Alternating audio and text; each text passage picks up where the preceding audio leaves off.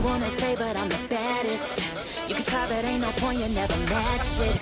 Cause I be on my new and it's incredible. I'm only coming down so you can snap it. I'm going to win this. You better act like it's a privilege. I'm your friend, I'm shining like a pilgrimage. Can I get a witness? I'm all in. And he is all in.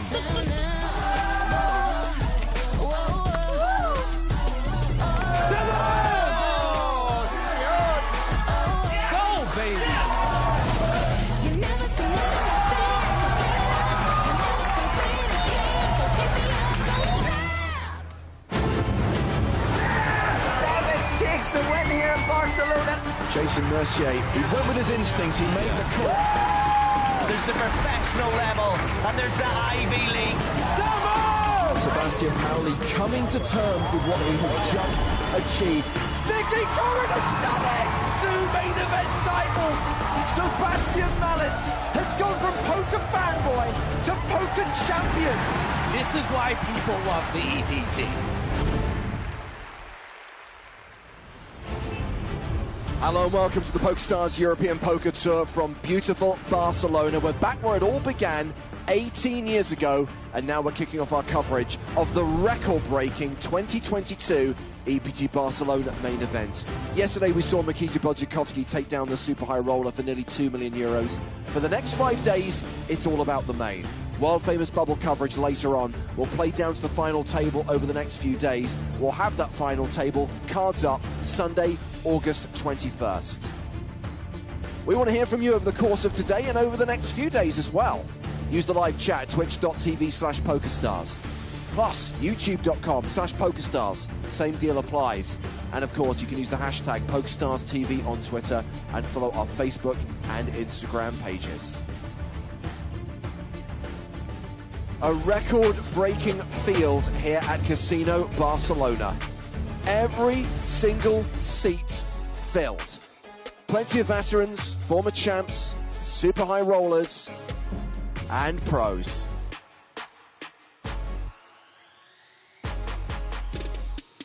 The final number, by the way, yet to be confirmed, but we think it's in the region of 2,300 players. I am James Hartigan, he is Joe Stapleton.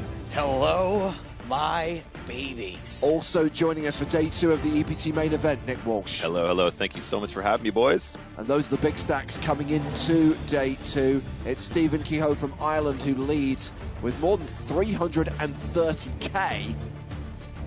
And of course, anyone who buys in at the last minute is going to have a 30k stack, which equates to 20 big blinds. We're going to verify how many people have either late regged or rebought at the last moment within the next hour or so. Ramon Kalilas, PSPC 2019 champion, walking into the main room to take his seat. Jennifer Shahadi, also from Team Pro. Maria Ho, not with us on commentary today, because she's playing the main. Another Kehoe. Sam Grafton in the green. Not yet. Orpin Kistakoglu, a high roller reg. A former EPT main event champion, Davide Katai. Stephen Chidwick. In the pink hat, it's Papo MC, it's Alejandro Lococo. Let's go. Vamo. And buying in at the 11th hour, Eric Seidel, runner-up in yesterday's super high roller. So let's look at the lineup on the main stage. Our main feature table, count them, 1, 2, 3 former EPT champs. Noah Boken, he was a winner in Season 1. Patrick Antonius, a winner in Season 2. Both those guys getting their EPT titles in 2005. Chino Ream, one of the more recent winners, took down the PCA main event in 2019. You know that EPT stop in the Bahamas? Are you complaining that the European Poker Tour sends you to the Caribbean? Absolutely not. And confirmation the blinds will be 1,000, 1,500 when we start the action. Now, I did mention there is a secondary feature table as well. Oh yeah, for the biggest EPT, we're bringing out the big guns. Plenty of cameras on the floor. David Peters will take his seat on this table alongside Papo MC. Am I right in saying, Nick, that Papo has had 2 deep runs in the World Series of Poker main event? Yes, indeed. And he also took down the event in Prague as well. It was the Eureka main event, right. the 1K event there. So, not a professional poker player per se, but a pretty good CV in the last 24 months. I'd say he's more professional than most pros these days. He's absolutely killing it. Let's go, Papo. There is the trophy that we presented on Sunday. We have a long way to go before then. Looks like we're going to have around 800 players returning for day 2. And it'll take 4 6-level days probably to get down to that final table. Very different affair from the tournament that Noah Boken won in Copenhagen back in 2005. Closer to the tournament that Chino Ream won in January of 2019.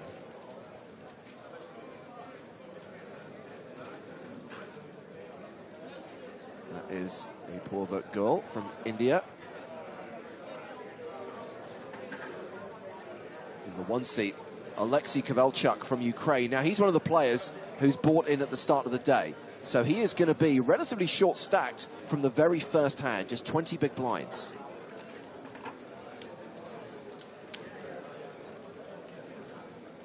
And there he is, Patrick Antonius, the Finn who won Baden in 2005, having final tabled Barcelona a couple of months previously.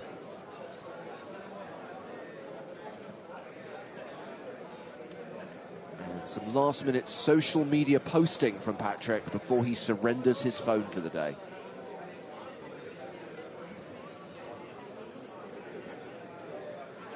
I mean, there was the expectation, guys, coming here that we would see the record set in 2019 broken. 1,988 entries. Thought maybe we'll cross the 2,000 barrier. Nearly 2,300 entries? Really? Pretty fun, pretty cool, pretty exciting. You can feel it. I'm guessing people have been waiting a long time for EPT Barcelona to return. People are still pumped to be playing live poker again, Nick. Yeah, absolutely. And as Joe just said, you can feel it. The tension in the air. There's just the sheer volume of people in these rooms right now. I think it's cool that EPT Barcelona is now officially old enough to play EPT Barcelona. 18 years old. Incredible. We are back in the home of the first flop. There is Papo at the secondary feature table, pink hat on his head. Yeah, bucket hats. It is the year of the bucket hats. We've had the year of the sparkly hats. 2022, bucket hats.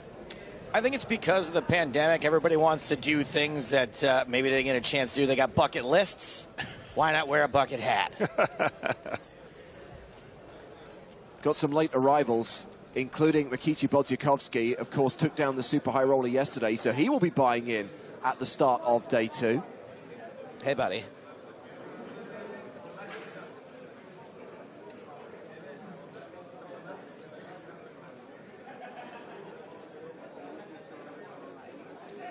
Just got to make sure that everyone is in their seats before the start of play. I hope you guys realize that wrangling nearly 800 players, getting them into their seats, making sure that everything's set before the start of play is no small task. Once the tournament staff are happy that we are good to go, we will get cards in the air. And we will play the first of 6 levels. So that means 12 hours of play today. That's it? She's going to take the phone, so no more stories. There you go. Yeah, sure. I hope you hit post at least first. Bye-bye, phone. Oh, now it's Patrick's turn. You got to check these guys. Sometimes they got an ankle piece. You're going to learn that from those 80s cop movies. You got to check the ankles. He's back. Okay. Okay. 1,000? Or 1,500? Yeah.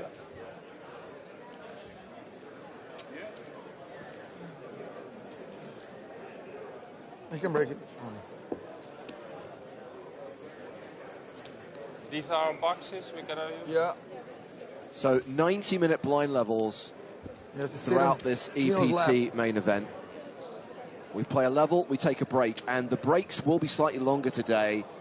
With this many players in the field, got to give them time to use the facilities, get a snack, get outside for a couple of minutes.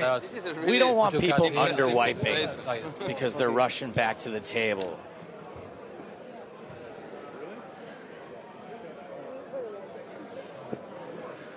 Yeah, I mean, going to get some fresh air, sure, but it's so humid out there, James. I mean, you know, they'll pop out for 2 seconds, realize how nice it is in the AC, and come straight back to the table. That's what we like. Good point, well made, Nick.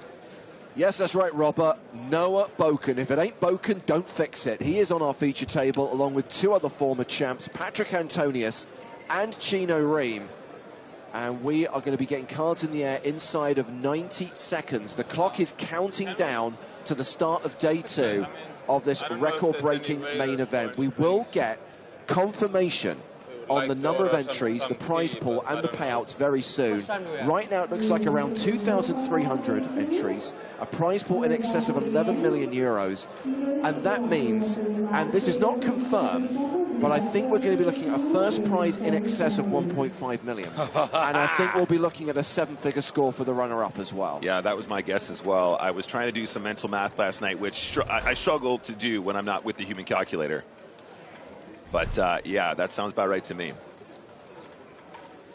What about a regular calculator? You don't access one of those? Yeah, I didn't want to try that hard. Arman asking, are phones taken only for the feature table or all tables? Specifically for any of the tables with the scanners, where we're using the RFID technology to get whole card information for the TV shows and for the live stream. So from the main stage to the secondary feature table, those players have to surrender their phones. Everyone else has their handheld devices.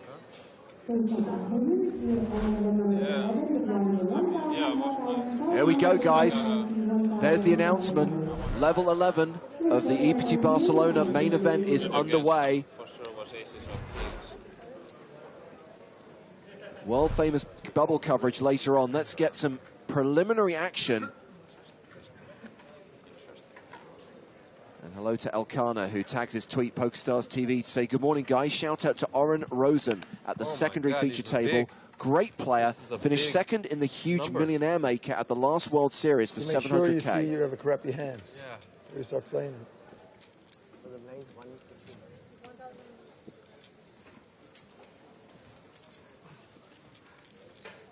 So first hand of day 2, it's folded to the blinds. Alexei Kovalchuk registered at the start of the day. He's got Queen 7 in the small. And looks like he has completed. Noah Boken, Queen Jack of diamonds.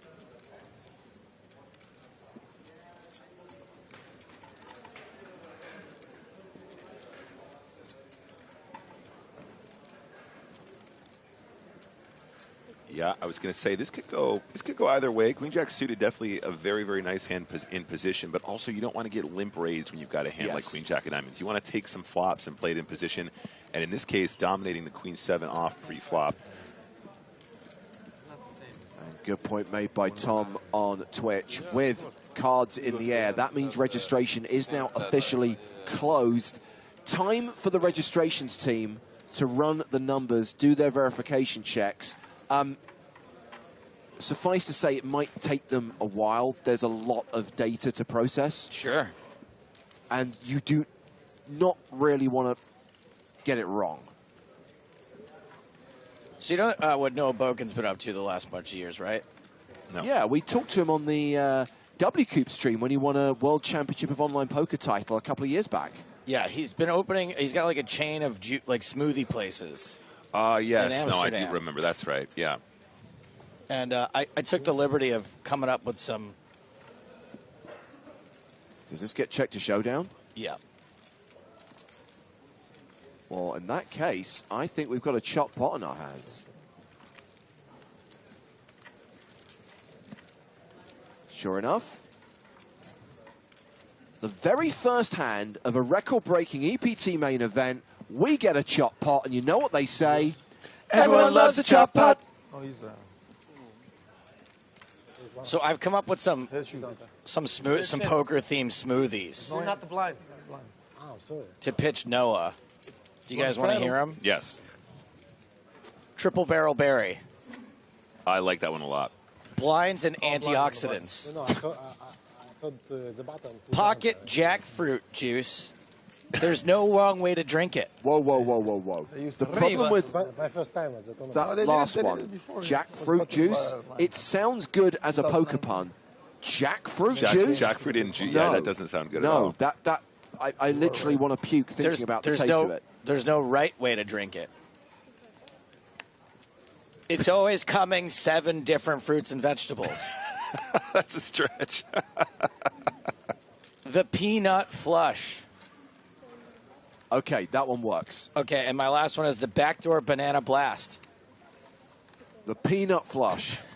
I don't want to think about that last one. You don't want a backdoor banana blast? The peanut flush works because, A, any kind of smoothie with peanut butter or nutmeg is great, but also it flushes out your system. Exactly, the peanut flush. If you guys have got some on Twitch and YouTube, send them my way. Oh, wow, Joe.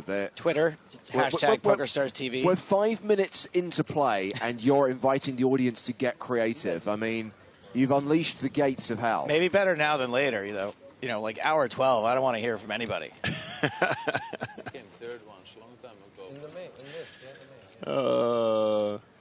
When he had hair. Oh, Noah. I remember. Noah, can you cook me up a backdoor banana blast, please? Thanks, buddy. When you made the final here, did you still have hair, or you cut it? He had the little. I had hair, yeah. 2005, I still had hair. The only difference between a peanut flush and a backdoor banana blast is the addition of banana.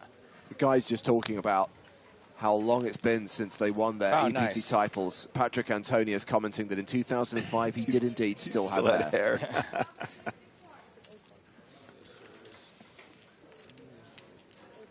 Right. So decides to fold the ace-9 off there, UTG +1. Chino Reem has made it 3,500.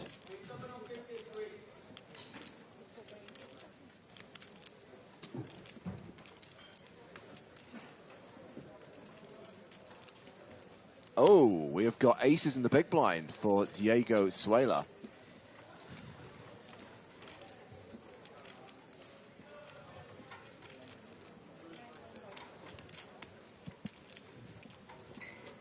Diego is from Peru. Came into day 2 with a 100K stack, above average. And he is going to re-raise Chino Reem. 3 bets to 13.5K.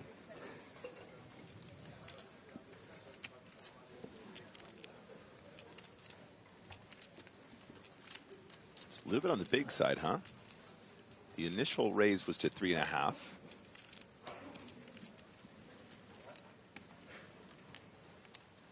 So it's more than 3 times the big blind. Sorry, 3 times the initial open, excuse me. And sure enough, taking it down pre-flop.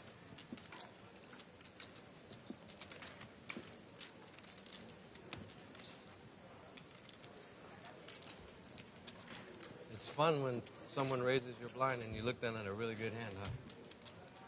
Yeah. It's fun, right? Really suited, really good suited connector card. That's what you had? Could be. Okay. How much is the delay to watch the stream? 20 minutes, 30 minutes? I have no idea. I don't know. Let's try it again. 30 minutes, Chino. You should know. You've been here before. He says, let's try it again. Queen 10 off this time.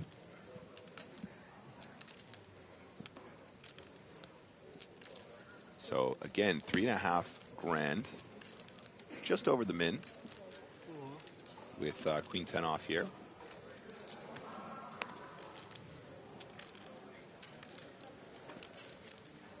Should highlight, by the way, that with the number of players coming into day 2, I don't believe all the tables managed to fit in the main poker room here. I do think that we've got a few tables in the room up the corridor, and indeed outside the corridor, just outside the main room.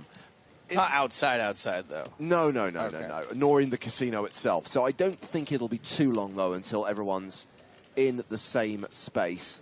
We're down to 767 according to the tournament clock. And we can see here that Noah Boken has at least a pair of deuces to go with the threes on. on board. Speaking of Noah Bogan, Micturit wants to suggest the black currant chip leader. Not bad. Not bad. Can't beat that. So just really quick, though, guys, we've got a bit of an interesting situation where only the deuce of spades is exposed. Is that one of the spots where he always has deuces when he's flatting in the cutoff there? Right there. Well, I think he'd be flatting the cutoff with the ace deuce suited. I was thinking that was the other alternative. But other than that, there's not a ton of deuce X that flats in the cutoff there that doesn't hit that board pretty good. It doesn't matter, bro. He wants this phone. He really wants to see your hands on the stream. Might be ace deuce suited. I'm not sure. I don't know if he calls with ace deuce suited from Dying that to see position. your ace deuce of spades. Still a lot of players to act behind him. There's a good chance he just flopped the boat right there. So it looks like it's going to be As long as Patrick they hand it. Antonius first to act here. I'm done now. That was it. He's folded. Apoorva Goel has 10-5 off. That's a fold. When was the last time you think we saw Patrick on a feature table of an EPT? It must have been some time ago, huh? Monte Carlo. It wasn't Monte Carlo. Georgi with the 7 deuce. It was the very last one. No, I'm talking about Monte Carlo 2022. I was doing that commentary too, so that's embarrassing. I will say it has been a while since we've seen Patrick at an EPT outside of Monaco. Monte Carlo, he's there every year. Yeah. And yeah, he made the final table in 2018. But for him to actually travel to Barcelona, he was here in 2019. You might remember he was one of the players taking part in the Chase Your Dream game.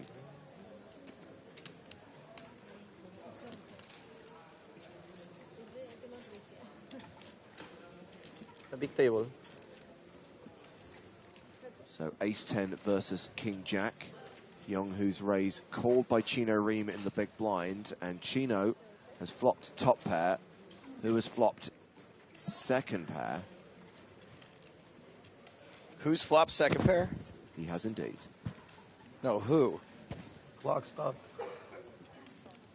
Clock has been paused. I think just a quick amendment. Are we on the bubble? By the tournament staff. Not yet. No, we're a long way from the bubble. I know obviously we're going to pay more players than ever before, but it still has to be a certain percentage of the field. 3,000? It's running again. Friendly.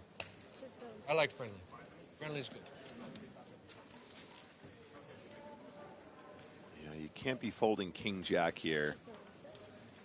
Not lightly, at least. But the big blind here with the best hand still.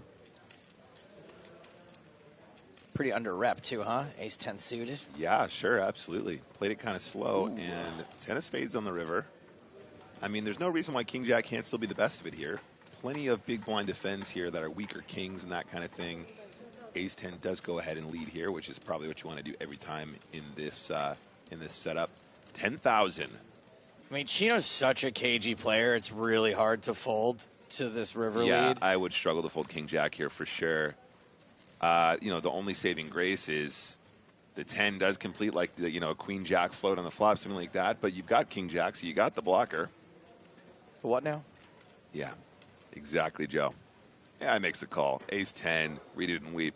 Nice hand, you win. Next hand, please. I think a lot harder about folding there against a less experienced player, a less quote-unquote cagey player. But someone as good as Chino is and someone who takes spots as often as he does, you just got to call there. Yeah, he's willing to get mixed up with a lot of different combos there. Big blind, buddy. You know, capable of floating light, capable of bluffing. So I think a call there is pretty straightforward with king-jack. But, you know, you have to ask yourself, if he had a worse king, do you think he would have just checked the river?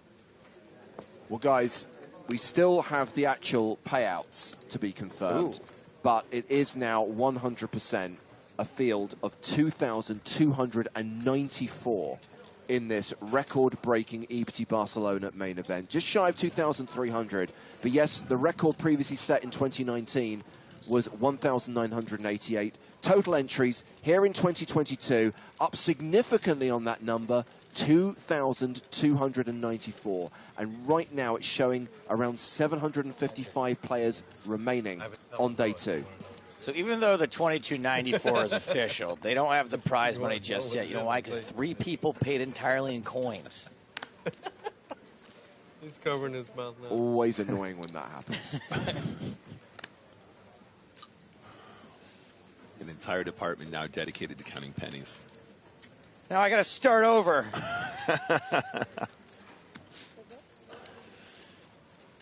Hey, hello, Payday in the chat. How you doing, buddy?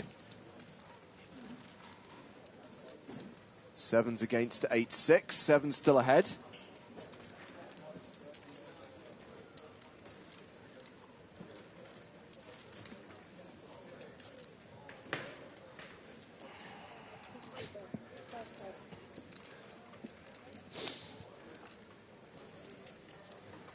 And Noah manages to steal this one. Wow. With a bet of 5,000 on the flop. He was the pre-flop aggressor. I guess I should have brought you all. It's almost as though he continued betting. It's almost like a continuation bet of some kind. Wow, you've created a new piece of poker lingo. Now guys, stay with me here. If you raise pre-flop and then continue betting on the flop, I have a hunch that you're going to make some. You're going to win a few chips. I feel like that's a plus EV maneuver. Not for a while. I don't even sure, but we're going to organize some stream things. Yeah. There's a lot of all kind of things happening. Okay.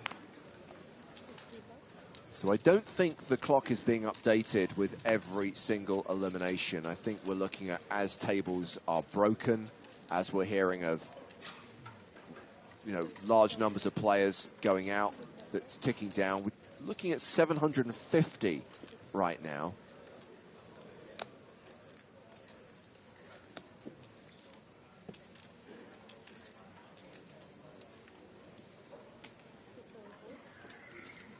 And we've got an early position raise with jacks, flattered by Chino Ream on the button with 9-8 of strawberries. Queen 7 for goal. Yeah, Queen 7 off here could come along. It's just a combination that doesn't do really well multi-way from miles out of position like you are in the big blind here. He might be considering the squeeze, but I think for the most part, he's just going to be a fold. Yeah, Queen 7 off, not really a great combination to be squeezing with there either.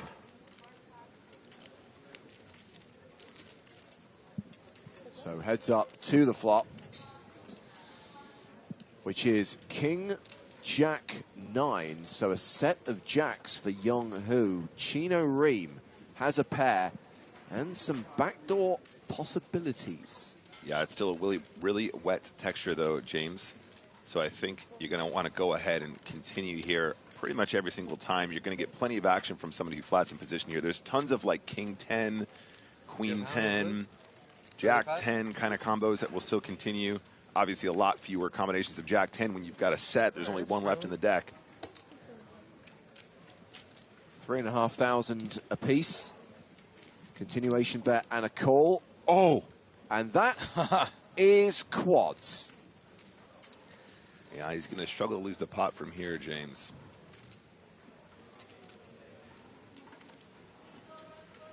I'd be struggling not to overreact to quads. So there's currently 17,000 in the pot right now, 34.5K behind. So he's got about SPR2. How does he find a way to put all of the rest of the chips in the middle? Decides to continue for 8.5 on the turn. So nice and chunky. Man, I'm just impressed that you bet here. Yeah, it'd be so obvious. You're like, check. Check has nothing. I got nothing over here. Check. I guess hoping that Chino Ream is stronger than he is, but guess what? He's paying this off with a 9. 34K in the middle. Young Hu's got 26K behind. River is the 7 of diamonds. Has not improved Chino Ream's hand, which kind of would have been ideal for Hu. Yeah, and now look at this, James. 26K behind, 34K in the middle. SPR less than 1. It's actually possible to put all the chips in for less than a pot-sized bet now, if he wanted to do that.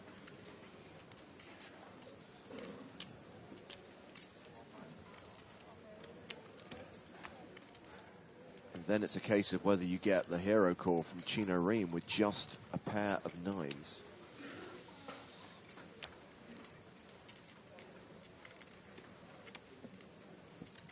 does not go for all of it. Yeah, he's picked his size well here. If there's going to be a hero call with a 9, you know, maybe the smaller bet is what's going to get the call.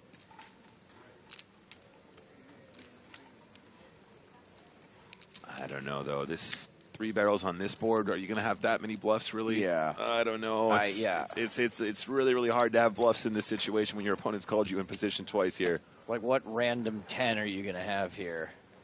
Or random queen that doesn't connect with the rest of this board? Virtual all-in. Left himself 5.5K behind. Chino Ream giving this some thought. A reminder that the shot clock does not come into play until the start of day 3, so he's not on a timer right now. I mean, what who's done here with his sizing, though, is pretty good, is it does look like a guy that's bluffing but doesn't want to go broke. I think that's what Chino's thinking right now. Oh, he really wants to call, Joe. Yeah.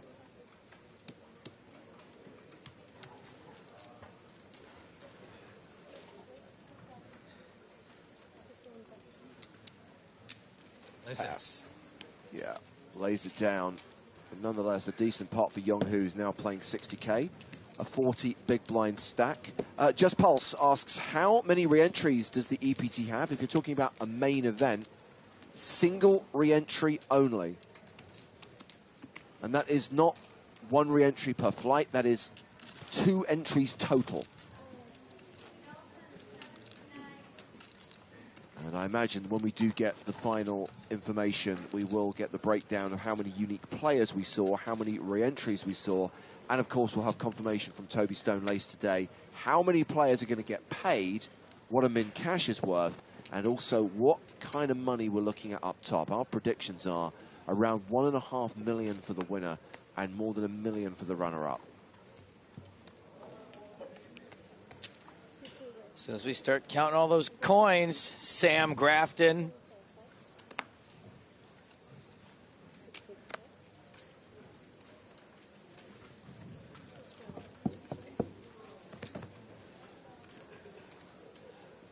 Noah Boken has opened with 9-8 of hearts, 3.5K. Ace Queen for a Porva goal in the small blind.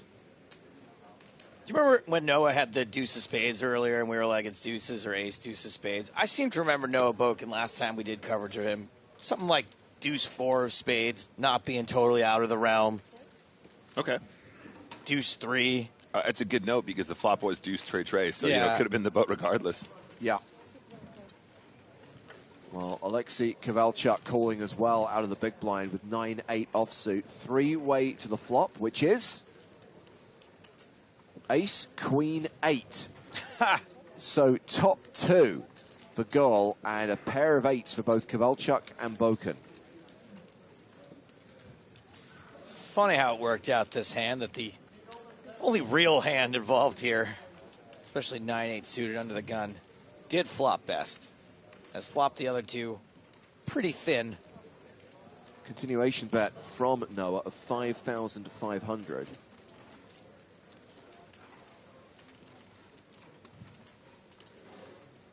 Wise Warrior on YouTube asking how many players are left. 745 right now.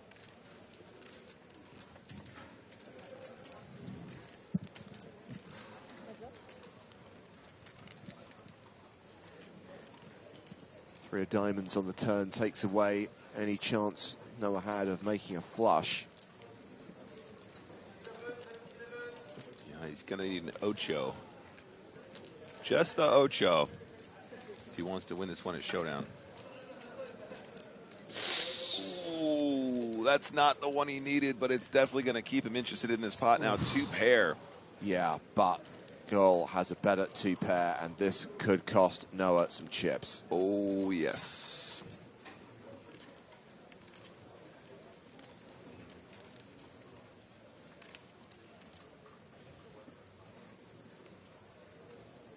Yeah, I mean, the fact that Gull is actually first to act might actually save Noah some chips here, because he's probably just going to feel confident calling on the river. Whereas if he was first act, he might see a bet and then a raise, and then he has a decision, and he might still be calling more chips with 2 pair.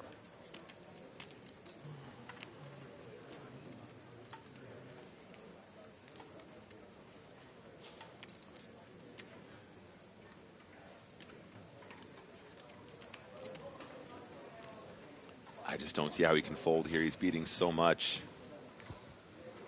Plenty of Queen X combos that play their hand this way. There's plenty of ace combos that play this way. There's some gut shots and stuff that might have floated on the flop that have still missed.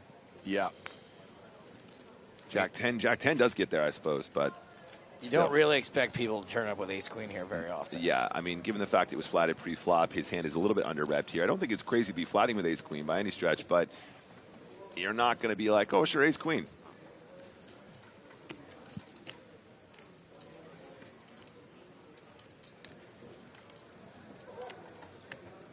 AC King on Twitch says snap call, right? You would think you raise the 9-8 suited, you're like, hey, if I get 2 pair or better, I'm probably going to win a pot. Win a nice pot here. Yeah, I mean, that's the way with Texas Hold'em generally, especially in a situation where your opponent's hand is so under-repped.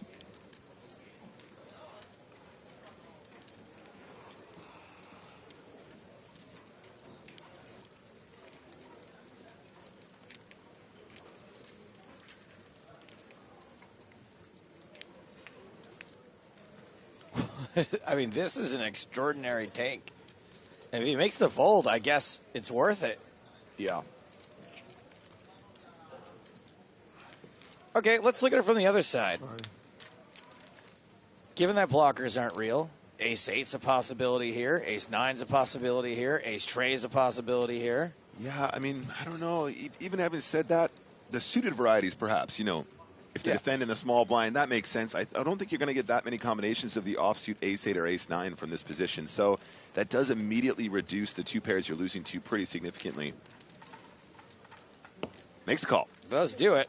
Yeah, and we'll see that he has lost to ace-queen, which was ahead on every single street. Now Boken drops down to 89K. Just shy of 60 big blinds, just below the tournament average, which is currently 93,000. 736 players now remain in this record-breaking EPT main event. And I tell you what, guys, let's head away from the main stage. Let's head out into the field and check on some of the famous faces who've made it through to day 2 of EPT Barcelona. Ramon is sat next to Jesus Cortez, the runner-up here in Barcelona in 2010. Stephen Chidwick, who is sat next to Jason Wheeler, had a deep run in the Monte Carlo main event back in May. Uri Reichenstein was the runner-up in 2016, and he's got a Greenwood alongside him. That is Luke Greenwood. So Watts made the final table of the Super High Roller yesterday. Nice Henley. Another Super High Roller finalist, Timothy Adams. And the player who won the 100K, getting nearly 2 million euros in prize money, Nikita Bodziakowski. Baccarat. Really good hand. That's not what we're playing? We don't play those games anymore. Actually, it would be really fun to go. The feature like table. Us three. Because you guys never do it. So, like, we'd have fun. I'm out. I'm out.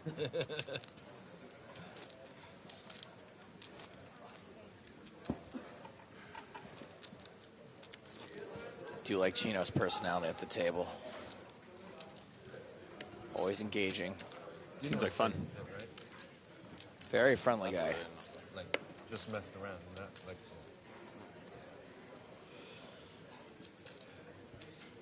They banned me from blackjack in Vegas, and I didn't even know how to count. I was gonna say, you know how to count? Nope. You know what I remember? 20 years ago, right? Patrick just gets to town. We're on TV. Make sure it's not a... It's okay. It's a good story. Oh, Patrick just comes to town. He walks off. He wants his phone. Are we going to have to talk over whatever the story is? I forgot who he's playing. He's like, I want to play this guy. We're going to play like 300, 600, 400, 800. Heads up, limit, hold 'em.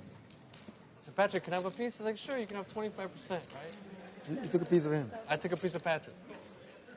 It's okay, cool. They're in Bellagio, top section. I come in this hand. They're playing heads up, limit, hold 'em. I come in this hand. They're on the river. And Patrick goes raise. The guy goes raise. Patrick goes raise. The guy goes raise. Patrick thinks 2 minutes raise. The guy thinks for like a minute, looks at the board, raise. Patrick thinks for like 6 minutes, raise, and limit hold 'em. Then the guy just snap raises and Patrick just throws his hand in the mud. I'll never forget it. What was the board? I forgot, but obviously Patrick was bluffing. I think there's a reason why Patrick walked off at this point. Didn't want to hear that. Yeah. This was my horse. This was the guy I had a piece of.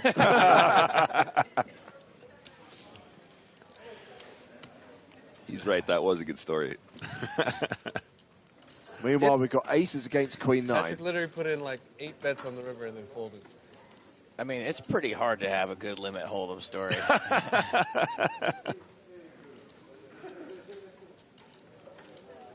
Remember this or no? I'm going to remind you. Let's see if you remember. It's a funny story. It was a funny story. Like 20 years ago, you came to the Bellagio and you said, we're going to play this guy heads up. And you were Oh, like, no, he's got to tell the story again now. Patrick's back. Limit hold'em, right? And I took a piece of you at Bellagio. And I took a piece of you. I probably won't remember. No, you have to remember this. You might remember this. Okay. I took a piece of you. You gave me 25%. And you're playing in the top section, not Bobby's room, top section, right? And I come up there, and you guys are on the river, okay? Limit hold'em. And you raise, and then he raises, and then you think for like 30 seconds, and you raise. And then he thinks for like a minute, and he raises, and then you raise, and he raises, and then you think for like 3 minutes, you raise one more time. Limit hold'em. Limit hold'em. Are you serious? I swear to God. And then he raises, then you fold. Patrick has no recollection. Nope. I'll never forget it. Cheap dump. It's like ultimate bet. You could go 6 bets. That was a cheap dump. Chip dump.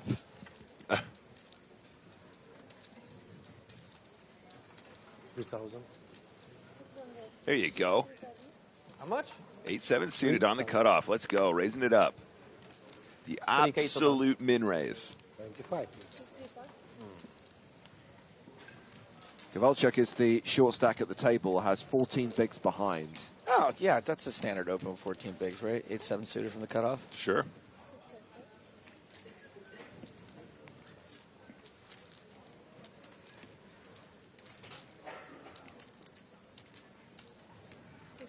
Chrono, not only did we not talk over the story, but we didn't talk over it the second time either. I love the fact that Patrick's reaction is, I have no recollection of it, but it didn't at any point say, no, that doesn't sound right. Yeah. So completely plausible. $25.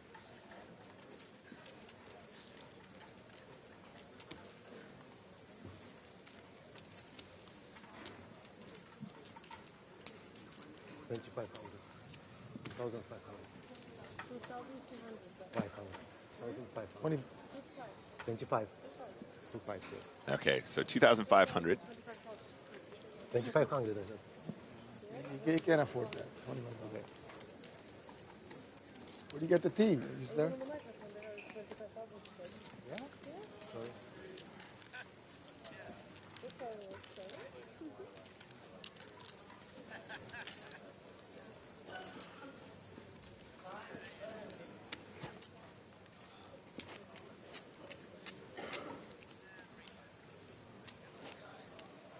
So Kowalczyk back up to starting stack, playing 20 big blinds. Chino Ream is the table chip leader with 142 bigs. He's also the table story leader.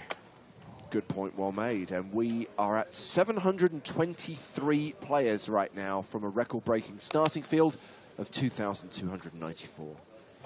So if we had to guess where the money was going to be, if we had to guess,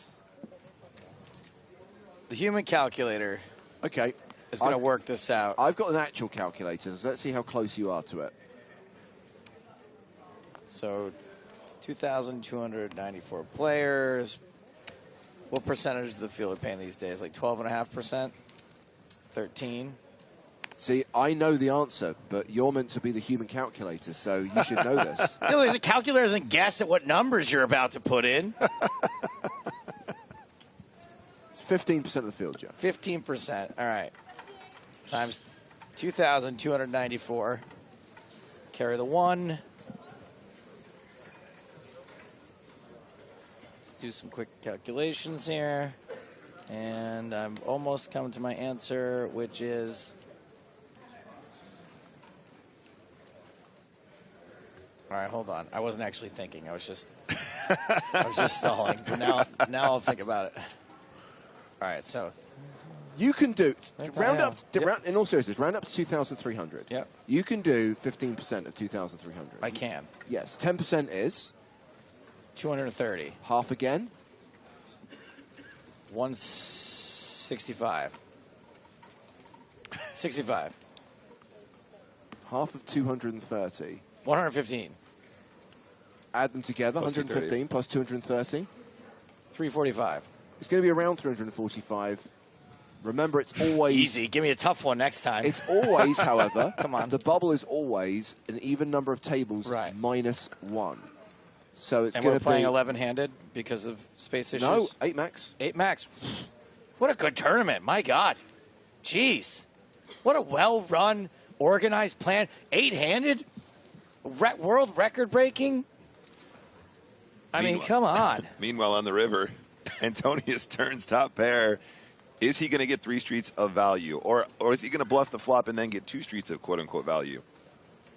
There's 26,500 in the middle. I think if he goes really big here, he gets paid a lot of the time with his reputation. Oh, I like it. I like that size.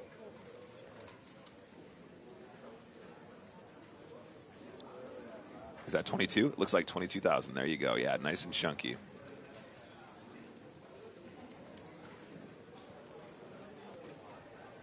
Wasn't Joubert a video game from the 80s? Oh, that was Cubert. This is Joubert. Joubert. And he does not look happy about the situation. Yeah, no, you got to be sticky with the 6s here, and you got to be aware of the fact that Patrick Antonius is just going to blast off when it comes to overcards to this flop. So it's really not easy. You could be winning here so easily.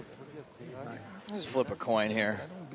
I mean, you know, one can randomize, sure, absolutely, but I think really it's going to be a coin flip whether or not you're getting bluffed or you have the best hand here.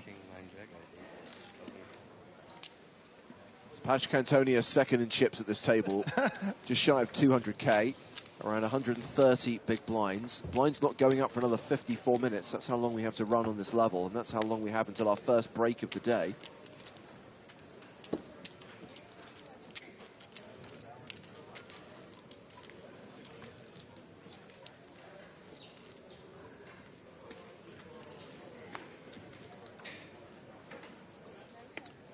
Antonius now up to 133 big blinds after that last pot. Looking good, my friend.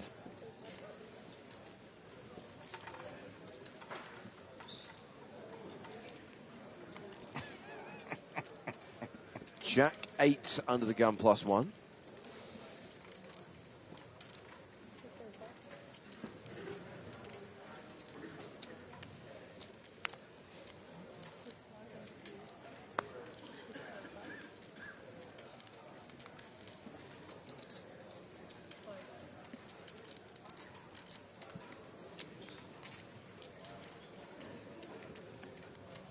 Around to the blinds now. It's Joubert in the small with ace-6.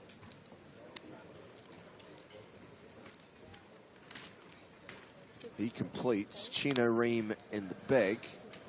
Checks his option. Quick check. Yeah, I think these guys are both guys are really deep here, and there's a lot of limping when you're deep. You know, you don't want to build a pot here, put yourself in a lot of weird situations, deep stacked, small blind versus big.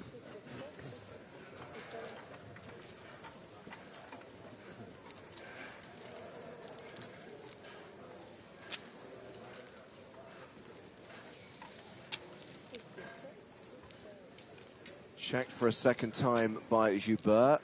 Chino checks behind a second time. I don't think he's going to be checking again. Yeah, no, this is the run out. I would just go. I would You got to like, check back for deception here sometimes. I'd go like full pot here for sure. 4.5K. If he's got a king or queen, he always pays you. Otherwise, there's not much else value there. What's the size?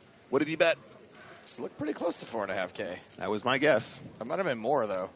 Ah, nice. We got him. I got him, Joe. I called it. Yeah, I know. In this situation, there hasn't been very much action. You might still get looked at by ace high when the board pairs here for sure. It seems fairly reasonable. I really like this line from Reem. It's like they either got it or they don't. Oh, makes the call. Heroes with ace high, and there is a superhero falling to the ground as Chino Reem increases his lead at this table up to nearly 220,000 as we head away from the feature table out into the field where Sam Grafton has just won a hand against Mihai Nista. Hey. Hey, we know that guy. Grzegorz Gluvny, the Prague champion, playing against Alexandra Reard, whose wife Aurelie played the PSPC Women's Platinum Pass tournament earlier this week. I don't know, Davide Katai, where is your effing yacht? Parked outside. Sure. We go on the feature table and suddenly you're like, you're juggling, you're like... Back to table Grafton. He's yucking it up with Tim Adams, isn't he?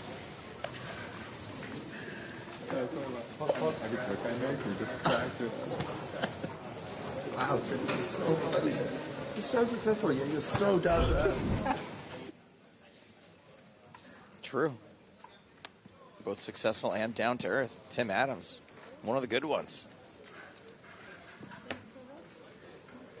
Welcome.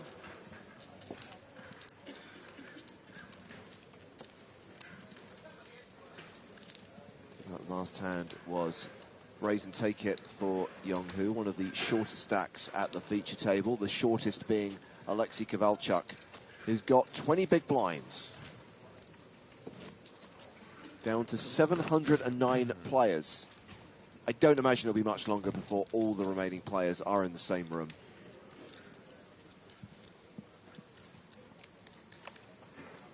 Can you believe 2 decades have gone by? I've known you both. Oh, Patrick. I don't know. I only known you for a year. Good time. Oh, you mean the old Chino? That guy. We've Only all if I heard have some a good stories about old Chino. Plenty of people be like, I don't know you. See? Look. I like that. But Chino's always been very cool to me. Raise. Can you believe we both won an EPT season 1? Season 1? What season is it? What season? 15, 16. Wow. It was 2005. 18? You won Vienna, right? Season 18? Copenhagen, you won Baden. Baden. I was on primary school on 2005. On 5. On You were elementary? 5. We were already working, man. Work. We're dinosaurs. It was the same year, but not officially the same season. Patrick, a champion in season 2 of the EPT, made the final table in Barcelona and then won Baden about a month later. Copenhagen. You came to Vienna, season 1, Yeah, I remember. with Robbie and who's bad, Lil Mike. Just making this up. These aren't real people. Here and there. Yeah, he's got a girlfriend. She's a nurse. Oh, you told me. He's happy. What up, little Mike? Can you hear me? How you doing, buddy? I don't know about you guys. I love some table talk. Speaking of tables, there's a pair of 10s here on the table. UTG +1. He's going to go ahead and raise that 3,500. Who's got 10s? Who? That's what I'm asking you. Yeah. Who? The guy with the 10s. You know, these cards are like Baccarat cards, right? They're big, yeah. They have a few more decks. Just start. Oh, let's take it easy. His decks are not cheap, okay? Just relax over there. So Patrick has called the raise on the button. We've only seen one of his cards. We're going to see the other now. Maybe. Go. Go.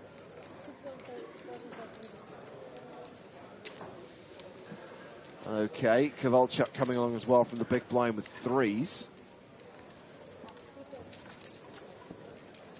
King, Jack, 8. So we know that Patrick has at least second pair, which is currently ahead.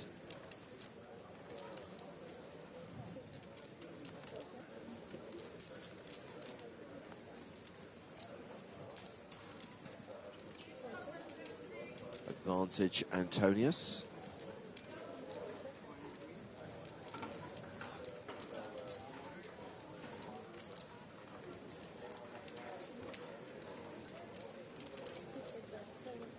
Patrick is going to bet the turn. I mean, it's hard to know if he's ahead here if we don't know that other card. Gets a fold from the threes.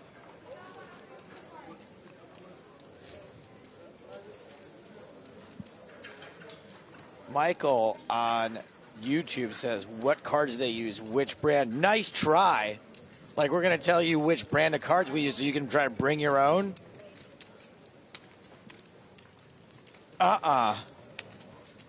With the 10s folding as well, Patrick will win that pot and chip up to 209,000.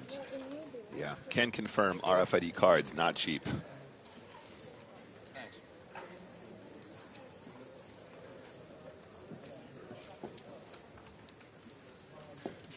I use them in my 3-card Monte game. They're very helpful.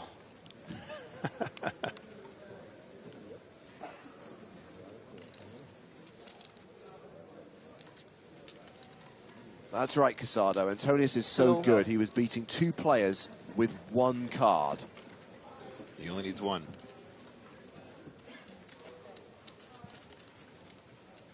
Joaco is asking, where's Papo? He's on our secondary final table? Feature table, Nick. There's like 700 players left. We're a long, long way from the final table. From the secondary final table. Secondary feature table. Excuse me, chat. Thank you very much. Alejandro Lococo.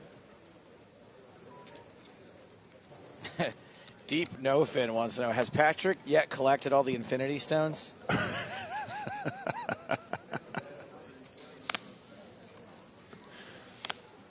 There's definitely some Thanos vibes. Oh, yeah. Oops, sorry. The Destroyer, mate.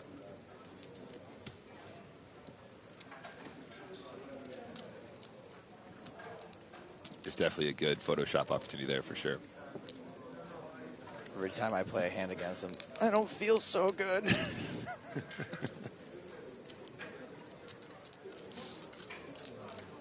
As your chips turn to dust. Yeah. So Gul opening on the button here with ace-9, pocket 4s. The old sailboats for Kowalczuk, who starts his hand with just 16 bigs, and he's all in.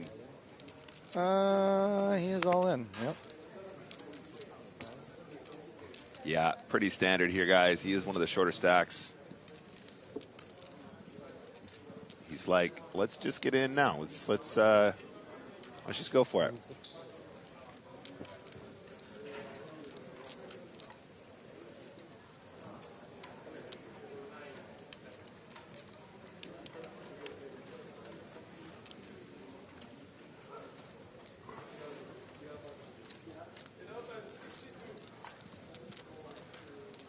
Is this a call? Ace-9 suited? It's definitely close, but I don't know. We're pretty. Excuse me. Can I take a look at my phone? 1 second. We're headed towards the money here, and I feel like this is a spot where you probably want to be a little bit more snug than you might have been playing purely for chip. Ace-9 suited is way up there, though. Really, this jam can be a lot of weaker suited aces, or some at least. It can be some offsuit aces as well. Having said that as well. So yeah, I mean, this is close. I think in the context of, you know, the final 695 players or so, wherever we're at the moment. I think you probably want to be a little bit on the tighter side here, though. Well, there is the call, and we are going to be off to the races. Let's flip that coin. Yeah. Alexei Kovalchuk, one of 60 players who bought in at the start of day 2. Yeah, this is it's definitely close. I can definitely see what he's doing here. I think a flat is totally reasonable, but personally probably would have gone for the fold. As played, though, very considerable equity here. Pretty much a coin flip. Like King Kong versus Godzilla, one of these two things has a slight mathematical advantage. Kovalchuk needs to win this flip or he is eliminated. His main event will have lasted just over 45 minutes. Oh, looking good for the Ukrainian. A 4 on the flop. It's about as clean as it comes, you guys. 2% for the ace-9 of diamonds. Only backdoor is available now. And that is not one of them. That is going to be a double up for Alexei Kovalchuk. 2 more cards. Keep doing. Kovalchuk now playing 36 bigs. Nice. Sometimes winning. Yeah, that's it's pretty reasonable, honestly. The call with ace-9 there is definitely going to be okay. Our guy goal now with 57 big blinds, so didn't take a huge hit there. Still has plenty of chips to play with. I'm sure that probably played into his decision-making process there pre-flop, and fair play. Gets it in with a lot of equity.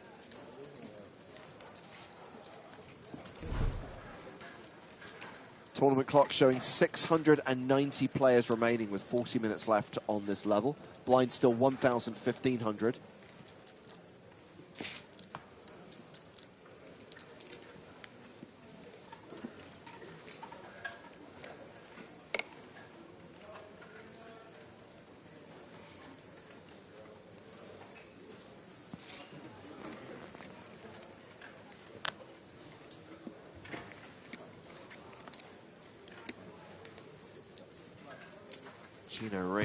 Opening here with 10-6 of diamonds. Woo. Spicy. Mixing it up here. As mentioned previously, this guy is not afraid to play some pots. When he says things like, can you believe we've been playing for 2 decades and I see him open 10-6 suited from early position? I'm like, yeah, I can believe you were around 20 years ago. I can believe it. Yeah, unconventional style, but getting rewarded here. He's going to take down that pot pre-flop, picking up 4,000 chips here. Such a big pickup, honestly. You know, there's something to be said for mixing it up there, and if you can take some pots pre-flop, you're going to be aggregating those chips. By the way, fans of Table Chat, and we know there are a few of you who enjoyed Chino's story earlier on, in order to enable that, we have to keep all the players' mics live, and we don't know if they're suddenly going to cough, splutter, or blow their nose. So apologies if someone at the table offends your delicate sensibilities. Yeah, you want the chat. You got to put up with a cough or two.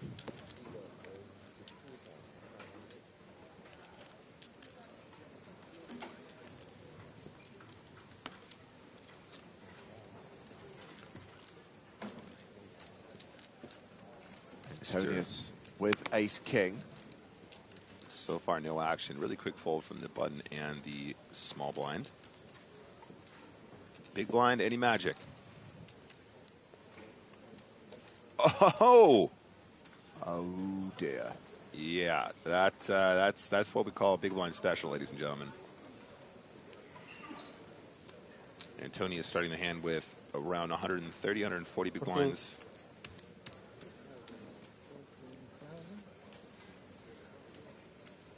Was that a flat? Oh, no, I was going to say that would be unusual. The 3-bets of 14,000 from Diego here. Started the hand with 56 big blinds. I think Patrick is going to struggle not to do a stack here at 56 big blinds effective. 14. Okay. Obstacle, fair play. Keeping it chill. Not getting too out of line with the ace-king off pre. Where is the ace on the desk? It's always on the desk, James. Where did it go? If anybody can fade the ace on the desk, it's Diego Cuellar.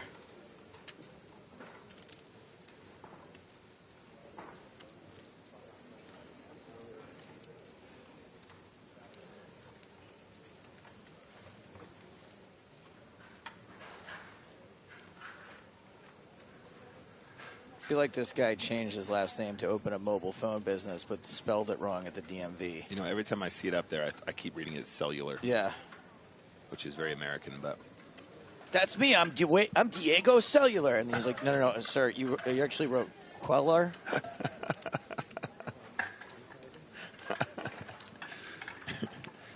Think of all the lucrative contracts I'm going to get if my last name is Cellular. Oh, I spelled it wrong on the form. Messed it up. Damn. All right, Patrick can appeal one more.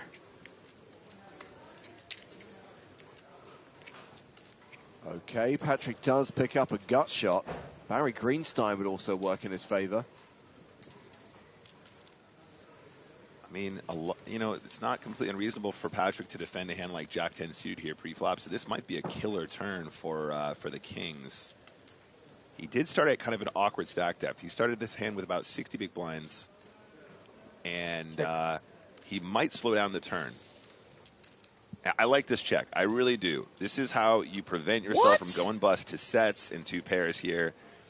This is how you give a free card to a diamond draw, to all kinds of gut shots. I feel you, but you want to control the pot. And to when it comes four. like that, it's so nice because now you're counterfeiting so much, it makes it a lot less likely your opponent has a set of fours.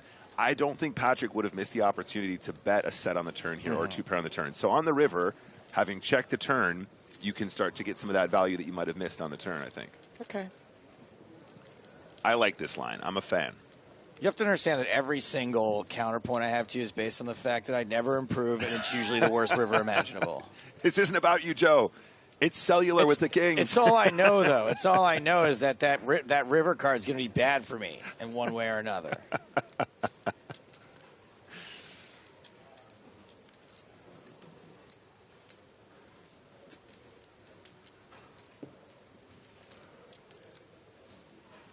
Risk 87 says, I don't like this check. Not really living up to your name, are you, Risk? Not so risky. Just bet like 40K on the river. Just bet like, yeah.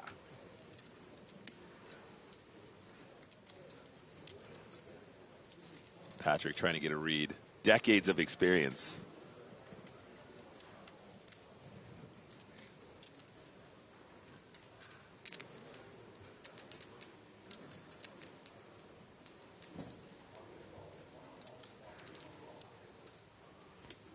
I think Daniel Johnson missed the point about sets in the chat. I think that feeling, by the way, is common, Nick, which is why I bring it up. A lot of people are worried about. Yeah, I understand. But again, you got to remember where we are in the tournament right now. Yeah, absolutely. That's a really good point. James, we are coming up to that money. I'm not suggesting you would never. He's all in. Okay, so overbet, shoving for 74,000 into a pot of 50,500. Yeah, I really like this line, honestly. I think this is how you do it. The 4 of clubs enables him to just go so crazy here, especially given the turn check from Antonius. I'm not saying you're always going to check the turn just to control the pot. I'm just saying the 10 is a very scary one because there are going to be some Jack-10 suiteds there that call pre-flop versus the 3-bet. A little bit of pot control never hurt nobody. Now, Patrick wondering whether ace high is actually the best hand. It's actually a really good run out for ace king, to be honest. This is not unreasonable. He could absolutely hero call with ace king here. I think the shove might look weaker than the 40K bet that I was suggesting, too. Yeah, that I can get behind. Yeah. It's just in general.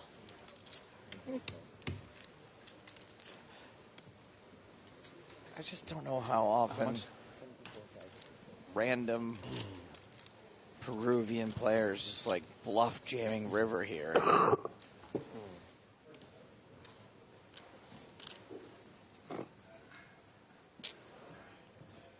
I think you'd be a really good player to consider this, right?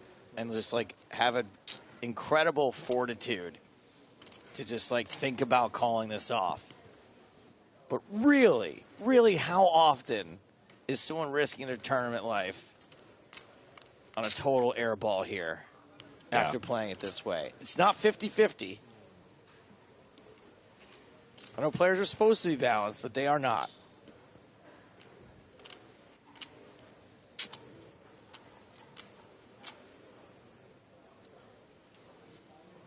Like, what are the ace queen? Name some more. I know there's probably more. What? Queen, king, queen?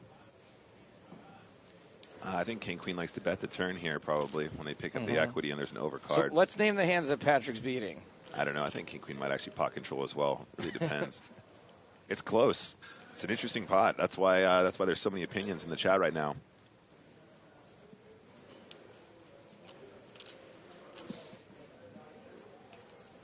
And we are at a point where the shot clock is not in play unless someone calls time on Patrick Antonius. He can think about this for as long as he wants. I mean, not even time calls time on Patrick Antonius. Look at his face. Good fold, Patrick Antonius. Good fold, buddy. Pot shipped to Diego Cuellar. Yeah, I feel like you lost the minimum there. Yes. The Peruvian now playing 124,000, which is an above average stack. Average right now is 100K with 676 players remaining.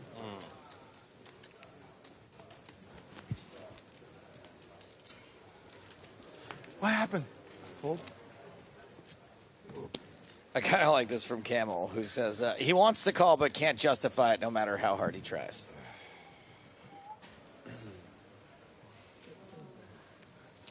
I mean, it's got to be a great feeling to call with ace-king there and be right. Something I'll never experience. Joe Stapleton.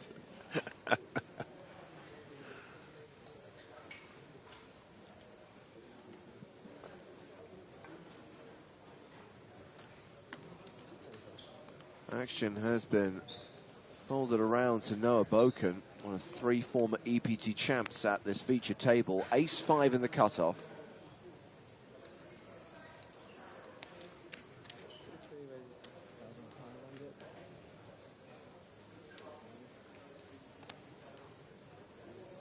Noah. How much you got? That's raised by the looks of things. Yep, he's made it 3.5K. 85? 75. Thank you.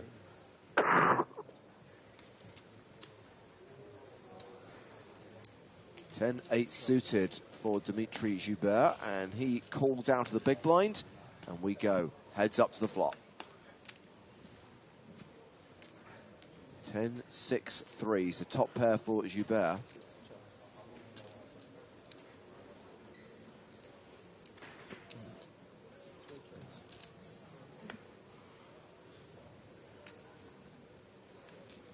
Barry Greenstein does not make an appearance. This is an ace on the turn, but it does give Noah Boken the best hand right now.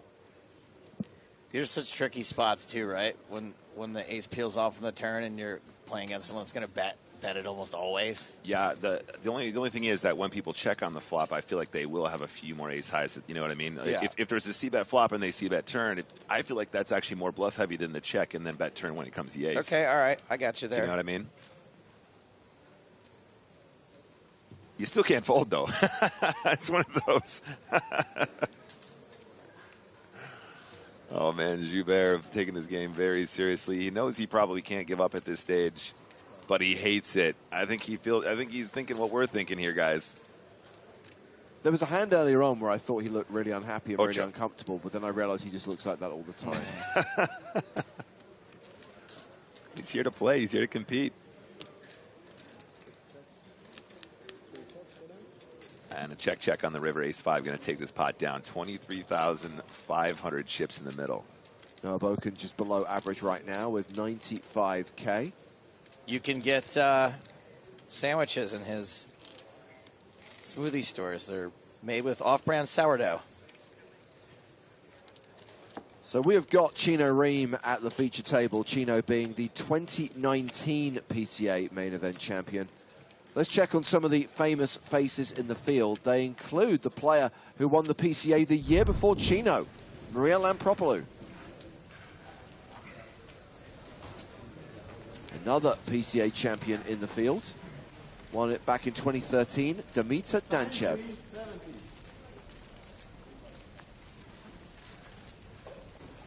Other faces you'll recognize, Nacho Barbero. Nacho y Barbero. Whatever Leo wants, Leo Marguet.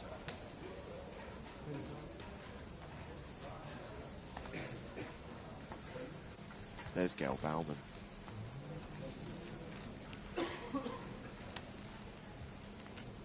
One of the commentary team, hopefully going to make a deep run in this main event, Maria Ho. And for those of you asking about team pros in the field, we've got Andre Akari, laxed. Team pro.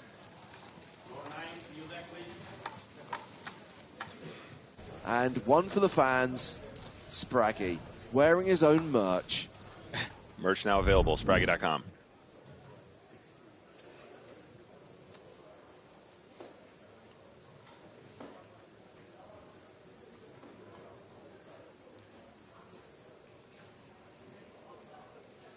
Back at the feature table, Noah has raised with nines.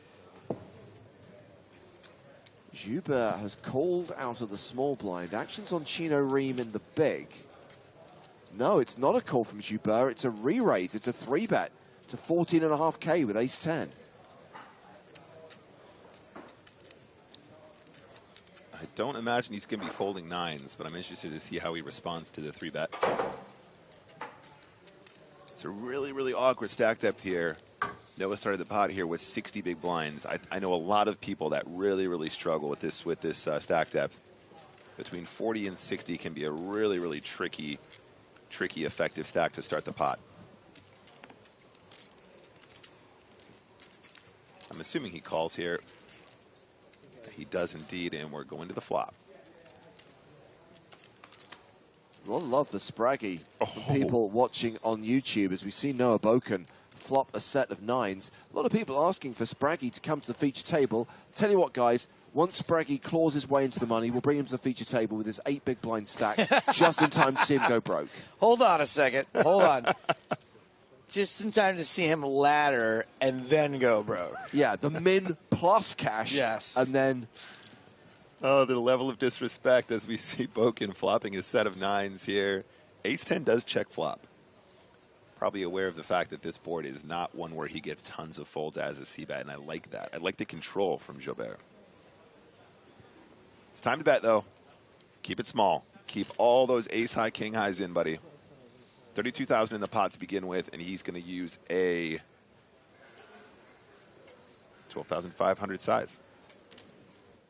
I like that. I really like the size, guys. I like when Nick likes the size. If Nick's happy, I'm happy. Hey, this size feels right. And he's going to take it down. Yeast says, you pronounce it Bukin. Guess how else you pronounce it? You banned. You banned. Yeah, I thought so.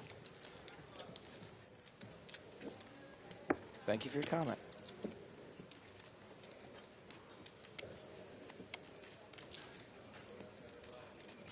It's weird because it's B-O-E-K-E-N, but it's pronounced you banned.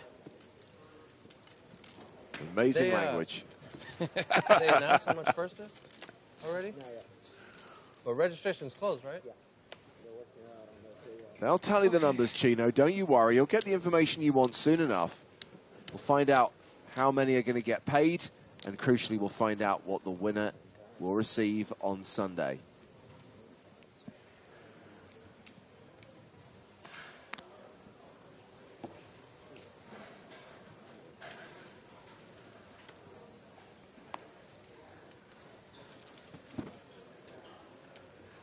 Please, let's not start banning people left and right, Joe. Don't tell me what to do. You're banned. We've got aces here for Diego Coelho, who had kings less than an orbit ago. Goyard. Chino with ace-8 in the small.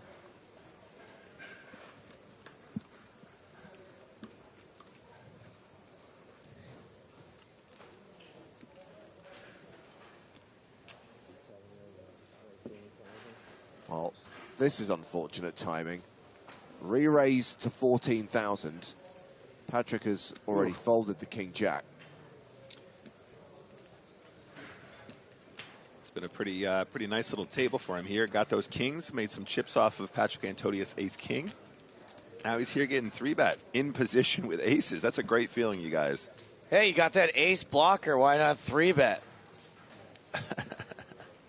Blockers aren't real. Confirmed once again. Diego Cuellar with 80 big blinds now. I feel like you're supposed to 4-bet here, but you know, we'll see how he feels on the day, on the table. It would be fitting if a guy whose name is almost cellular just called. I think the standard line here is to make it like 32,000, something like that. Really? I think so. I think you're supposed to 2.5 4-bet. I think I would attempt to make it 14,001. The dealer would go, "I'm sorry, sir, we haven't the change for that." Gone, prove me right. Race. There he is. What's the size? 28. No, it's got to be a bit more than that. 35, something like that. 28,500. Joe got him. Nice work, buddy. I was off by 500. I can't take credit for that. You were off by 499, but that's okay. we'll give it to you.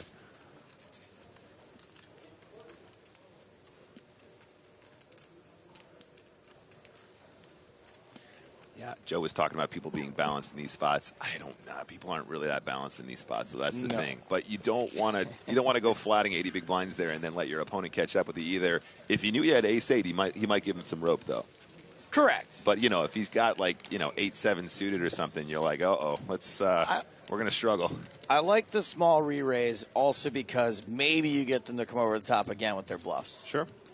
Especially someone like older school, I think. I don't think the new school guys fall for that as much, but yeah. So we've got 90 minutes left on this level, 90 minutes before the first break of the day, 659 players remaining. The human calculator strikes again, absolutely. Kings. He aced them. You have too many hands to watch on the stream. Too, that we missed. We'll get you later, John D. John D. I had ace-8, so I don't really care.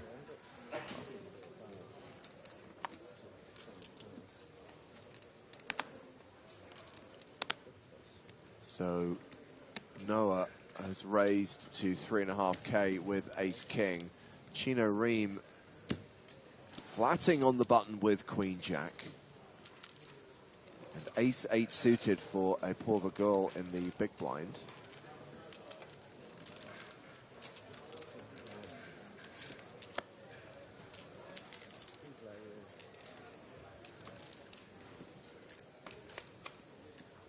So 3-way to the flop. It is always coming 7. Jack 7-7. Chino Ream with the advantage.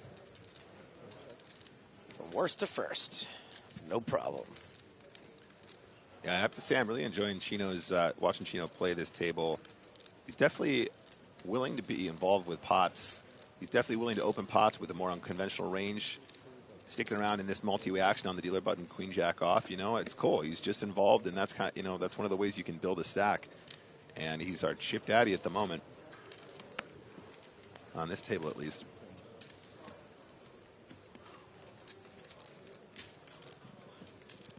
I'm going to get beat up by the rail if I bluff you.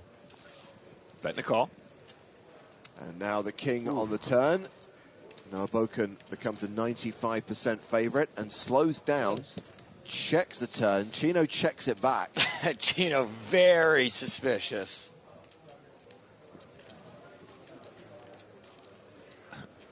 I've been playing with you for decades. Yeah. That was a bit of a weird movement. Did you see that just now? There's a bit of a weird snap glance. I feel like that's a tell for sure. This fucking guy. And a smile.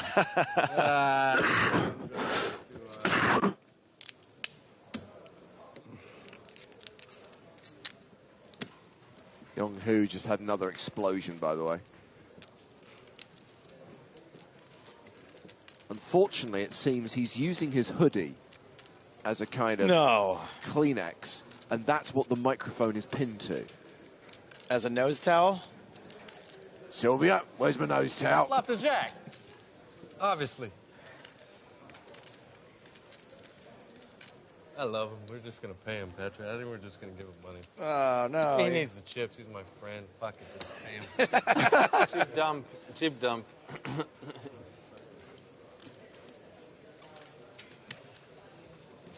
He needs some chips. He needed chips. Yeah.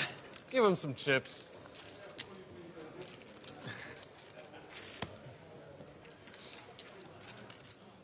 Well, Noah is now an above-average stack with 136,000. Chino Ream still the table chip leader, just ahead of Patrick Antonius. Going home?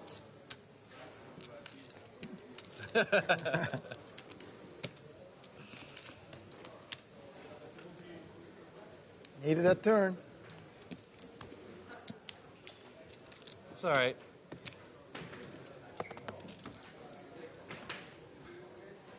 I could have folded the river. It was allowed.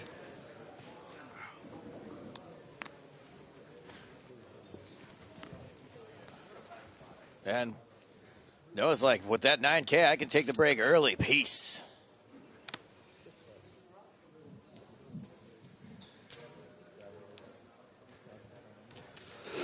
There he goes again.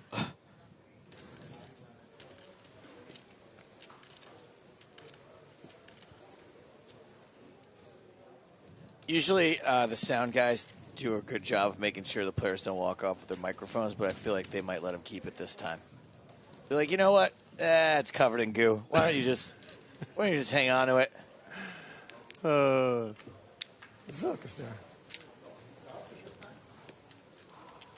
I mean, there's a strong argument that the guy's not saying very much, and all we're hearing is the coughing and spluttering. I'm not even open at this time. Maybe we should. could just kind of keep him faded down. Yes, you should. It'll be like 300, 350K for first. I don't know how many they're going to get. You can use Rob's money to buy him.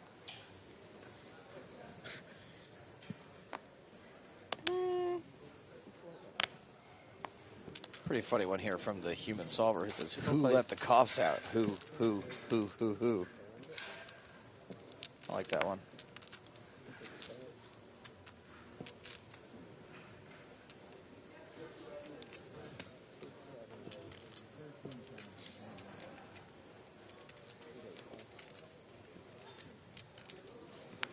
Yeah.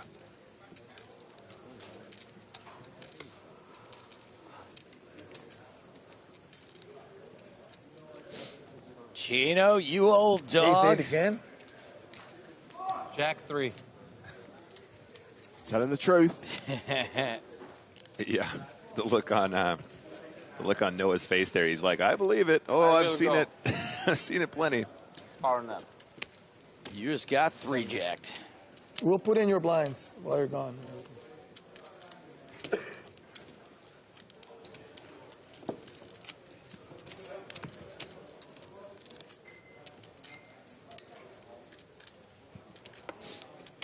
Coming to the end of the first level of day 2 of this record-breaking EPT Barcelona main event. 2,294 total entries, 653 players remaining. A bit later on tonight, we will play through the bubble, into the money. Alec asks, what's wrong with that people who cannot push their chips and cards closer to the dealer when they fold so they don't have to reach for them? I agree with that, but also this table's very big and people may not be used to how big it is. Yeah. So I like to give people the benefit of the doubt. Yeah, these guys have been playing for a long time. Keeping it respectful for the most part. You have to push them much further forward in one of these tables. It's nice to have the elbow room, though. Yeah. I know a lot of the tables here in Barcelona have been 10-handed for some events, so it's cool for them just to be chilling. You know, a little bit more space here. I like my poker like I like my massages. 8-handed. That's a good one. I really like that one.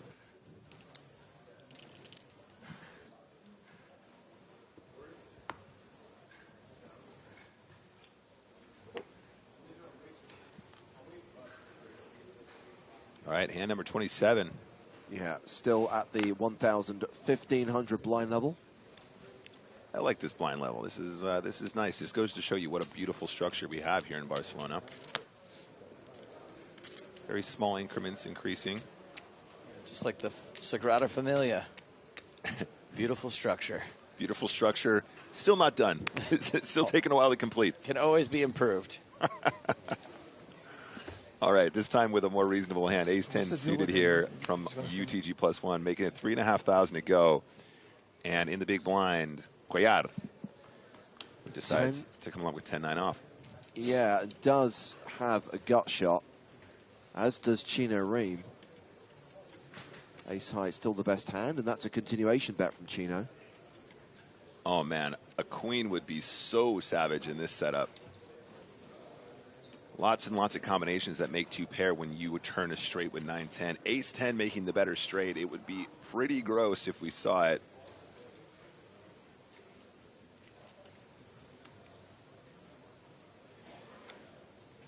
Syntax asked a question about that hand between Chino Ream and Noah Boken when Chino announced that he'd flopped a jack. Isn't the hand supposed to be dead since he's announced his holding, or is this allowed in heads up? There's a lot more leeway when the hand is heads up, but also in that particular context, Noah Boken had made a bet on the river, and Chino was just considering whether he was going to call it. So saying at that point, I flopped a jack, isn't really in any way influencing the action. I think it's a good question to ask, though. Yes. Yeah. And it's a bit of a gray area in that case, I would say. And I do like when we sort of judge people's actions based on their intent rather than... Yeah, like a hard, fast rule. Yeah.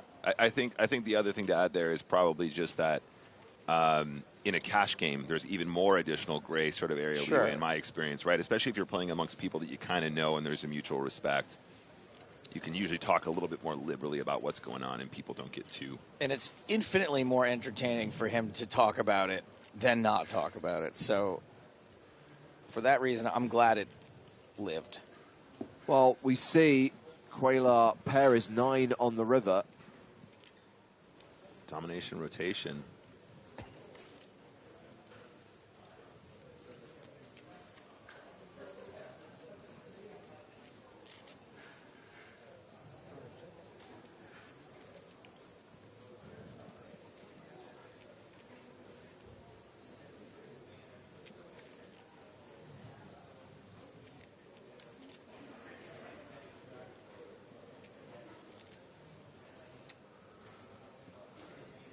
Going to continue.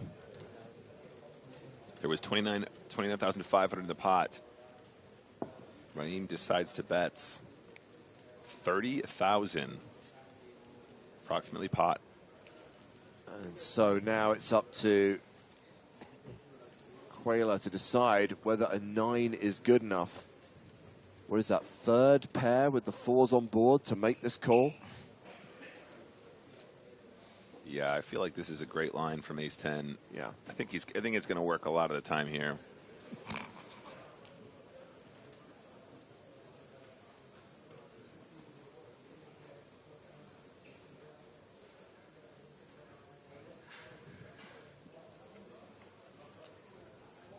Let's not forget that this open was from UTG +1, so plenty of King X, Jack X, overpair set situations going on here. Queen 10, sure. That's even in there too. So, you know, the 9 isn't even necessarily going to be a great river for the 9-10.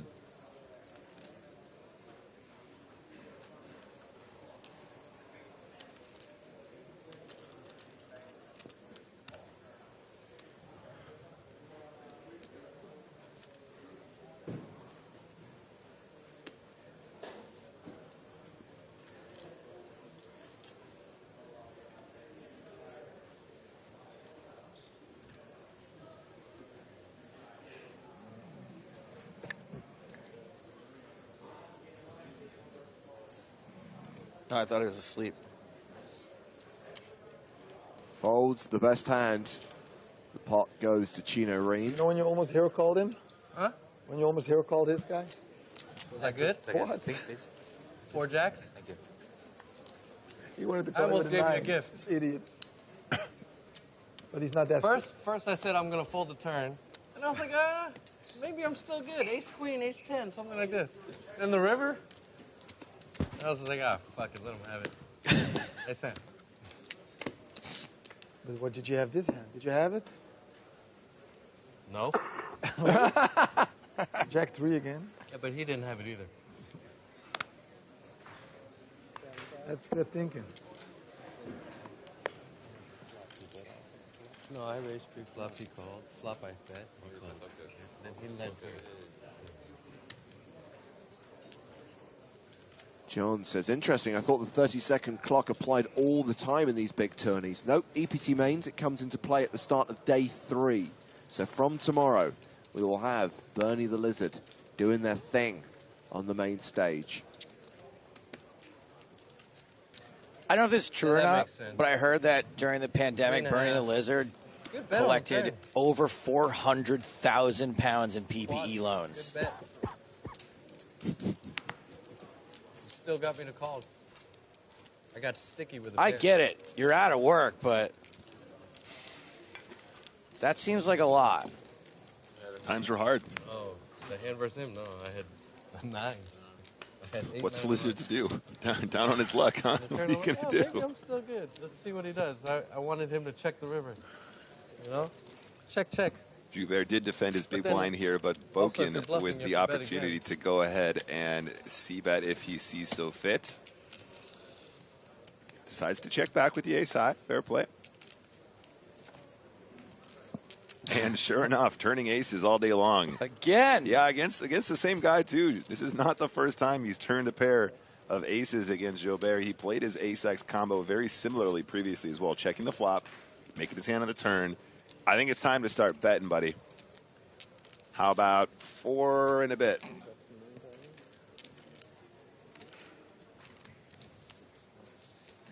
Whoa, chunky, 9K on the turn, almost went full pot. Chunky like a monkey. Less than 5 minutes to go on the level. Less than 5 minutes till the first break of the day. 636 players remaining. How many levels we play today? 4 for till dinner and then more. Who knows? 6? 6 90-minute levels? That is correct. A lot of poker. People playing lots of poker in the deck. There is no joker. It's not bad. No, there's 2, right? I've only been to the one downstairs. I don't know the other one. Or maybe there's just 1 now. There used to be. There used to be 3, bro. There used to be a Japanese place. Yeah, I remember the Japanese place. Yeah. Or as I like to call it, masushi, because you can get this massage while you eat sushi. The massage will make you feel good. The sushi, yeah. He's back at it again. Queen 8 of clubs here, raised to 3.5K. Seems to be the size of this table so far. Pretty standard opening. However, Cuellar loves to play big hands. Suddenly wakes up with ace-king here on the button. Yeah, and to answer Ryu's question, yes, I think after the break we probably will get the payouts, or pretty soon into the next level. I imagine they will confirm what exactly we will be playing for in this EPT Barcelona main event. Every time someone asks, I think we should make them wait another 5 minutes. Just banned for 5 minutes. Like we have the info, we're just not telling them. Yeah, if there's one thing we like to do in the stream as a production, have the information you guys want and just withhold it for no reason at all. It's not like we won't want to talk about whatever massive prize pool this is going to be. Pretty sure it's not going to be down to us. Pretty sure Toby Stone will be sharing that information with the entire room pretty soon. As soon as he's done counting all those coins. Hello, hello. What's this? Here we go. This is some 2005 poker. 4-bet to 31,000. Okay. Like, does this work sometimes? Does this work? Remember, people aren't very balanced with their 4-bets? Like, we were literally just saying that, weren't we? And here he is, playing back with the Queen-8 of clubs.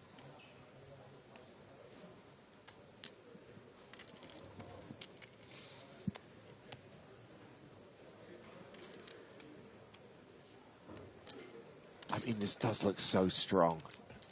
It does indeed.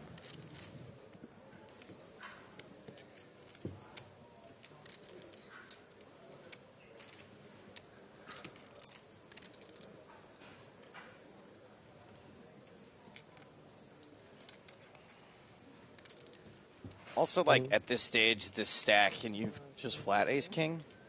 Well, it did not work. All in, said Quayla, presented with the triangle and a quick fold from Noah Boken with the Queen-8. Hey, 2005, thanks for coming. See ya. It's 2022. Yeah. So, a couple of things to highlight. When we come back from break, we're going to stick with this feature table. During the break, you will get to relive the winning moments of the 3 EPT champions who we have on the main stage. Cool. See how Noah Boken, Chino Ream, and Patrick Antonius won their respective EPT titles.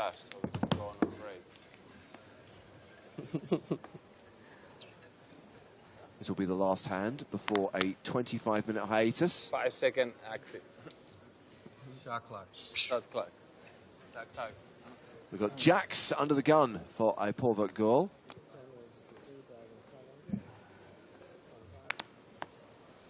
Raising to 3,500. 3.5. Nope. I would play, but I want to go on.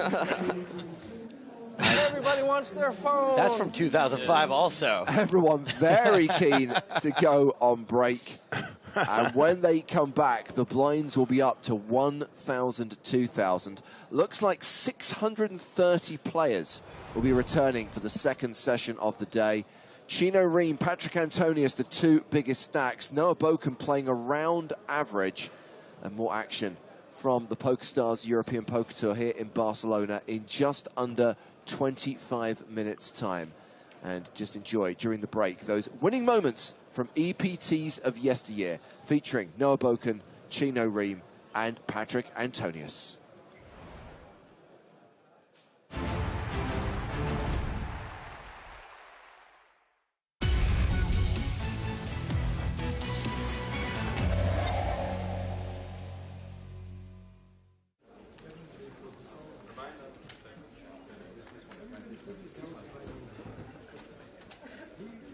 So right now, Noah Boken has the chip advantage. Ram Vaswani with ace-jack.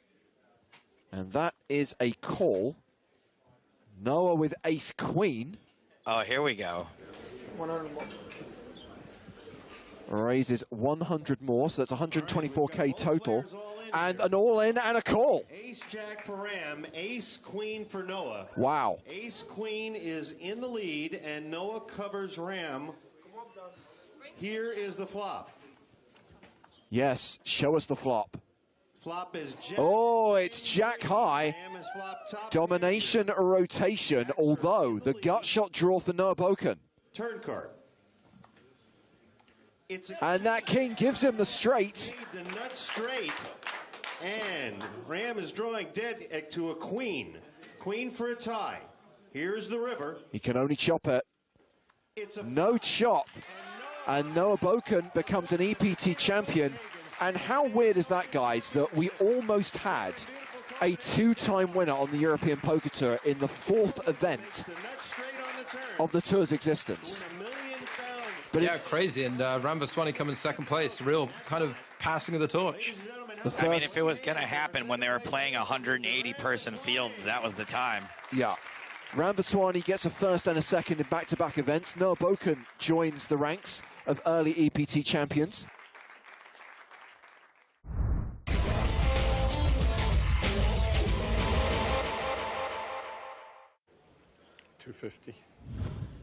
There he is.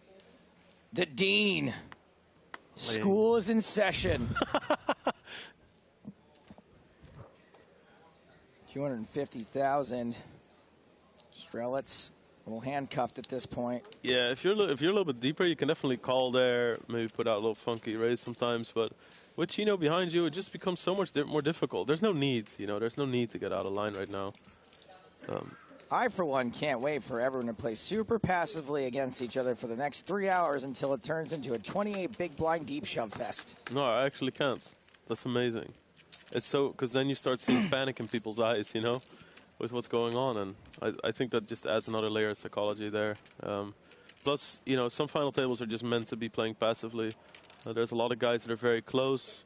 And there's also a chip leader who likes to play flops. Chino just likes to play multi-street. Look at Wellenbach. C-betting the king-high board. Altman did manage to outflop him. Brian Altman always looks like he's trying to figure out where a smell is coming from. Man, that's pretty spot on.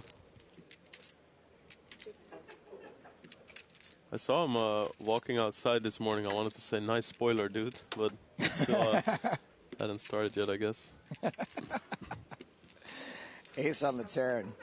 I wonder if Wellenbach was like protecting his fives or just like, okay, let's get this over with. Because if he's not, if he's thinking, I need to get some better hands out too, because he likes some bigger sizings, but the ace would be a pretty good card for him to bet. Yes, fantastic. 800,000 too. Look at that. That's just.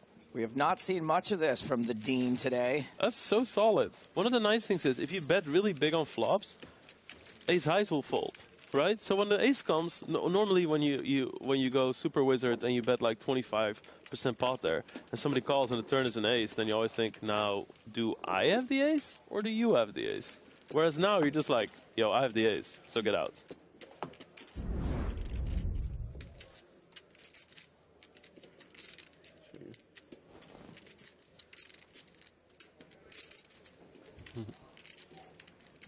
Scott Wellenbach in the small blind. 400.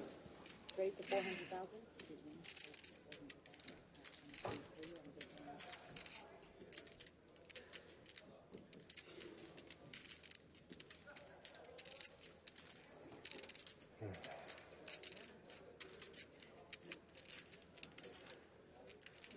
All in. All in. Oh, look at this. Oh.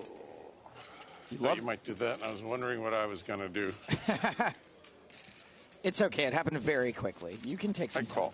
Hey, Oh, calls. yeah. Wow, big flip here. Yeah. Potentially for 6th place. Oh, man. 4 million chips in this pot. We got 3 versus ace jack. Great moves by both players. This just happens sometimes. Chino, should I have called there? I would have called. That's different from whether I should have. I would have every time, yes. You did nothing wrong. Thank you. Win or lose, you did nothing wrong in the hand. Neither did he. Understood. Understood. Thank you, Chino. 51% for Strelets. 49% He has ace jack. for Wellenbach. For Strelets tournament life. 9-9-4. Paired board, never that great of a sign, but at least there's no ace and no jack. Yeah, no backdoor flush draw available for Wellenbach. Still 38% on the flop. Eats a raise. Ooh. Ace on the turn, all but seals the deal for Daniel Strelets.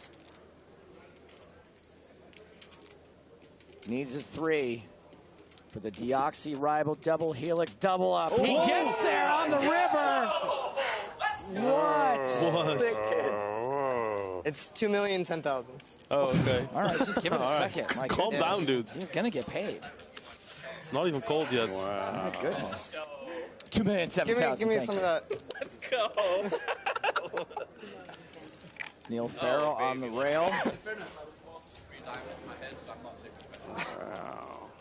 That's pretty brave, just randomly taking a drink from a Scotsman. Just all right, I'll have some of that. Oh, this is disgusting. There's actually some soda in it. You want to bet it?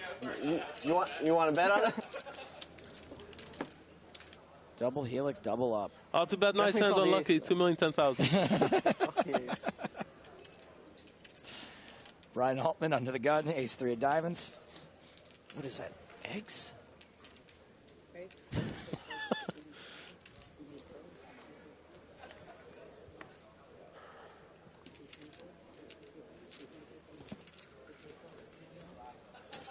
Holds around to Dave Ream.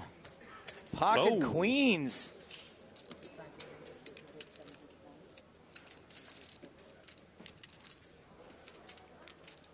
Oh, man. I mean, Altman just made a sick move with 9-8. Now he actually has the perfect type of hand to pull the trigger with again, and the chip leader is raising you. Sometimes you just want to make a stand in it. Chino's playstyle is not really to put a lot of pressure from the big blinds. Whoa! There you go. All in a call. Wow, Wade, Chino Ream in a much better position. Wow, Brian Altman's eyes are bugging out right now.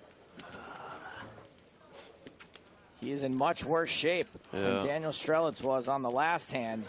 Oh, man, that's rough. He had a really good hand for that type of move, but you know, Chino isn't really the kind of player. Chino likes to play a lot of flops. He's in the big blind. He raises a lot. He doesn't 3-bet light very often. At least he hasn't the last couple of days.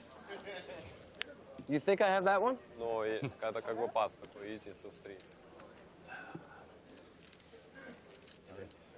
We managed to avoid a 6th-place elimination 1 hand ago. Oh, wow, Altman is...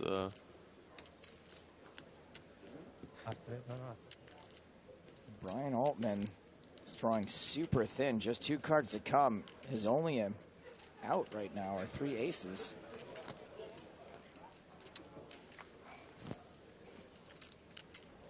Will he get the miracle 3 on the river? Just like Daniel Strelitz, he can now hit one of those or an ace. Otherwise, it's bye-bye in 6th place.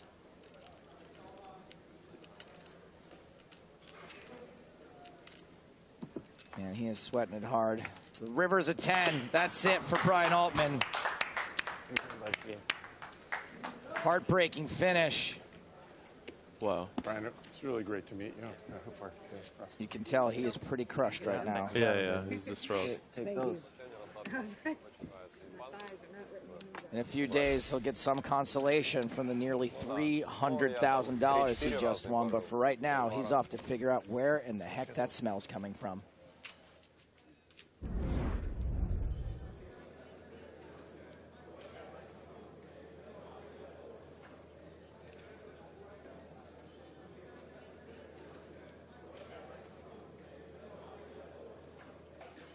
Excellent folding deuces under the gun. Ace-jack of diamonds for Vicent Bosca. I want to say he's going to put all the chips in now, but there's been a couple spots where he really hasn't done what I thought he would do. Well, we can see he's got a 14 big blind stack, just shy of 1.8 million. Playing a time bank card. Gets an additional 30 seconds on the shot clock.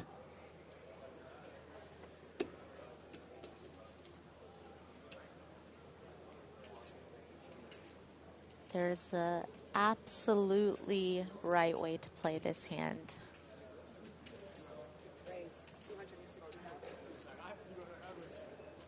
Well, it's a raise rather than a limp, but it's not all in. He's open to 260,000. And Chino calls in the big blind with 5-3 of clubs.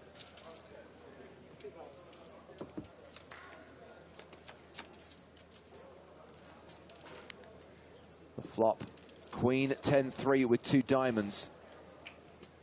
Huge draws for Bosca. Chino has paired his 3.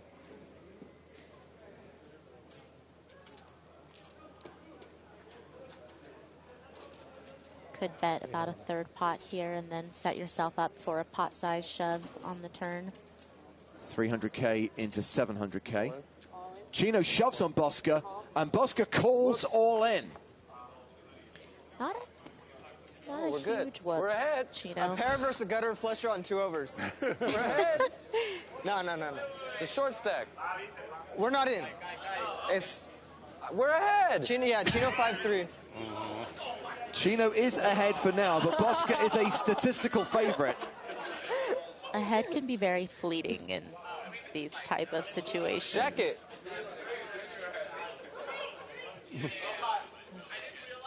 Bosca has more outs than you can shake a stick at.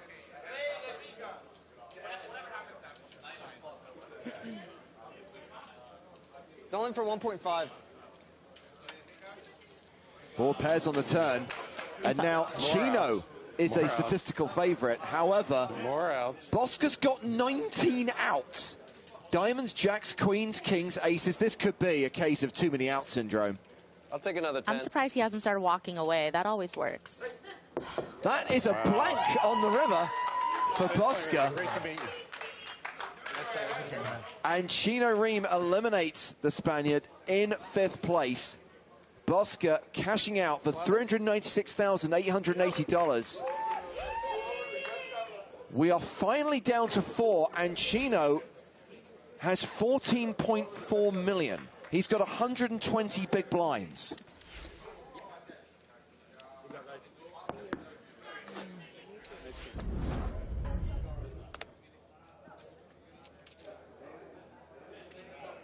Raises with the ace-10. Scott Wellenbach is in the small blind. And he's got king-queen. With 10 bigs, I think I know what's going to happen. James, we're going to the racetrack. And Chino Ream has a bit of a head start. All in. Scott Wellenbach shoves. Strelitz in the big blind. Has ace-3 off. He folds. Chino Ream calls, putting the Dean at risk. Ace-10 versus king-queen. We have ace-10. He has king-queen. All in. King-queen. That's ace-10. What? King-queen. Ace-10. Wellenbach with live cards, but if ace-high holds, we're heads up in the PCA main event. You can hear how excitedly Daniel Strelitz relaying to his rail what their hands are, because this hand's worth $300,000 for him. That's the difference between 2nd and 3rd place. A huge swing for Daniel Strelitz, and an even bigger one for Wellenbach, who needs to win here with king-queen to stay in the hunt for that $1.567 million US dollars. The flop is king-high.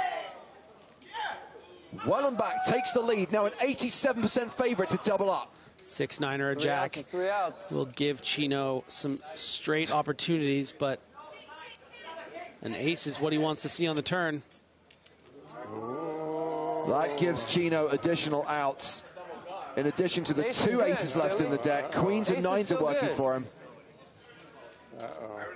And can anyone stop Chino Ream?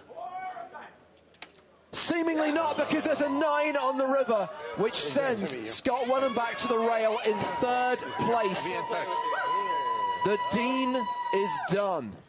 $671,240 for that 3rd place finish, which he will be donating to charity. What a beautiful story, Scott Wellenbach, fan favorite. It was an absolute pleasure watching you, my man. Thanks. Thank you. You're from Canada? Yeah, Toronto. Congratulations. Oh, thank you. You deserve to stand on the podium. This is the little fake podium for you. Okay. Because you got 3rd. And we're going heads up, Griffin. Chino Ream with 130 bigs. Good luck, man. Daniel Strelitz with 28 bigs. I mean, not right now. All right. Yeah. For like 3 drinks, I'd probably join. Strelitz with ace-deuce suited. And with 21 big blinds, wouldn't be surprised to see Strelitz just shove this in. Not a hand you necessarily want to induce with. He shoves it, a quick call from Chino Ream, who's got pocket 5s. We have 5s, he I has have ace-deuce. He has 5s. We have 5. Chino is a 2-1 favorite to win the PCA main event right here. 3, 4, 10. That's in your little wizard Chinese fucking. I want to see it. Or is this going to be the beginning of the Strelets comeback?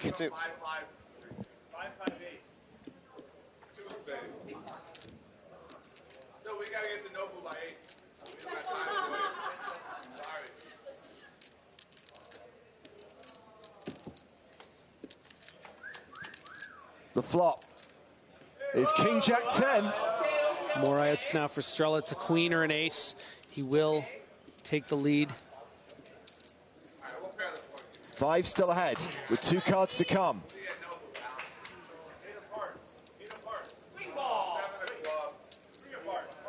No additional outs for Strelets. He needs an ace or a queen on the river. Chino Reem on the verge of victory.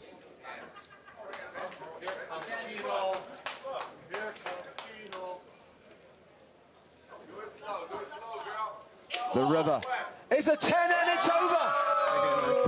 Chino Reem has dominated this final table from start to finish, and he takes down the PCA 2019 main event, winning more than $1.5 million. Impressive performance here from the seasoned veteran. Another 7-figure score. Pretty incredible tournament career. What is that, nine something, yeah. Daniel Strelets cashes out for nearly $1 million. I did. Appropriate reaction. I told you you'd be here, bro. I told you.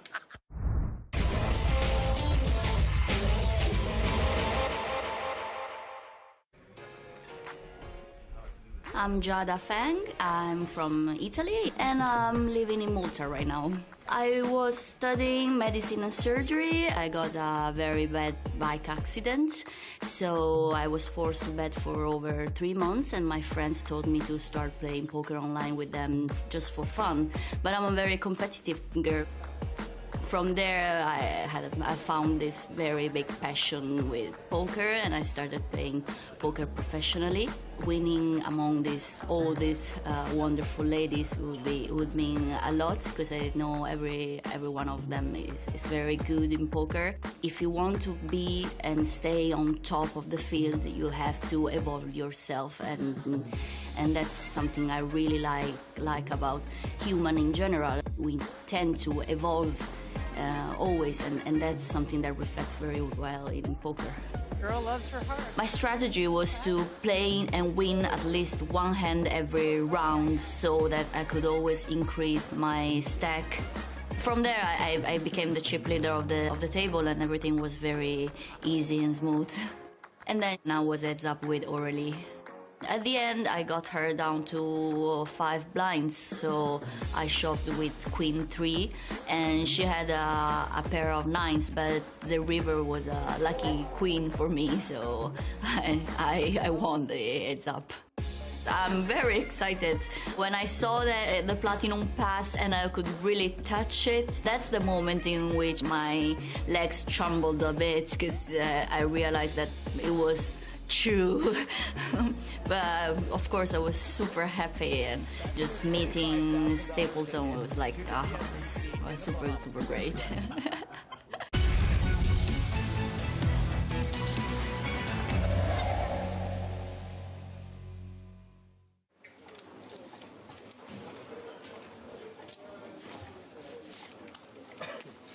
Action to Patrick.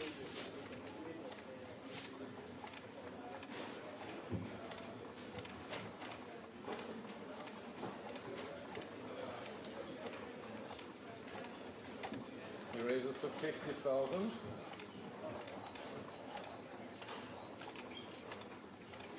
Antonius raising with 8-4. Queen 9 for Gunnar.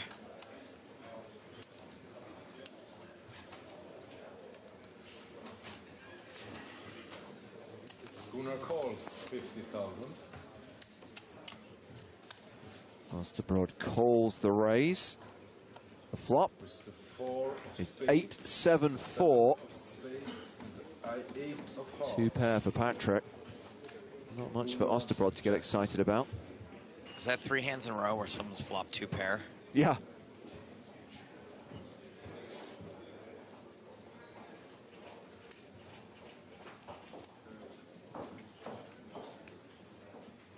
Patrick bets 60,000. Osterbrod really trying to figure this bet out. What can it mean?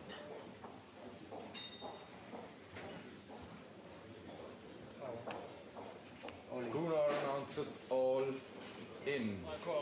Yeah, you ain't getting a fold here, pal. Wow.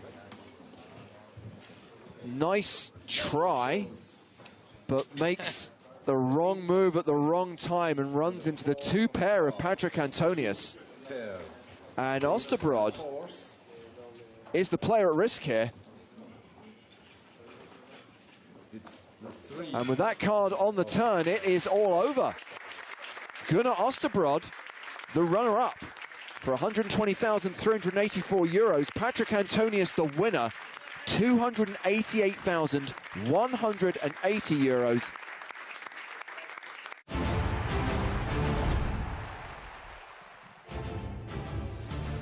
Welcome back to EPT Barcelona 2022 and the record-breaking main event. 2,294 total entries. That is a confirmed number.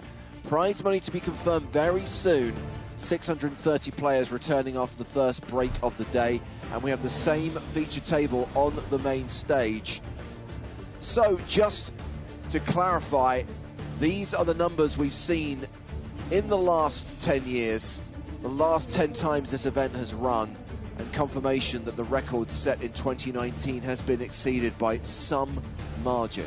Yes, it is now a single re-entry event, but each entry contributes 5,000 euros towards the prize pool, 11.1 million in the prize pool. We'll get the breakdown very soon. Find out how many are going to get paid, what a min cash is worth, and crucially, how much we're going to be paying to the winner come Sunday. Notice this also includes the fields we've seen in the PCA main event and EPT San Remo over the last few years.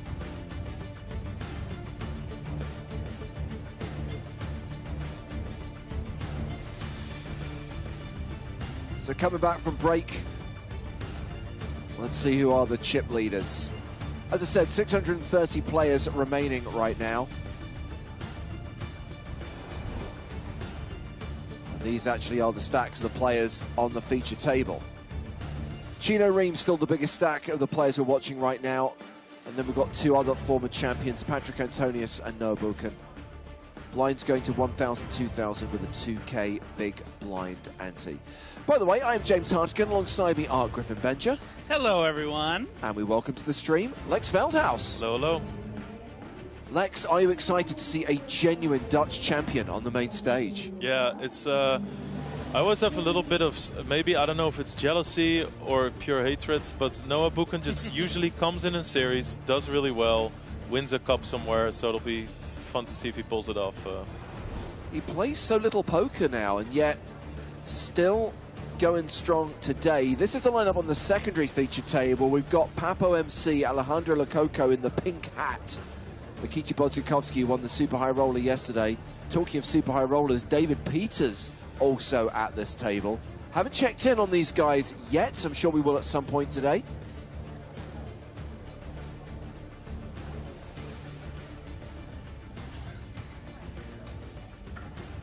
About to get cards in the air. It's no small feat to get all these people back into the room, back into their seats in order to restart the action. And Lex, as someone who was playing on the EPT in those early seasons, very exciting to see a field this big in Barcelona. Yeah, it's really amazing. It's just really cool to see it thriving. It's also cool to see some of the old school names, you know. I mean, yeah. Noah Buchan and Patrick Antonius, of course, is no stranger to the EPT, having won one. And it'll also be interesting to see because Chino, Noah, and Patrick are good friends. And oftentimes sometimes you would expect like, oh, maybe they don't want to play against each other. But within poker players, oftentimes it'll become some sort of like honor thing. They want to play against each other. Yeah. We've already got a nice Patrick Antonius story from Chino Ream during the first session. And Griffin, Lex referenced the fact we got old school champions. As they pointed out, both Patrick and Noah won their EPT titles back in 2005. Yeah, pretty amazing there on the break. If you were tuning in, you saw Antonius winning back in 2005. You know, the best is I say I have it's pretty Jack remarkable. I mean, 2005, I wasn't even old enough to play poker. That's true. So it's pretty amazing that he's here now and somehow hasn't aged a day. So first hand of the new level, blinds 1,000 to 2,000. Noah has opened to 4K. Called by Antonius in the small blind with ace-9 of hearts. And looks like Apoorva Gol is going to come along as well with ace-4 in the big.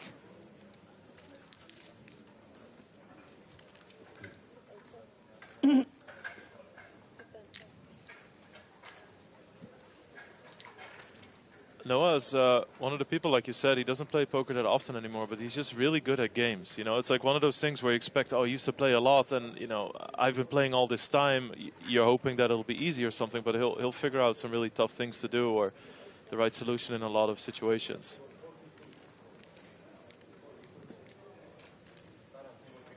Noah the aggressor here, under the gun +1, opening these 5s. Not the best flop necessarily going 3 ways, but after 2 checks, he's going to probably expect 5s to be good here and might want to elect to give some protection, deny the equity of hands like ace-9.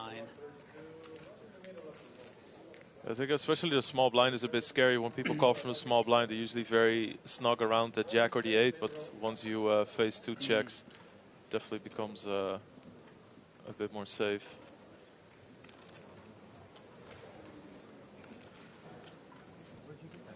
Chef, I have chef here working. Chef bringing food a couple of times a day. Every time you're on such a dry board and you have ace high and somebody bets, you always feel like, oh, how can I, you know, ace high is going to be so good.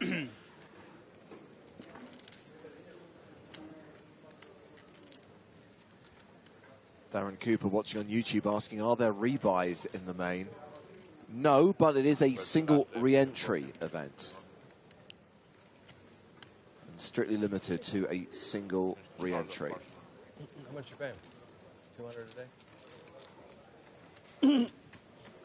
Well, that is long gone. Entry closed at the start of day 2. That's when the late registration window officially was shut. Thanks for getting us some food. And that's why we know the confirmed field size is 2,294. Chef, all he has to do is make a little more. Yeah. You're so picky. You're so picky. Gluten-free, please. Can take your compliment. Camel Poggy's asking about feature table selection. Are the players drawn randomly to the main stage, or is there a bias for familiar faces? This is one of, at the start of the day, I think we had more than 100 tables. So the seat draw is done overnight. We look and we're bringing one of those tables, one of those pre-randomly assigned lineups to the main stage. We didn't hand-pick all of these players individually. Obviously, we're looking for a table that we think is going to be of interest, and the narrative of having 3 former champs, and as you referenced, Lex, 3 players who know each other as well, hopefully it's going to give us a fun dynamic. Yep.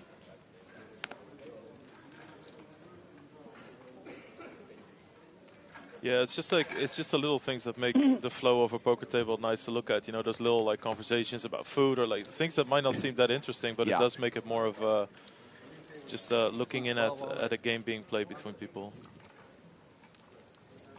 And the reality is, as much as we all love poker, we have to concede that there are long periods of time where there isn't actually that much happening.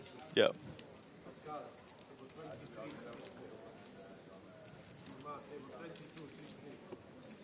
So Noah has opened under the gun with 7s. And the other Dutch player at the table, Jong Hu, has flatted with King, Queen suited. Alexei Kovalchuk bought in at the start of day 2. Flats out of the big blind and we're 3 ways to the flop.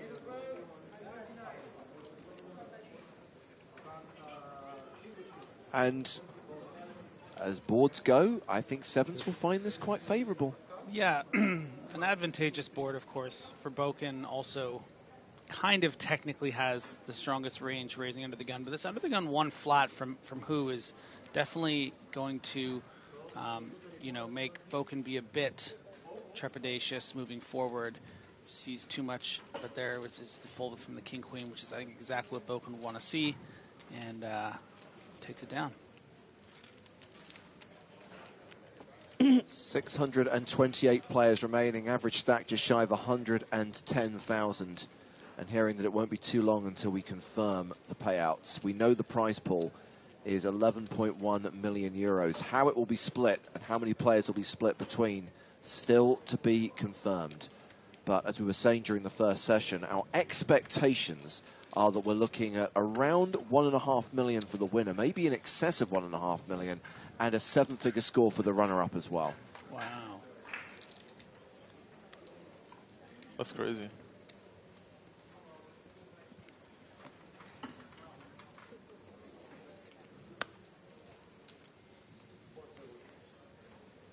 We will make the money today, so world-famous bubble coverage will follow this evening. How much longer are you in town for, Lex? One more day. Yeah. I know that when you joined us during Monte Carlo, you had massive FOMO. Yeah. I mean, being back at an EPT, being back at a live event, playing on that stage the other night in the True Geordie Showdown. Yeah. Has it given you the fix that you needed? A little bit. It was a lot of fun. It was just it was a lot of fun to do that again. But I definitely need to get out there and play some main events. You know, once we have, I mean, it sounds a bit disrespectful, but when we have baby number 2 out the way, you know, when she's there and everything's settled and removed and stuff, it's been a few crazy summers the last few years. But you know, hopefully next year everything will have sort of a set schedule and I can start mixing them in again, because I definitely want to. It's just a different, you know, just a different vibe playing live, and so good to see so many people and shake a lot of hands, and it's just like, even like a 5-minute chat. Like I ran into Noah the other day in the lobby. We had like a 5-minute chat, but it was really nice, you know. It's really nice to talk to somebody again and see everybody. So. Well, we've gone 4-way to this flop, and Joubert is still ahead with 10s. And with the pre-flop aggressor, Huela not continuing, Joubert bets 5,500. Gets 2 folds, gets 3 folds.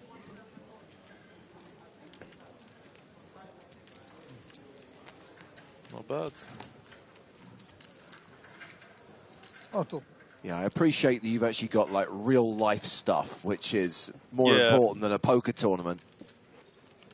Yeah, it's all, like, luckily it's all positive, and you know, it's just one of those things. You just need to be present at home, be there too. Yeah, of course. I mean, and it's also one of the things where, like, being here, I even think, well, day 1 of the main, it started. Day 1B was yesterday. Day 2 will be today. Like, if I make it deep, I'd make a run, and then I think about all the stuff that I would have to cancel and move. And my wife's 32 weeks pregnant now, 31. So that, like, just even thinking about having the conversation, like, hey, I'll be here, and can you do all that stuff? And she's like, well, you know, that wouldn't really put me in the right state of mind to play anyway. So yeah, you know.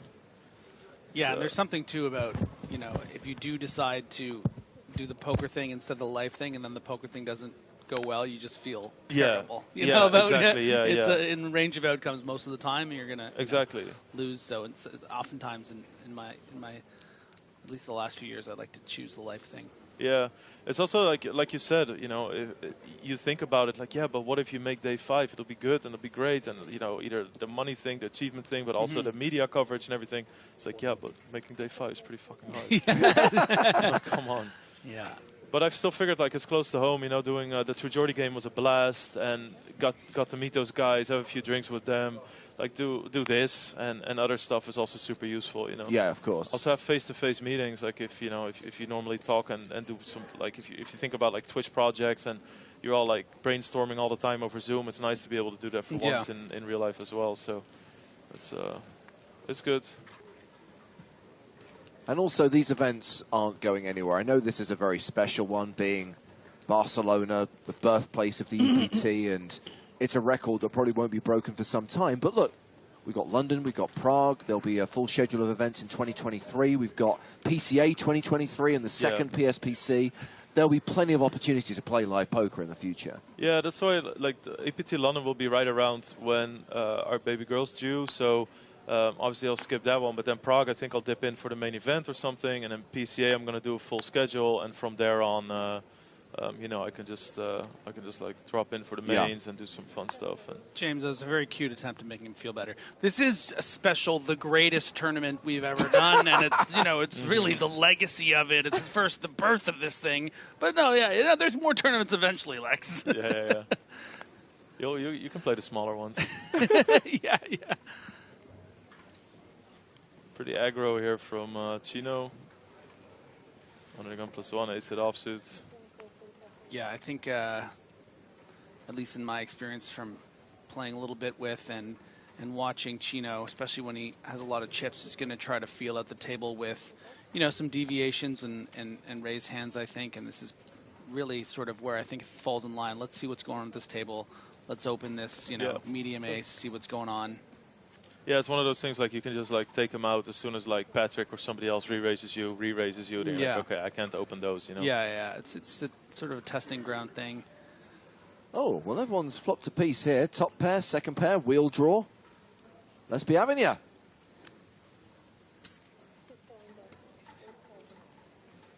Chino is continuing for 8K.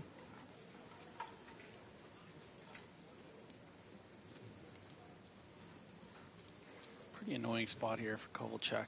Really don't think you can do much else but fold. Chino's gonna, you know, if Chino does have some sort of bluff with a single club, you know, more bullets might be coming. You're losing to an ace. So good to let that go, even the smallish bet. Yeah. Chino, was this the same table you won PCA on? Maybe. I might ship it, yeah. Can reveal. Same seat? No, I think I was in his seat. This is the same table. I think I was in his seat. Well. And then we moved. This is the table that was out in the Bahamas in 2019.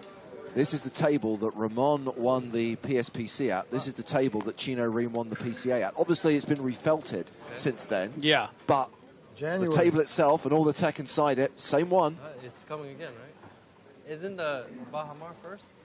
Oh, it's in Bahama. They moved it. PCA? But no, what about the one that I torched? The 25? They have that also. Yeah, good. Look at Noah advertising all of our events for us. Yeah. He's not even on the books like anymore. I'm like, I'm going to play so good. I'm going to play so good. I'm out. First level, I bluff. Sleeper agent. You just activate him.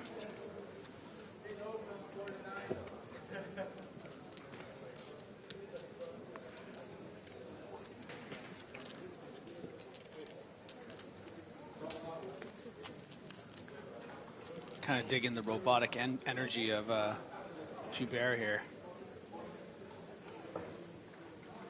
Ain't getting nothing from him.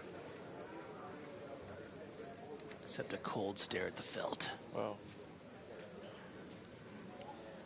Isn't it crazy how poker's changed in a way? Like, normally you'd see this flop and you'd be like, oh, I missed it all. And now you just see the jack of diamonds, you're like, wow, nice. Yeah, wow.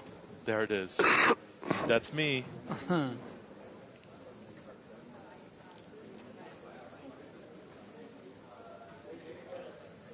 Lets it go. And 3 pots we've already seen. Noah Boken ain't joking. Came to play.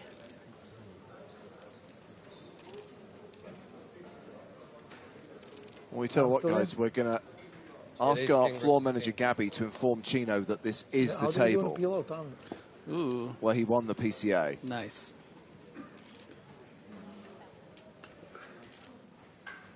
Exactly the same table, different felt. That's what I thought, yeah. Cool. Yeah, you can't lose on this table. Tommy came 11th. He sucks. Isn't the 10K today? It's now? Is that going? He's playing it, for sure. Don't give me more FOMO.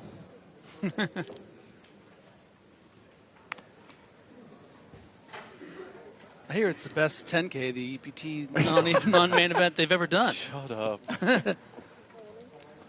Apparently a whole plane of business men flew in.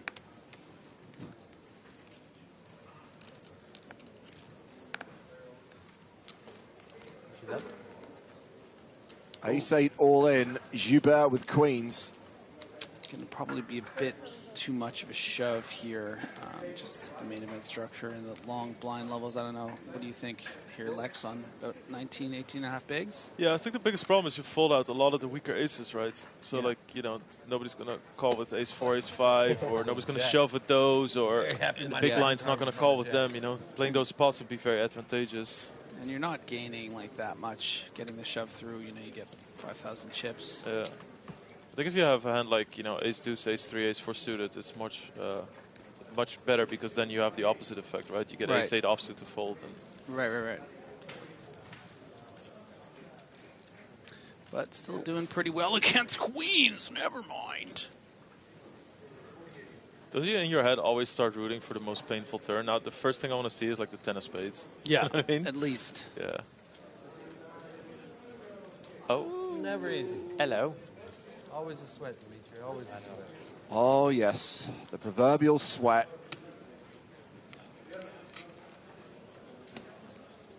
Seven of spades.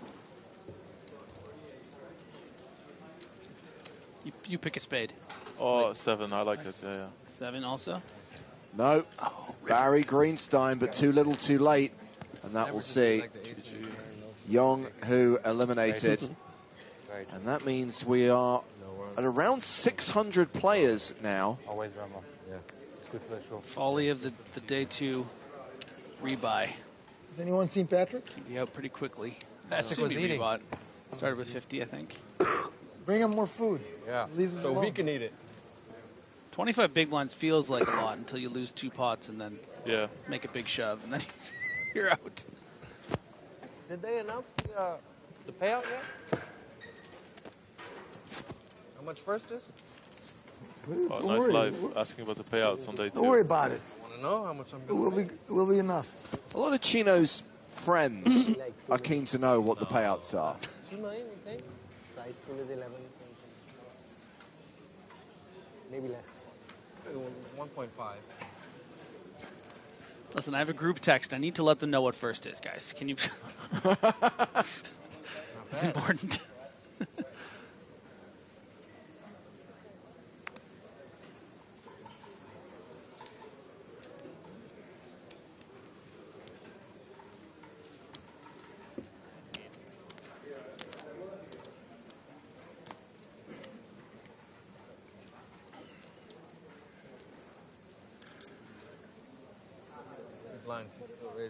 The most stressed man in poker, Dimitri Joubert, opening on the button here. 4,500. 4-3 offsuit for Patrick Antonius with his little stir in his mouth.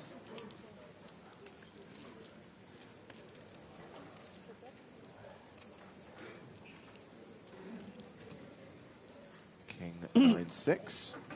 Joubert better than a 9-1 favourite.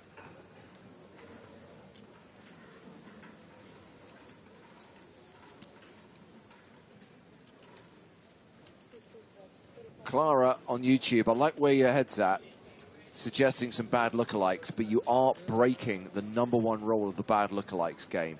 You cannot compare 2 poker players to each other. It has to be a poker player and someone who is legitimately mainstream famous. An actor, a sports star, a musician. Saying that one poker player looks like Chance Cornuth doesn't fulfill the requirements of the bad lookalikes game. And for the record, it was a pretty poor call as well. Anyway. The main event trophy that will be presented on Sunday. A multi-day event and 6 90-minute levels likely to be played every single day to cut through this record-breaking field. Do you have the stamina, Griffin? Do you have it in you to get through this event? I have it in me.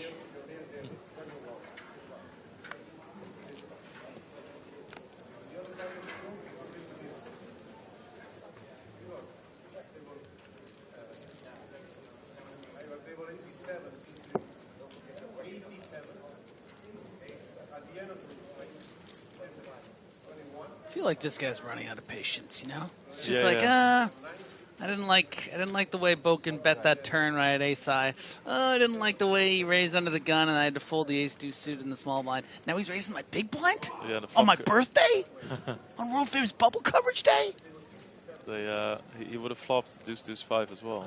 No, really? Yeah, Oh, yeah. He folded trips. I missed that detail. Oh yeah. I immediately thought to myself, I really wanted to see it in the next marginal spot. You know what he's Yeah, gonna do. yeah. I remember I was playing EPT Baden, and this is definitely a time where I struggled a bit with being disciplined live, aka the first 10 years of my tournament career. 12 years. And I remember thinking in a big blind, okay, I was a min raise and I had queen 6 off, and I was like, this is 5-way, there's no point. You know, this is the first hand of the day. I need to be chill, and it's like 6-6-6, queen 6 would have flopped quads. I was just like, game over. Yeah, game over. That was it. You know. It just left. Yeah.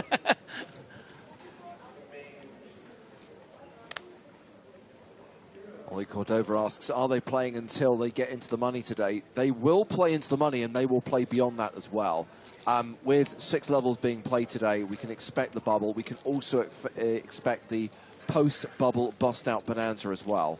We'll be playing until after midnight tonight, 12 hours of action. So I have a question for you, Lex, and you have to answer honestly.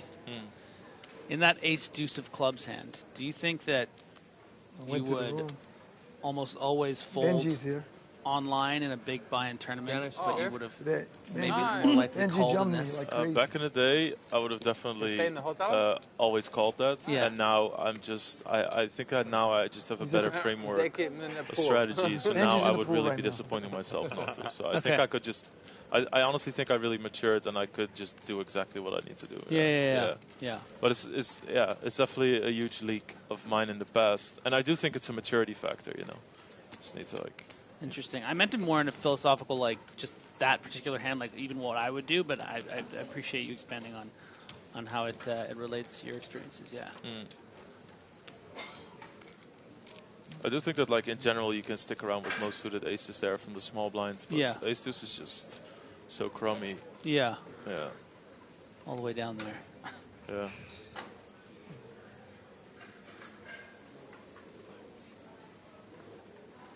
Chip twos, though. Yeah. Exactly.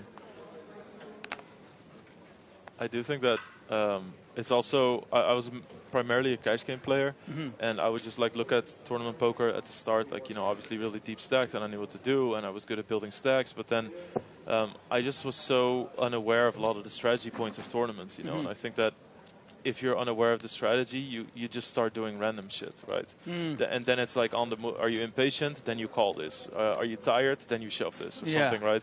Whereas if you just have a good framework of strategy, you just like, that's where you start. Yeah, you're just trying to win hands, and you're not trying to find ways to win hands instead of having that framework. Yeah. That's interesting. And I would also always think, like, if my stack from 30K went to like 12K in the first level, I would just be like, okay, I'm pretty much dead. Yeah. You know, even though you have like 40 bigs. It's just. Yeah, that's an important stage. But live and learn. For sure.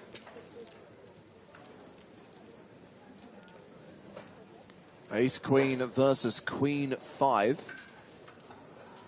Wow. And 2 hearts on the flop. Good news for Noah, who does have a dominated hand. Ace high still ahead. It's also a gut shot for Girl. King of hearts. King of hearts. I was going to say Queen of Clubs, but then I remembered it's my friend, so. Oh, the friend that you like to see fail and that you're jealous of? Yeah, exactly, yeah. No title for you this time, asshole. Yeah.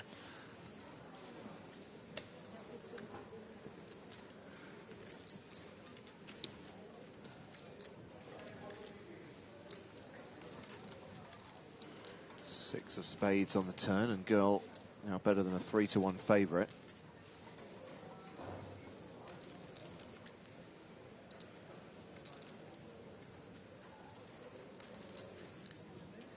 Can't be too happy when you bet and somebody calls from the big blind on this board. There's so many Jack X, 10X, or straight draws that will call, or flush draws, and especially if you have the queen yourself in your hand, it's going to be a bit hard for people to have like Queen 8, Queen 9, King Queen.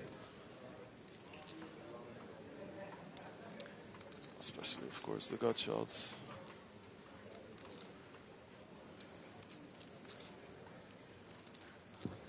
Queen high. That's part of why Noah not electing to bluff, on this river.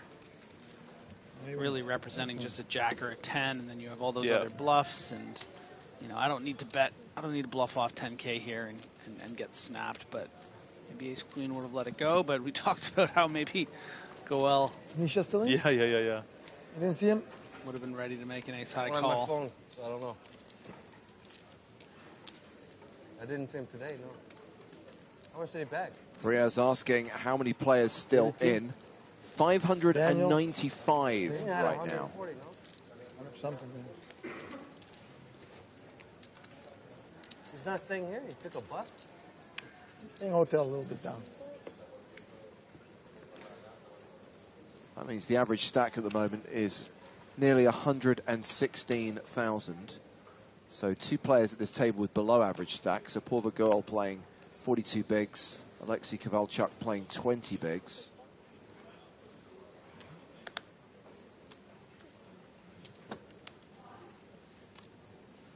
And deuces for Antonius in the hijack.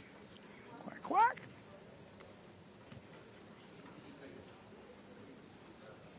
It's so funny. Like, we have absolutely no reason to believe like he makes like a good disciplined laydown with the ace deuce, and then we have no reason to believe he's going to do anything. And now I'm just waiting for this guy to blow up, giving him 0 credit. Hey man, that's the beauty of storytelling. We've told ourselves a story, and, Imagine if he makes a good bluff that goes wrong, and everybody in chat's going to be like, "You see, he was tilted after all." Self-fulfilling prophecy. Yeah.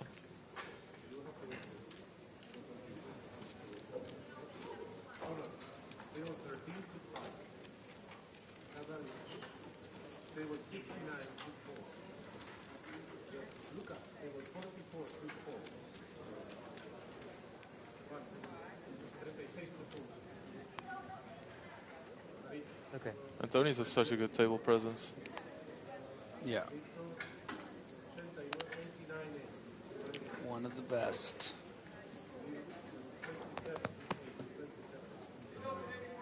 We're just saying, Lex, for the longest period of time, the only EPT we saw Patrick play was in Monte Carlo.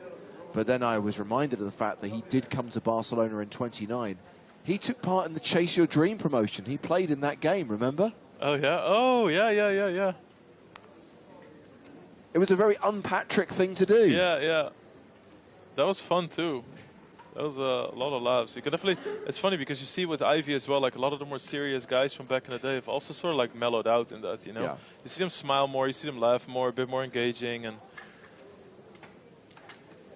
it's kind of funny because the trend in poker and high rollers has been the other way around, where I mean, it's still fun among them, but it's also gotten a lot serious during play, and the guys that the beasts that used to do that have loosened up a little bit more. Well, this could get interesting. Goal is open with King-Queen. Noah has flatted with Ace-Jack, and Diego Cuela has got kings in the small blind, and that is a re-raise that looks like a squeeze. 18,000 he's made it. Yeah, and correct me if I'm wrong, Lex, but this is the first 3-bet of the day today. So, a significant amount of hands in. Yeah. And there hasn't been a single 3-bet, so that really does something to I think the perceived range of Queller here. We haven't really seen him play a hand yet, and I think you can really fold some of the top of your folding range in a spot like this, and that's what makes it a great spot to do light. But yeah, it's kind of funny. You're so right. It becomes like if everybody's like re-raising each other, you think, holy shit, this game is aggressive. People are really I'm gonna firing. get so I need paid to fight when back. I finally get it. Yeah. And it's a good laydown. I mean, King Queen is a pretty snazzy Yeah, that's hand what I mean. Yeah, to make bluffs but it's with. just you can see how easily you can really be like, okay, well, let's go. Too bad Gold didn't get to see 3 hearts on the flop and be really fuming. Yeah. I mean, so far so good. Good laydown. The nice thing about having King Queen in bluff situations, in situations to bluff, is also because people like to use ace X hands, right? Hands with an ace in it to bluff. So if you have King Queen, you block kings, queens, ace king, ace queen, all these strong hands. But you also make sure that your opponents can have all those bluffy hands, like ace 5, ace 4 suited. So That's why King Queen can be such a King Queen or King Jack suited can be such a nice hand to just stick it in with. Round 2, Alexei Kovalchuk with King 10 of Hearts. That's a raise. We're at the 1K, 2K blind level. Kovalchuk's made it 4K. Yeah, pots like this are actually going to be pretty pivotal for, as we see, Queller here wake up with the ace-king. You know, you come in, you buy in for day 2, you lose, you know, 5 big blinds, and you really want to win that first pot, get something through off those 20 bigs, start getting a little momentum, not get into that creep towards that danger zone. But right away, running into the blade. Yeah, and I have to say, Queller's had his fair share of premiums. Kings twice, aces at least once. Ace-king takes it down. Want to tell us now, or are you going to make us wait? Okay, got some good news for Chino Ream and good news for everyone who's been asking in Twitch chat and on YouTube chat. We can now confirm the runners, riders, and the prize pool. We are heading out to the floor, and we're going to get all the information you've been waiting for from tournament director Toby Stone. Let's find out how many are going to get paid and how much they're going to earn. Oh, wait, is it, isn't it? Okay, attention players in the main event, we have a confirmed prize pool for you. As you know, this was a record-breaking EPT with 2,294 entries, far exceeding the previous record by 306 players. The total confirmed prize pool is 11,155,900. We'll be paying 327 places. The min cash is 8,860. And the winner of the biggest EPT on record will go home with €1,714,000. Yeah. 1.7. Is late break still open, Lex? We can just bail on this guy if you want. Put me in, coach. The payouts will be displayed up on the screen very shortly, so thank you very much for your attention and have a good day. Thank you, Toby. We will. 1.7 million to the winner. So many Canadian dollars. Goddamn. More than $1 million to the runner-up.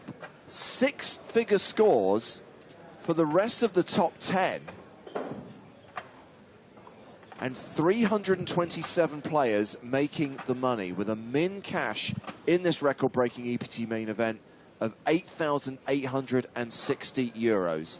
So we will burst the bubble later on today. Right? We will start paying out players with that min cash, and over the course of the next few days, those sums of money will go up, and someone, well, 2 players on Sunday are going to win more than $1 million. Right now, 576 players remaining from 2,294 entries, and there is the bubble on screen, 328. Wow. Immediately, big spot. We see Queller again, 3rd time in 4 hands, I believe, that he's re-raising. Another premium. And now we have, you know, the reverse effect almost, Griffin, because they could think, okay, this guy's just turning it up. And also the dynamic of sort of Boken v. Queller here, where it's like Boken has been the most active player at the table. You know, Queller just said he had ace-king, and then people maybe were believing those early 3-bets. So, you know, I think Jobert thinks, you know, this might be a spot that Queller might just try to take without having it. But, you know, and I don't necessarily think that Queller is just going to, you know, shove in 100 big blinds here. So we could be going to a flop and with a significant pot. I hate these spots so much. Me with too, nines. man. It's disgusting. Yeah. Just because you feel like, okay, these are positions that are 3-bets, you know, you 4-bet, but you don't really block anything. Yeah, it's like this. It's like you have this feel like this entitlement to the pot because you think you have the best hand. But then you're kind of like, you know.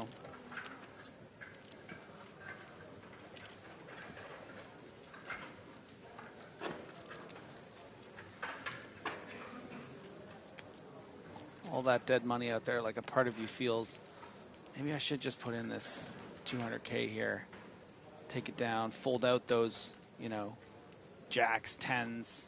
Yeah. I wouldn't hate it, though. It's ace-king off, 90 bigs. Oh, is he thinking about folding? No, can't be.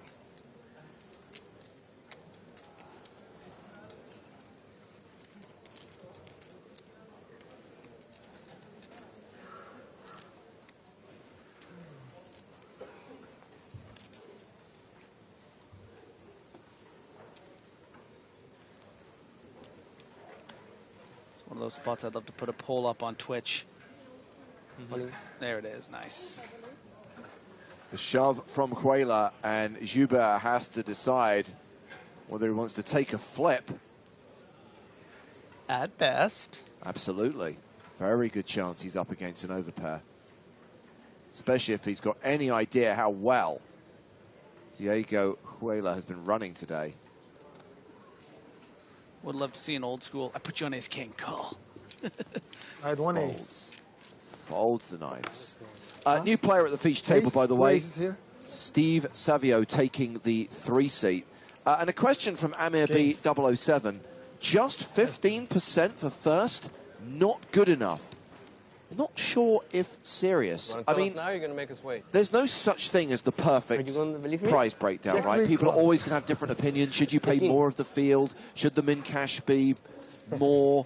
Should it be a much kind of more progressive system? Should you have such massive jumps between the finalists? Why shouldn't I believe you? We're going To me, 1.7 million is pretty solid as a first prize.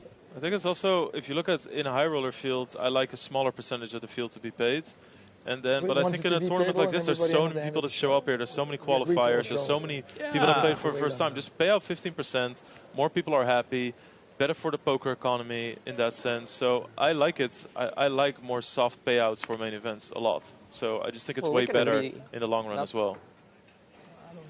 Yeah, that first prize is more than I was expecting, to be honest. So I actually think it's a very, very strong number. I would concede that the jump between first and second is not insignificant. And I would say that it will probably invite some deal discussions. But we have seen a lot of first hand, right away? Guys playing out these events with these big jumps in recent months.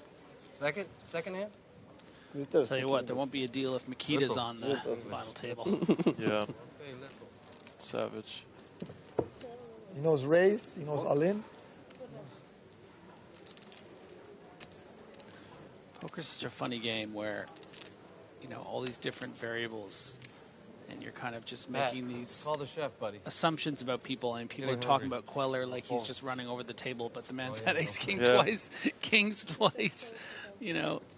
That's actually that's all it takes. Yeah, that's another big sort of like mistake that I used to make. I would definitely take those 3 bets personal in that sense. You know, I would just think like, oh, this guy thinks I'm aggressive, so he's going to re-raise because he thinks I'm open a lot, and then I would and then you just see some hands and it's just like, oh, ace king, or then I would go all in, oh, queens, okay, cool, you know. Yeah. It's so important to just play the hands that you would play because you don't know about the unknown, right? You don't know what kind of person it is, or if they're tight, they're running good.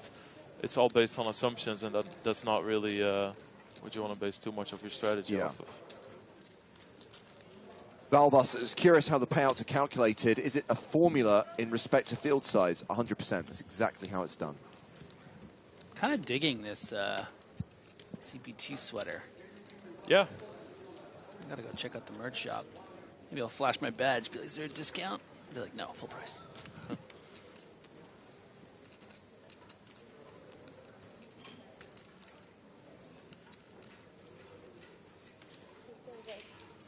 So a few people confused by the graphic at the top right of the screen. Field is the number of players remaining from the total number of entries. There are 571 players still going from a starting field of 2,294.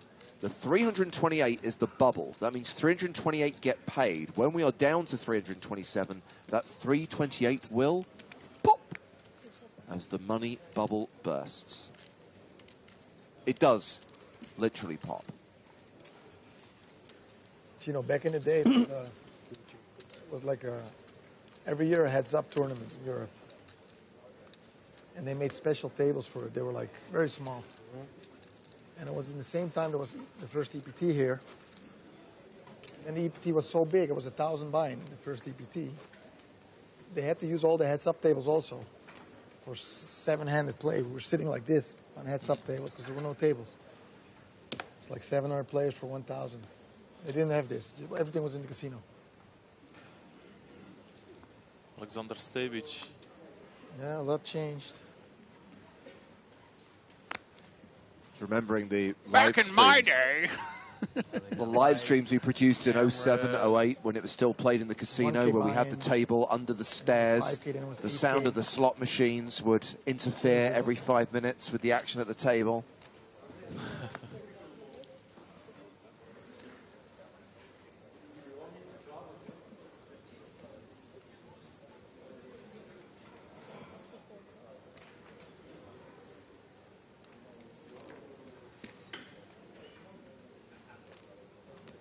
Poor Alexei.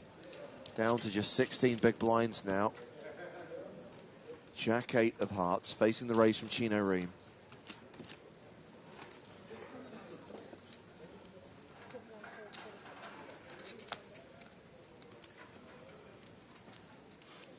Do you think Ream has a tilt alter ego called Chino Steam? Can't believe you laughed at that, Lex. Yeah, I'm sorry. Got him, boys! I mean, Stapes is back in the room, so I just go into automatic mode where I need to laugh at every cringy joke. So, sorry. I was thinking about that one for a minute. I'm like, I don't know if I'm going to get any laughs on this. Oh, you thought about it? Oh yeah. Oh no, I was. Also, to be fair to Joe, these are different levels. There are Stapes cringy jokes. There are then Griffin cringy jokes. And with this draw, Kovalchuk elects to move all in and gets the fold from Chino Ream. Yeah, that's a nice flop. You have 2 red 7s. Kind of a miss.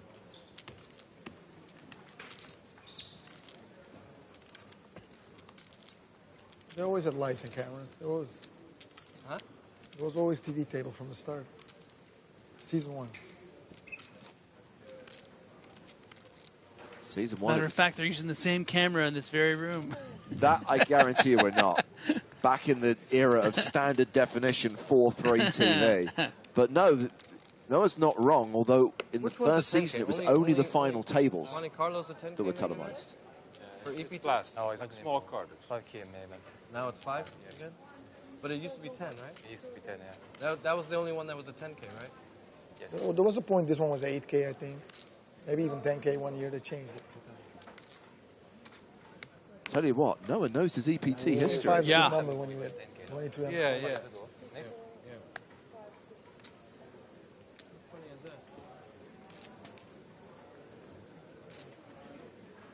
Attempt number 2? Yeah. Last time I played Monte Carlo was 10K. Yeah, long time. I remember it was 10K. I didn't have enough money, so I didn't go. And now look at me. Chino with 7s again.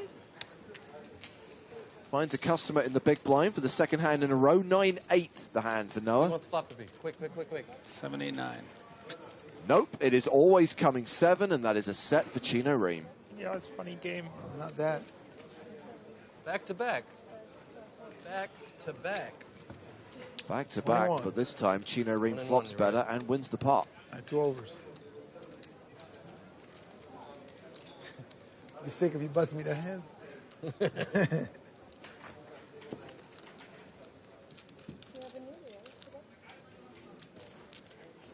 Thank you.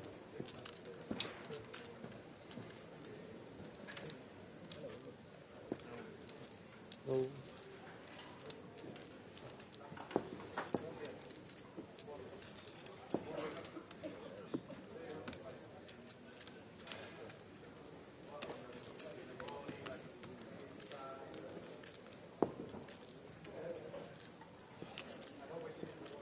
I like the new branding and graphics on the site.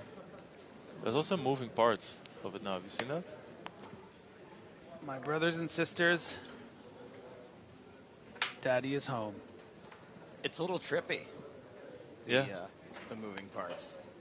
Also, Lex's face is hidden in one of the sections. You're supposed to say hello, my babies. I said Daddy's home.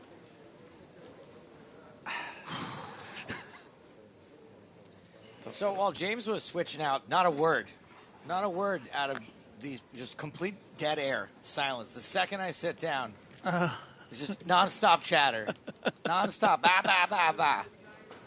Let's just Hello, my babies. All right. In fairness, okay, listen, buddy. Okay, you just got your headphones on. Chino was having a conversation with Noah. We were respecting the flow of the table, okay? Okay, all It's right. not like we're just, like, useless, you know. Well, nah. Joubert Rahim to the flop. 7-7-6, one club out there. Ace high, doing well at the Mo.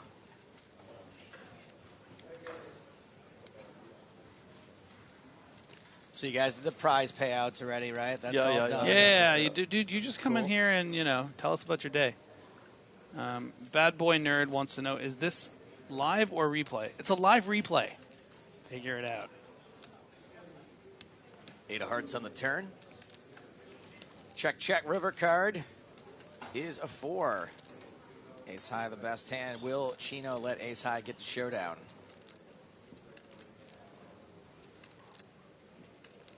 Kind of hard to rep a pair or a 5, something here.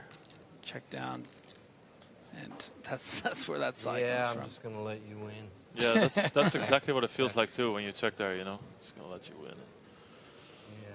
It's like as soon as the turn comes, then you check, and then the river comes. You're like, oh. What am I gonna do? Overbet this river? Yeah. Pretend I have like making some sick value bet with 3s.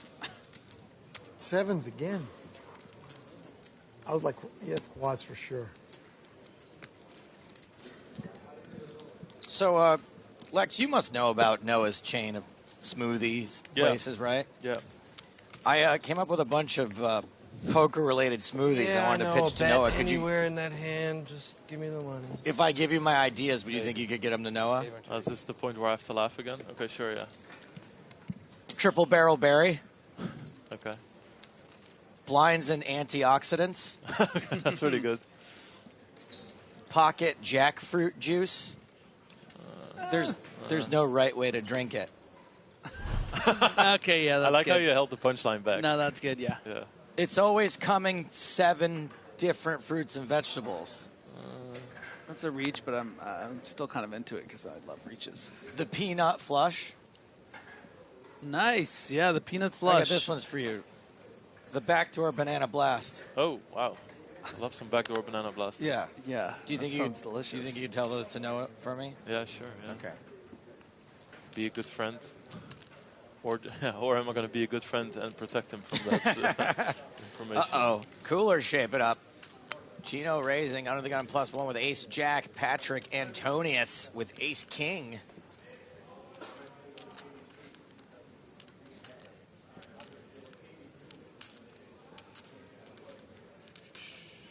And 12,500 is the amount. It'll be interesting to see how Chino responds because Patrick isn't normally the person to just blast around pre-flop. He doesn't really do a whole lot of 3-4 betting, especially. Just for you, but he knows Chino really well, so maybe Chino thinks there's going to be something amiss, but good fold.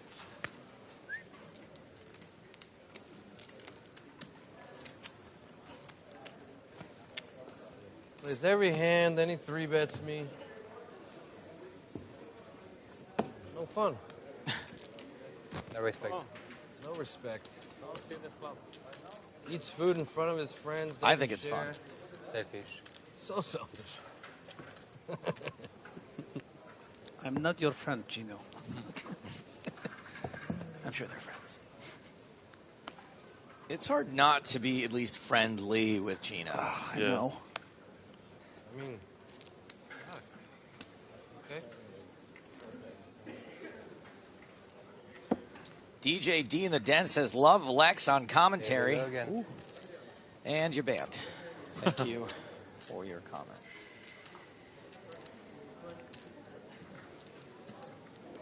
So Chino opens 9-8 suited and Patrick immediately 3-betting him again.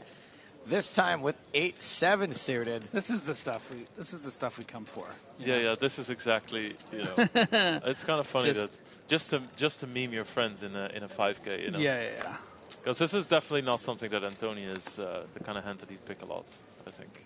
I mean, Right. Don't mean to assume that I know exactly what he does, but Chino gave him respect, assuming that he would be 3-betting him not super light. And that's it. You get one hand of respect.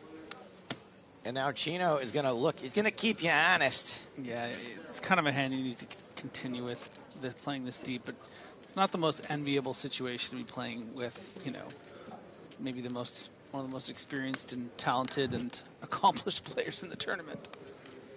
5, deuce, deuce, 2 hearts. Patrick continues. Chino.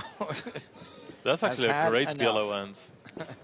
Yeah, that is a great pillow end. Not the board for it, but. It'd be cool if Chino did that and then somehow didn't fold. Yeah. Your hand's dead, buddy. You got to protect your hand. We've all heard it. I will admit, I did this to Elke once. We were playing a lot of cash games in Vegas, and he kept talking shit to me. And then he kept making a point. He re-raised me pre-flop, and another guy called his re-raise, and it was on me, and he started trash-talking me for fun, and I was stuck a lot. And I folded my hand, and I threw my cards on top of his hand. And I said, his hand's dead. And then the dealer was like, yeah, your hand's dead. And he was like, oh, my, the other guy just got the pot, too. Yeah. Oh my gosh. Man. Yeah. That's so petty. I love it. Yeah. And then Elke beat you up in that fight. Wow. He finally got his revenge. Man, that was so long ago. I haven't even thought of that. 11 years. Yeah. What was it? Kickboxing Well, now or I know, boxing? Kickboxing. Now I know why you guys are fighting. Right. Yeah. It's definitely in the same area, the same era where we're super competitive and everything. Yeah. Kovalchuk opening ace-9 suited. Savio also with ace-9 and what looks like not that many chips. Yeah. 2K big blind. And, you know, we can see that they both have ace-9, but this is not an easy shove to make on 15 big blinds, facing a raise from a 20 big blind, 22 big blind stack from relatively early position. That was someone's name. It's certainly going to get through, but I think that, you know, might be an indication, at least to me, that Savio's ready to not go home, but ready to, you know, if he has a good hand, I'm all in, pretty much. So could be out the door pretty quickly, or could run things up. Not going to blind out, certainly. Old school. Talking about some old screen names. PokerStars. #1 lucky one. It can't be that old of a name if it's got a number in it. I remember that. Chino was Chino23 online. I remember that. That's an anime character. Chino. Chino. Yeah, that's how you know when somebody's a gangster, right? When they have the name Purple, you're like, oh shit, no this guy's old school. You used to, right? No, that was on Full Tilt, right? Really long time ago. Yeah, of course.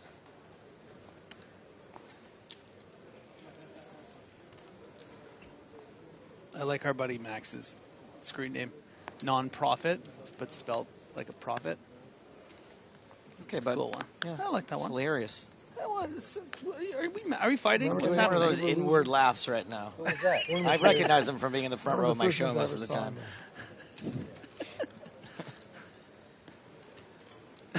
Yeah, no one laughed, but people had a good time. Make a joke and you get the nod. The smile nod. Set of 10s for Savio. Bottom pair for Antonius.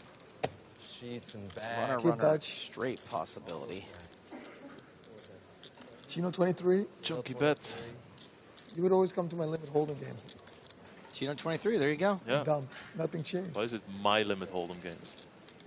That's what Noah said. Why he always came to my limit hold'em games. Did he have tables named after him? Oh no, Patrick. Patrick gonna peel. 9. He's got equity. It's a pretty big bet from a short stack. Like it's not great. Also, when you see your queen, you're not going to be super happy. Yeah. And Savio officially with a 100% degree check mark on this hand. As long as we're talking old school.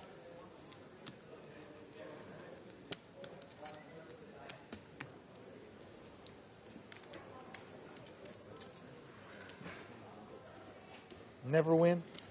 I remember never win. Dustin. Oh, yeah. 13-5 gets the fold. Hawklord on Twitch asks, please, can you let us know how Spraggy is doing? Yes, we can. Thank you for your question. He was Bigglesworth. Something. Bigglesworth, yeah. Never win. Wow, it's a blast from the past. I did these old school series on YouTube where I would go over my biggest pots every month of every level when I used to play. And then you see this, like, I played this hand on like 2-4, which is like $400 buy-in. And it had Viffer, Dwan in it, and some other, like, you know, who ended up being like a high stakes reg. It's just like a random 2-4 game. Was it like everybody starts somewhere kind of thing, or was it they all just drop down in stakes to play you? No. Don't know. Hopefully, I mean, who knows? Imagine how bad you must be if you're notorious like fish and people drop down 3 levels to play like you. 2-3 levels. It's just like, ah. Lex is up again. How he bad plays you at are, the weirdest hours. or just how unliked you are. Yeah.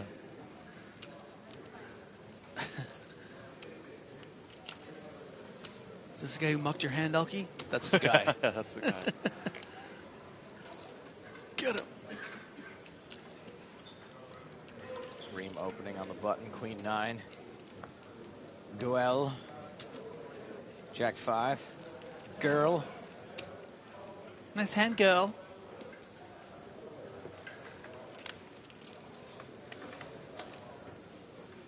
Queen 9 deuce. Top pair for Chino. Second pair for Chino. Go well. Remember go Gank? well. Of course, Brett. Ever seen him around? I haven't seen him in a while. He was cool. At least that one's in the public domain for once. Oh, yeah? Yeah. I mean, I knew that. That's why I sang Sing it away. Yeah. What happened to him? Is that like a statute of like a certain amount of years thing? Yeah. Yeah. Well, that song was around before there was such a thing as copywriting. Before song, even. Not sure about that. My issue with Griffin's sorry, jokes, I'm not by a the way, history guy. my issue with Griffin's jokes aren't the jokes themselves. It's that he has to say them the second he thinks of them instead of waiting till they're remotely appropriate. We're going to have this conversation wait, again on just air. Wait. Yeah, just do it. Just give it a second. Be like, wait till Gual wins. And then you can be like, go, you know what I mean? Oh, yeah, we talked about this before, yeah. He's right. He's too excited. That is one of the benefits, look, is that originally I got to only do TV coverage. So I knew exactly when there was going to be a chance. When it's live, you're never sure. You're like, I might not get my chance. I'm off the cuff, you know? I'm shooting from the hip out here, okay?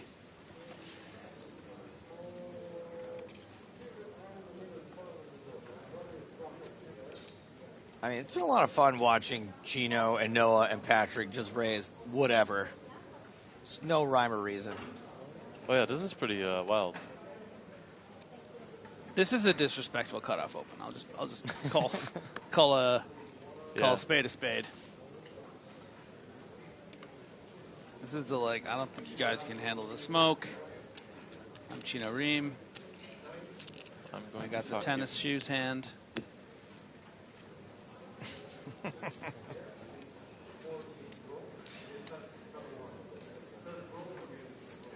Girl out of position.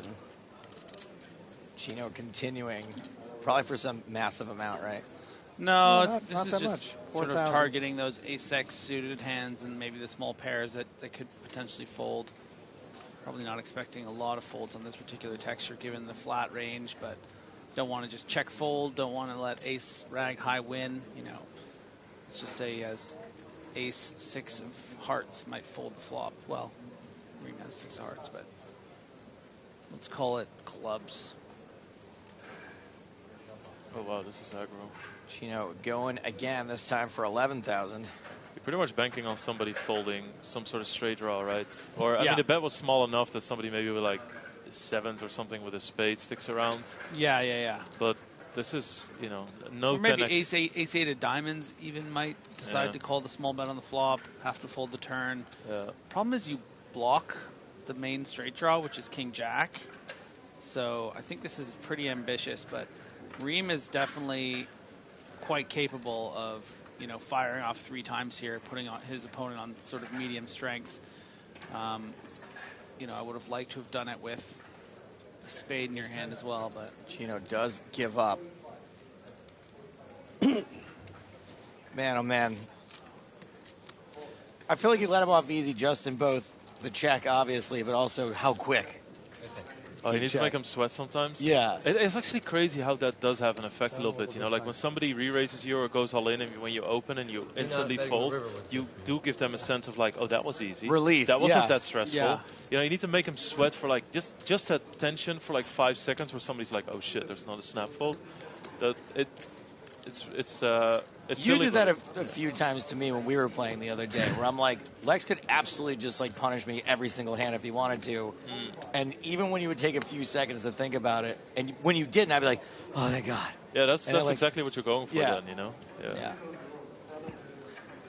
Go well. There you go. Well. See? I approve. Oh, he's smiling. You heard my song. Okay, Savio's turn to get a little funky with his chicken under the gun. Jack 9 suited. Out of a not huge stack. 25 big blinds to start the hand. Under the gun steal, is that a thing? I think it's a pretty hand you want to play. Syndrome. The Certainly donator. happen. I think off 25 bigs, you probably don't want to Remember this kid that always use this combo that much, but looks like there might be one seat open. Decoy? Might be 7-handed. There was some kid called Decoy. He always won the tournament. Stop, I'm trying to count. Yeah. Decoy? No, it's 8. 8-handed. Homeless. Well, how's he doing? It's not recommended, but you're raising Just from a two very kids, strong you know. seat, and if you're going to fold out some better hands. Probably Not, watching. not every king jack's going to continue. Samuel. A lot of them will fold unsuited. Yes, yes. Some queen jacks, jack tens. I think one of the advantages is that you need to have some board coverage in that area a little bit, right? Because otherwise, if it comes like anything other than Broadway, you're just going to be a little bit too vulnerable. You need some connection to like the 8-7-5 kind of flops. I like his answer better. Mine was like a 6. This was like a, 9. It's a good answer. I liked your answer. That coverage stuff. Ace-9 under the gun for cellular. God, he's good. We'll see what kind of reception he gets. You can see that the lights. And a not very welcome one from Chino. 3-betting, 8-5 suited. I have not seen anything like this in a long time. Yeah, it's amazing. It's fun to watch. Like when you guys come in here and you do analysis, you're like, even if you can't see the hand, you're like, well, there's going to be some Jack 10s here and some King Queens and maybe like occasionally a Queen 10. And then it's always like one of those three things. This is a fatty it's never like too. Jack 4, but it has been today. This is almost a 4X. This is a real fatty. This is like, if you want to see a flop with your middling strength hand, Better. or if you want to win this pot and think I'm full of it, you're going to have to make it, 43,000. You're going to have to make it 20% of your stack. And yeah, that's a nice little inflection point. 8 high. He told him he's like 8 high I had. Better than Jack 3, you know? He's on one. He's on one. I like seeing Chino in this sort of mood, with his stack in this mood. And if it goes through a few times, it also, like he's definitely sort of like a momentum player, He gets more comfortable and actually tougher to play as well as he wins. There's this Dutch guy, Michiel Brummelhuis, as well. He's gotten deep in a few of these where he's just, if he's winning, if his bluffs are going through, then he's a menace to play against. But if he loses like his first big bluff, then it becomes a bit more shaky and timing. Yeah, they're very entertaining to watch. You might end up facing someone like a Brummelhouse or a player with a similar style during WCOOP. The entire month of September, 12 championship events, broadcasts every week. You'll be hearing from me, Hardigan, Griffin. I'm not sure who else is completely signed on yet. I'm sure Nick Walsh is in. Did you hear that segue? That was amazing. Yeah, that was great crazy. stuff. That was professional. Yeah. That was World Championship of Online Poker WCOOP 2022 runs September 4th to 28th. The most prestigious online series of the year features more than 300 tournaments, including 12 championship events, determining the best in the world in each poker discipline. There will be streaming, cards up coverage of some of the biggest MTTs in the the series on PokerStars Twitch and YouTube channels, including the last 3 days of the 10K No Limit Hold'em main event. 100? Yeah, a little more. 105. 105. Well, at least this 9-6 suited raise is on the button.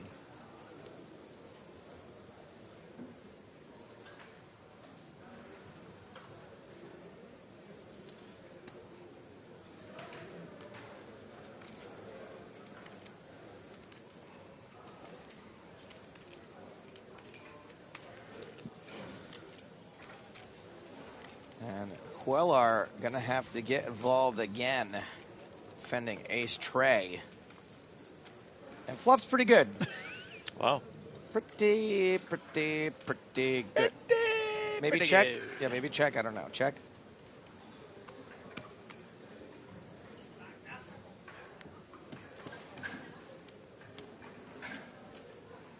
Oh, you have no idea what you just did. 5,000.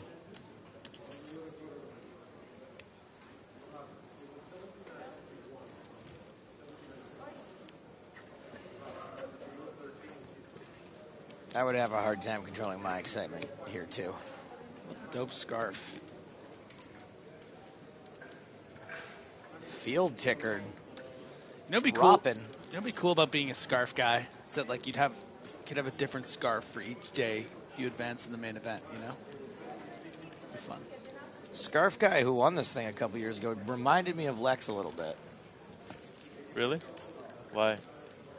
Well, he had a foul mouth, first of all. Okay. And he was a tall, skinny, handsome man. Oh. Yeah, but the thing about Lex is he has too nice a neck. It's not Yeah, going I to cover it wouldn't- up. You notice his neck? He's got a good neck. Yeah, good neck. Good size Adam's apple. Oh, wow. Okay. Keep going. Hello. Hello. Quellar checks again. Noah. Noah. It's a bit hard because Noah bets relatively big on the flop, and then you get kind of in this trap on the turn, right? No, you put that down. No, not down on the table. I like his bet though, because there's going to be some king highs and some 3x that you can discourage a little bit. I don't mind blasting a little bit, but yeah, I guess for me, the problem is that with your big sizing, I think you do tighten up the call range a bit. Yeah, So you're folding out those like queen highs a fair bit of the time. Probably not the king highs, but it just because that range is tightened. Not a ton of 3x are calling pre-flop. Some of the 3x, like 3-5, isn't going to fold like a 3-5 suited pre or something. 3-6 suited is probably going to call again. So I don't know. 100% agree. I think you need to bet more than once sometimes. Yeah. I just don't like it here because he has a full house. You know what I mean? And Noah does catch up slightly on the river, pair of sixes.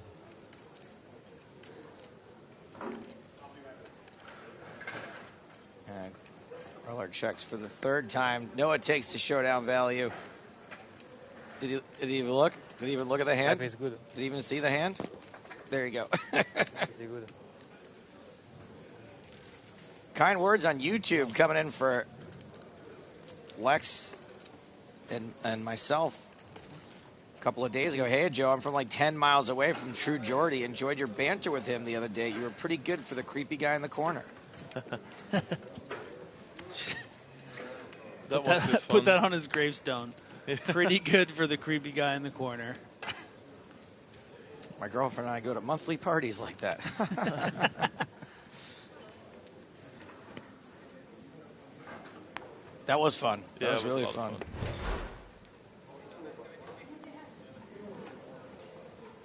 Diego up to 110 blinds is the table chip leader. Second in chips, Patrick Antonius. Third in chips, Chino Ream. And Patrick with ace-king. Early position. Blinds are 1,000, 2,000 with a 2,000 big blind ante. 20 minutes left on this level. Kovalchuk ditches the queen jack suited. How many? Kovalchuk. Who folded it? Only has 18 big Kovalchuk. blinds. Yeah, 18 big blinds. I mean, you know, it's whatever. It's fine. Yeah, it's fine. Is trying to see a flop with it also fine? You should, I mean, if you want to look at it from a purely technical point of view, then yeah, you should call, but it's fine, you know. It's like one of those things, like, to what exact standard are you going to hold somebody when it's Patrick Antonius on a TV table opening, you have 18 big blinds. And a lot of players act behind, too, right? Is obviously part of the situation there. So it's, But if it comes like a queen or a jack, we all have to go crazy, right? Yeah, yeah. Okay.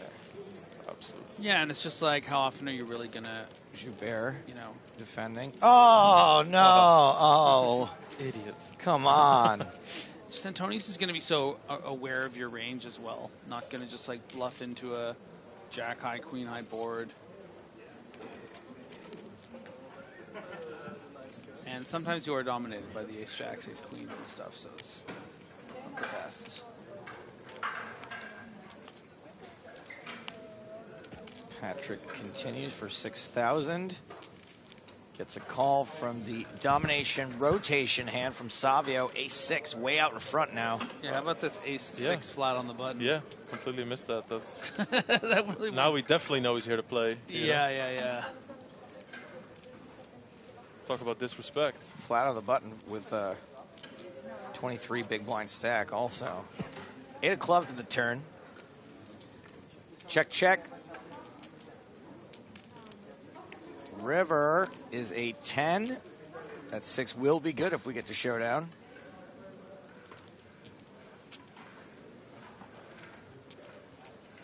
Patrick checked. Savio checks. Gotcha. This is a ton of information for everybody at the table. Yeah.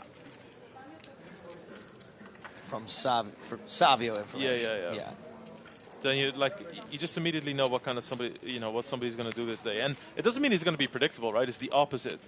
But just to know that somebody's going to be unpredictable, it's such a huge asset. Not playing the standard way. Yeah.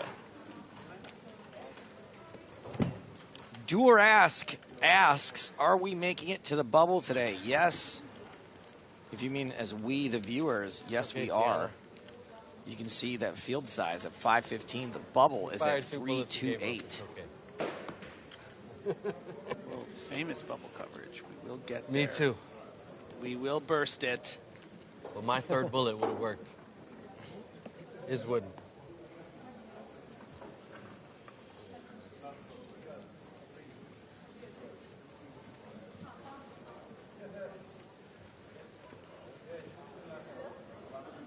GTO Noob says, Lex saying this is a ton of information for the table kindly means that Savio might be some kind of wreck. Why did you ruin it for him then? We're all very impressed. You could suss out Lex's very delicately worded comment. That's me, just always saying the opposite thing.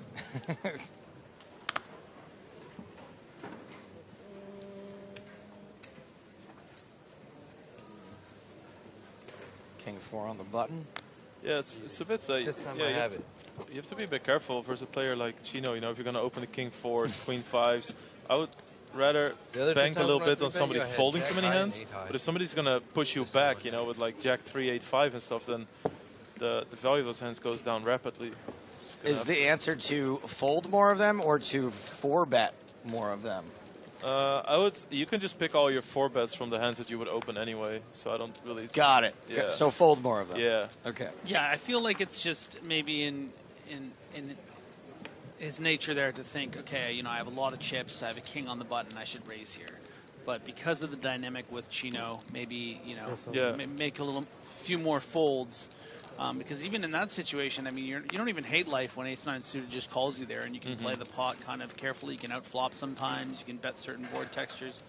But Chino's not even giving you that opportunity because he's taking aggressive action and wants to establish, this is my table. I don't care how many times you got ace, king, and kings, and that you have over 200,000. Like, I'm on your left, and I'm going to make your life difficult. Yeah.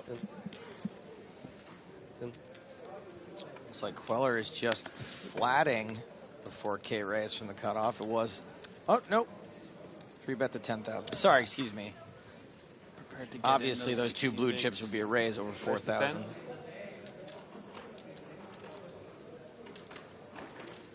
Nightbot trolling me by sending through the chip denominations now. Thank you.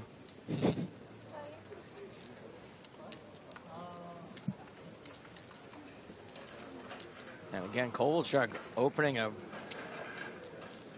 fairly weak hand from early position with a fairly short stack and gets 3-bet out of the pot. Just gotta say, the Oakland Athletics are a pretty miserable baseball team, so it's really fitting to see this guy kind of like not being able to get a break wearing that hat. They're just such a bad team.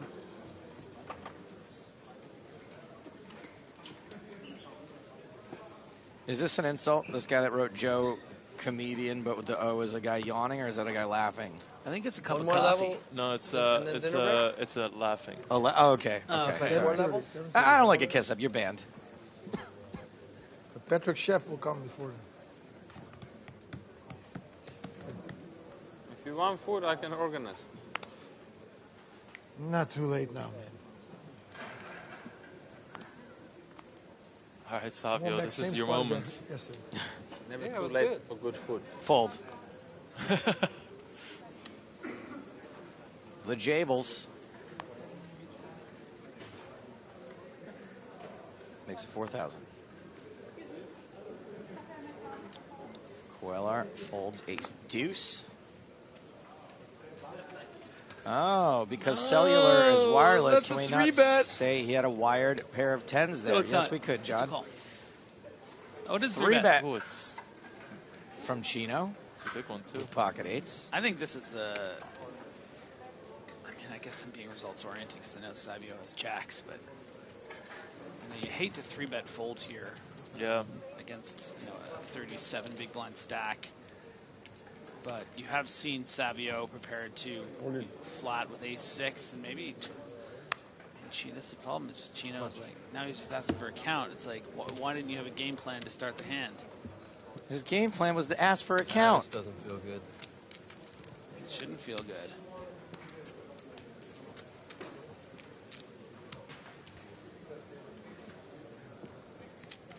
I hope he says, I should have just called. Giumas says, such a bad 3-bet. He probably thought he had ace-6 again. 72? 56 more. This doesn't feel good. This feels bad. Sorry, thank you. Wish I just called. There it is. Got him, boys! Chino makes the call and has gotten it in pretty bad here. I mean, in his defense, you do see somebody play ace-6 offsuit in a spot where you don't see it very often, right? So, Yeah, I mean, look, he got information. yeah. It just happened to backfire on him in My this friend. particular case. Sorry. Here's the plan. The backup plan is to hit an 8. Yes. That's the real plan. And the flop is 8 in the window. He apologized. He apologized, Lex. I mean, at least he apologized. This is a shame. No backdoor outs for Savio. 2 outs and 2 outs only. And I'm being told by chat it was the case 8. Told it. There Thing, if I goes call, you go Savio. Wish I just called, but You just wanted to make sure all the money went in. I just want to make sure all the money goes in. Chino doing Chino things and Chinoing the ream out of someone. I love how Chino says, well, I mean, what's the Window. difference if I would have called all the money would have gone in anyway? Yeah. Like a little needle, He you just know? wanted to make sure. It's almost like he took the apology back once he saw the flop. Exactly, yeah. Like, sorry, why you say sorry? He wasn't sure if the there's turn the and river was going to be safe, so he wanted to make sure all the money got in pre. Yeah. Now he's taking the fold, bro. He's mad. Just your typical one-outer. He took 2 folds. You've been reamed. Wasn't happy. Don't play the PLO. Good luck in the PLO, sir. Wish I could play that. Is that a common needle as people are leaving? Good luck in the PLO. Yeah, I used to sometimes. There would be some people like, for instance, if you bust a big tournament and somebody will just like, good luck at the roulette tables, you know, something like that. You know. Wonderful. Love to write, reminding us Finton calls pocket eights the hottest hand in the game. Yeah, that's true, actually. Yeah. We used to say that years ago, that eights were the easiest to make a set than any other pocket pair. Snowmans? Yeah. The snowmans. Nom nom. Nom nom. Bruno says if he didn't play that ace-6, he'd probably still be in the tournament. Yeah, if you didn't win the pot with ace-6, you'd be in, buddy. Yeah. That's kind of funny. Oh, boy. Oh, boy. We might be seeing two old-school brawlers taking it to the streets. 3-bet Patrick Antonius. And there's your fourth ace. Ace-6, oddly. Folded this time. No, with ace-10 suited. Not likely to give it up. 40 big blinds. Deep. Doesn't feel like a shipperoonie. Oh! Oh! Wow. Does give it up. Yeah, I was going to say it's tight. Where was it?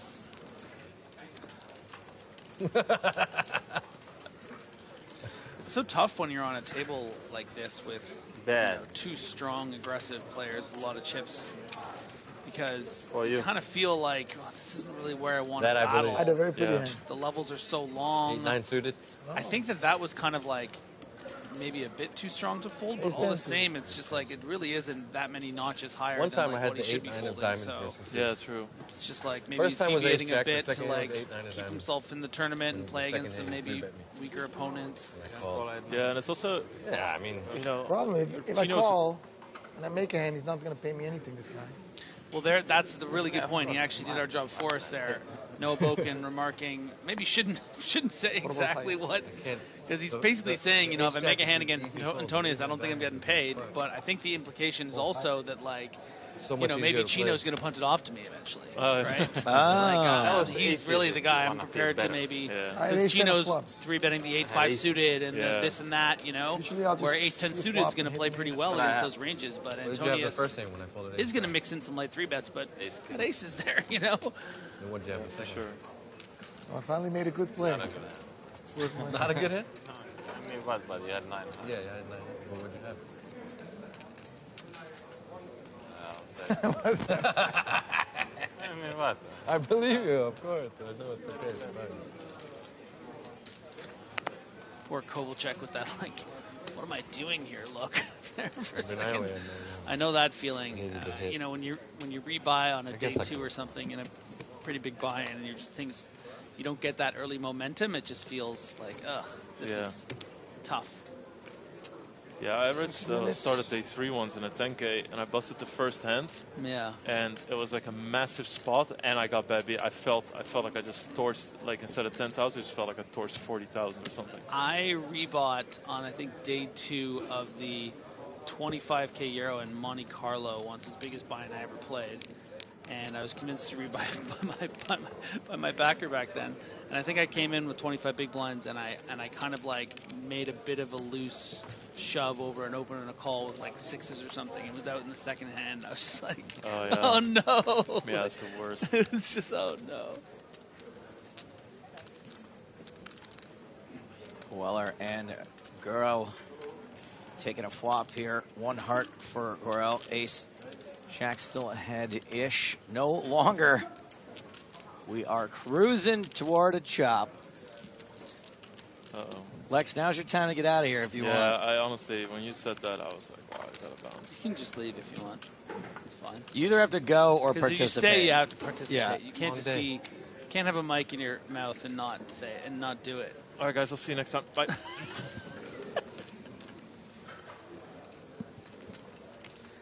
Lex is genuinely leaving. Gonna bounce for the last 5 minutes of the level. A man of principle. You kind of admire it. Hold on a second. If someone bets and the other person folds, you might have to come back for the last 4 minutes.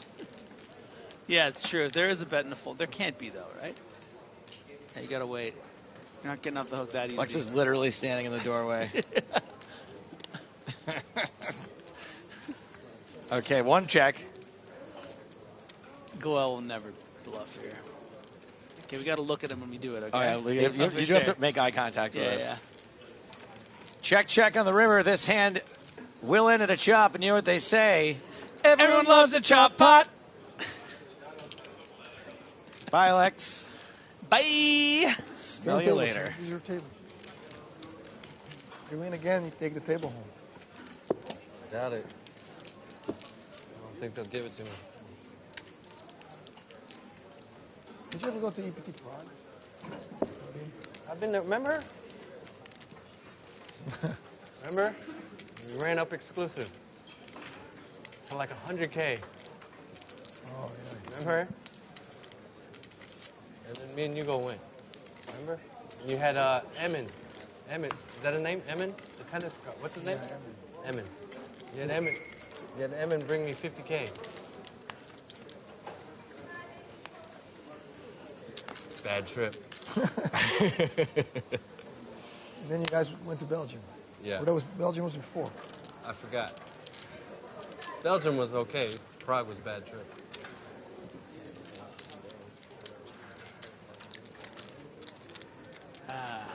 Bringing 50K to Chino Ream. Prague, yeah.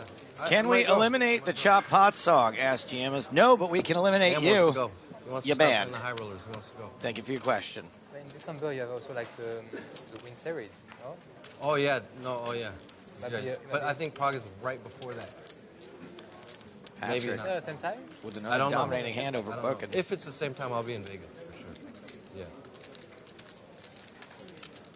Can I see your chips? Like 180.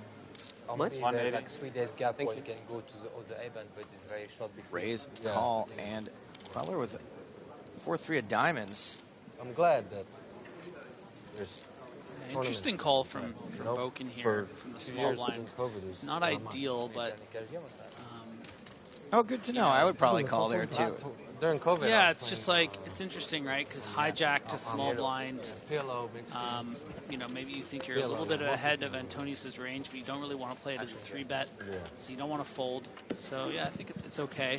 Happens to be, you know, just notched by the ace-jack, though. Notched by his jack, which is notched by a pair of 4s.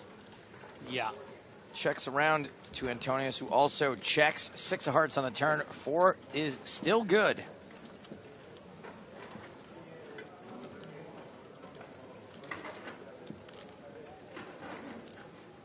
Yes, Fitzy, I did enjoy the poker in Scotland. I have to say, it was maybe one of the only fields I've ever played in where I felt like a favorite. However, I had a bounty on my head, Griffin. And when the bounty on your head is equal to second place money, there's no chance you're ever going to get anything through. No. Yeah. So you were forced in a lot, and it's been fun. A lot of showdowns. There was a lot of showdowns. I was all in 3 times, and I lost all 3 times. You were a favorite in the field. I was a favorite in the field. Yeah.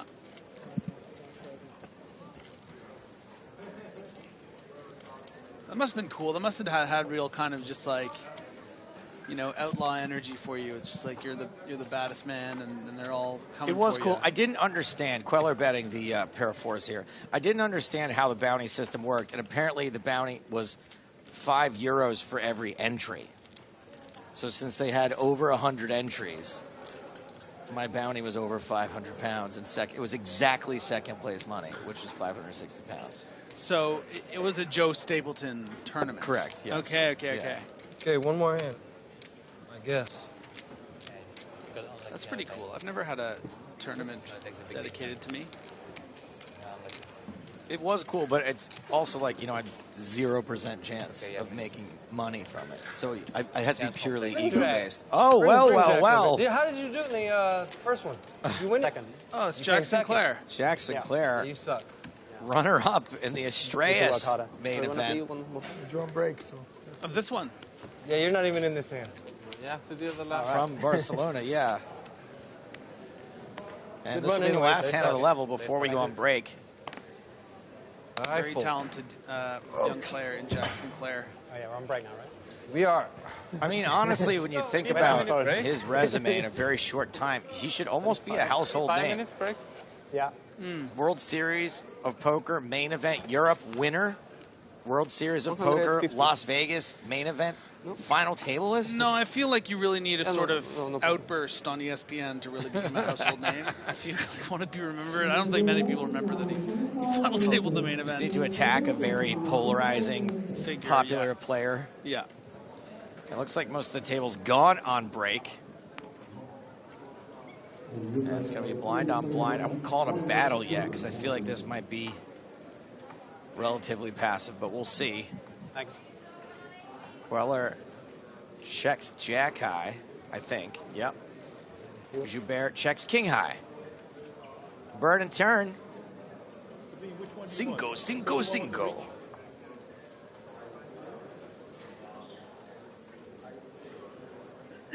You know, sometimes when I'm watching a final hand here, like from the rail, and I've been playing at the table, I'm just thinking, I wonder if either one of these guys really needs to go to the bathroom.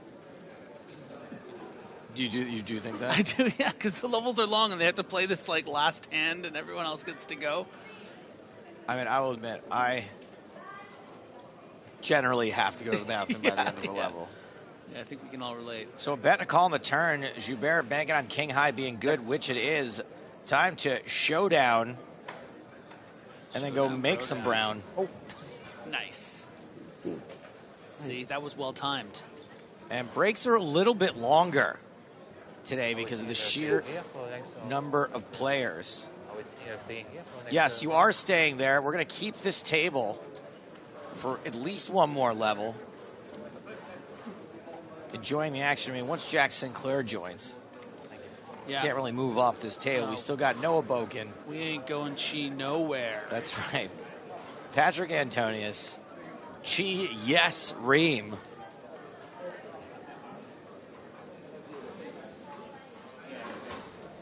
And we're going to see some chips before we go.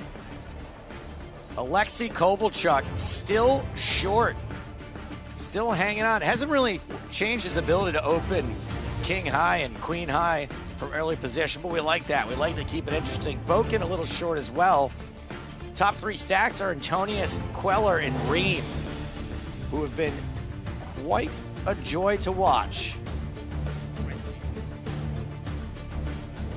489 players remain right now.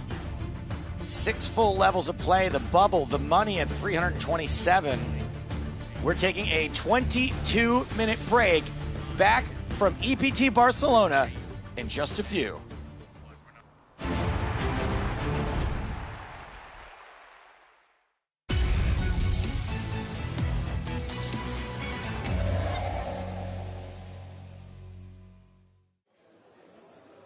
Ace-10 suited for Patrick Bruel. Over his shoulder, Howard Swains reporting for the PokerStars blog. James, would you say your favorite Patrick Bruel song is Casser la Voix or Cuire le Doigt? It's really hard. I mean, it's a race, really. One's probably 50.1%. It is really hard to choose a favorite. Patrick calls. Pocket threes for Greg Dyer. And now how do we feel about the in present day standards without ripping Patrick Bruel apart? This is raise, re-raise, flat with ace-10.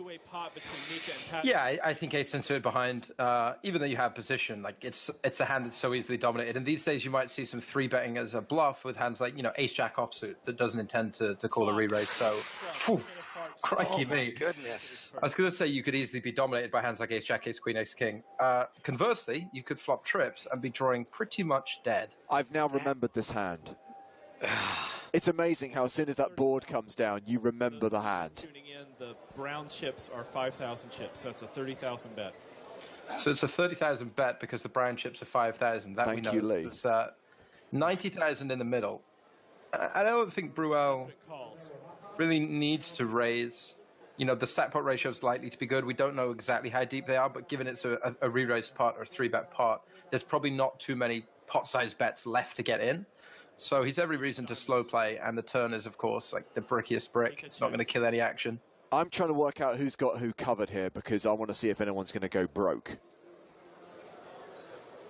It looks like Bruel has Passon covered.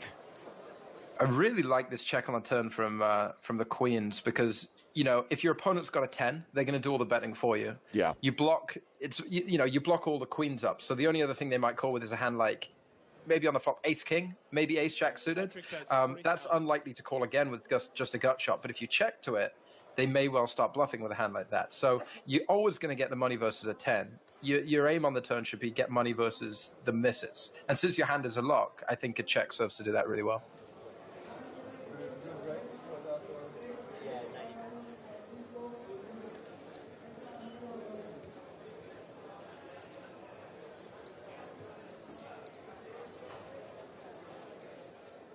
Well, this could be 3-2-1 blast off then.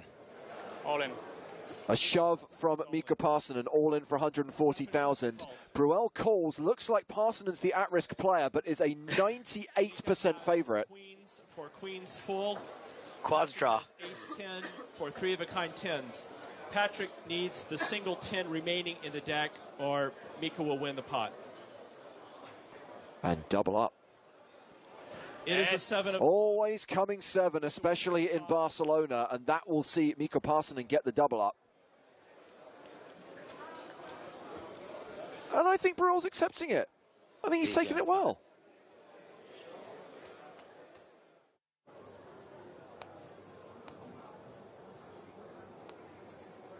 King 10 for Jedlička. And he is going to call. So it's a complete from the small. Sarah's checking his option with 6 deuce. Nicholas in the small blind and Juan in the big blind. Our flop is 7 of clubs, 10 of spades, 9 of spades. Greg Raymer on the mic. Top pair for Jedlička. Gut shot straight draw for Maseras. In terms of connecting with the board, although he has a gut shot, Maseras' 6 deuce is probably about as miserably as you can connect, like bottom end of the gut shot. But blind versus blind, obviously, I think his call here is not necessarily to try and roll an 8. It's just to try and, you know, peel one off and potentially make some plays on the turn when check to. And he is indeed check to, even though Jedlička makes top 2 pairs. It's going to be so tempting to bluff now. Juan bets a stack of blue chips. How much have you got left? Immediately asks how much he's got left. Seems like a pretty strong signal. Strong is weak though, right? Who knows, in this era, we could be flip-flopping all over the place, but... Was Mike Caro in vogue in 2007? Yeah, that's the big question. That might have been the first time someone asked how much you had left and genuinely just needed to know. 5 of spades for the river. 5, 6, 7. There's still a gap there, isn't there? Nope. Still a gap, but the flush does fill. I feel like if Jedlička does check again, we could see some bluffs from Maseras. It looks like Jedlička might be considering leading now.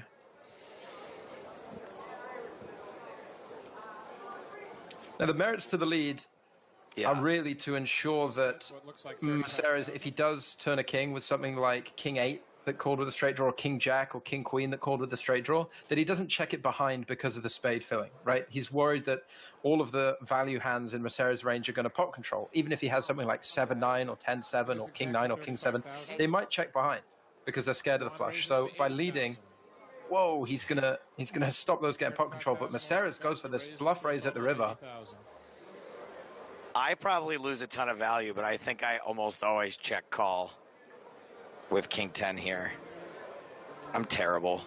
I mean, there's definitely some merit to that too. Like, you'd encourage a bluff from something like 6-2, so you'd encourage a bluff from something like Queen 8 or, you know, 8-4 suited that came along blind versus blind. So I don't think checking King 10 would have been terrible. Actually, I think once I checked the turn, it was probably be my preferred line as well. This is a really, really aggressive bluff from the 6 deuce, though. It's a 6 spot for King 10. There are like lots of really annoying ways you could have lost this hand on this river.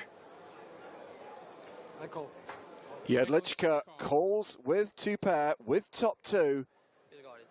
And Macera says, you got it. Wow. I want to see his cards. He shows the 6 of spades and 2 of clubs. Nicholas shows the king of hearts, 10 of clubs for top 2 pair. 2 pair is going to win this pot. Over 200,000 chips. Nice try, Juan. Tried to pull a fast one. Trond has checked. Trond might be my favorite name. It's like a name like they'd have in a video game. Designed by people who don't know what first names are. Like a Street Fighter character or something. Trond McNary.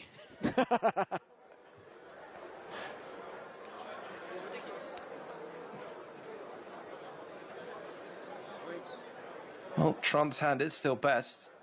Looks like he's going for raise on the flop. That's Macera's chips. Yeah, that is a 3-bet. And I don't think that there was much editing there in post. I do think that Macera's response there was almost instant. And I definitely think this is the strategic era of, well, if he had a 5, why would he ever raise the flop, right? Whereas these days, if you have a 5, okay, 6 is laying down, but Ace-8 gets it through. And this could be one of those from Trond where it's like going to raise, see where he's at, right? 5-5-7. Hand needs to be protected against those high cards. He's going to raise to see where he's at. Then Macera's moves all in and he thinks he's behind. But actually, another situation, as we've seen quite a lot in these early EPTs, where he's laying down the best hand to get to the rebluff. If you have a 5 on left, if you have a 5, he take you to the candy shop. Make you lick the lollipop. Oh, my God. Oh, I do enjoy having Mark Telter on a feature table. It's offensive, but only because of diabetes.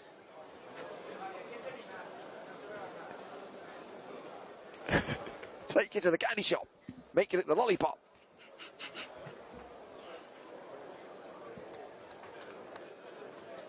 Action on over to Davide Katai, who honestly doesn't look all that different.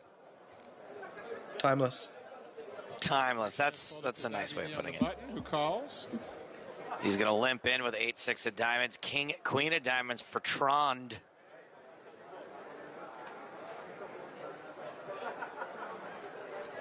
Trond calls 5,000 more from the small blind. Option Who for just calls from the small blind. Given some of the aggression we've seen from him, a little bit surprised not to see the repop, as they say.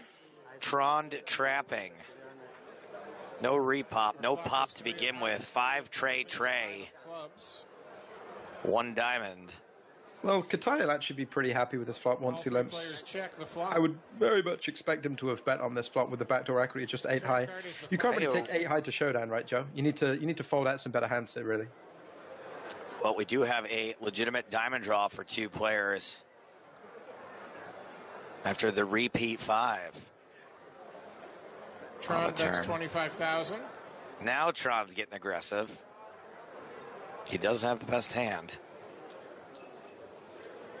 Bruel with just the Jack-4, 1 player bet, 1 still to act. He folds. And back to Katai, who does pick up that flush draw. Of course, we can see that it is a dominated flush draw.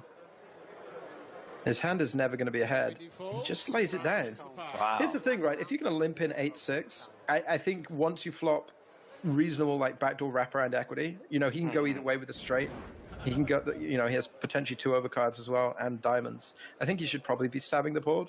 And certainly if you turn a flush draw, you might have to do something other than fold. Otherwise your limp pre-flop becomes a little redundant, right? Like what's your game plan? I hope you noticed, Joe, that we're now at your favorite blind level, 5,000, 10,000, especially in an era where we didn't have graphics to do the big blind dividing.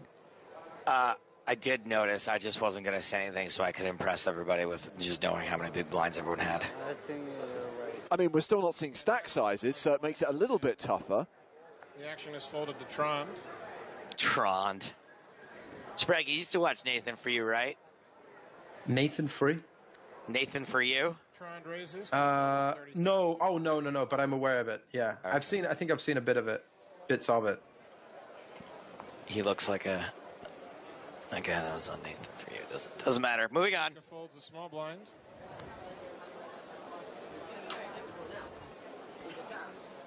This looks like it's going to be Eidsvig versus Junglin. Trond is open with Queen Jack. Adam with Ace 10. You know, I've heard for years about this Junglin man. I had no idea this was him. This is the guy that had the big bet with Durr? Yeah, I believe so. Adam re-raises to 110,000. Didn't he do some pseudo porn video recently? Yeah. Yeah, I never watched it because I don't really, not into that kind of thing. But No, I didn't stay clear of that filth, but. There he is, the mysterious Junglin man.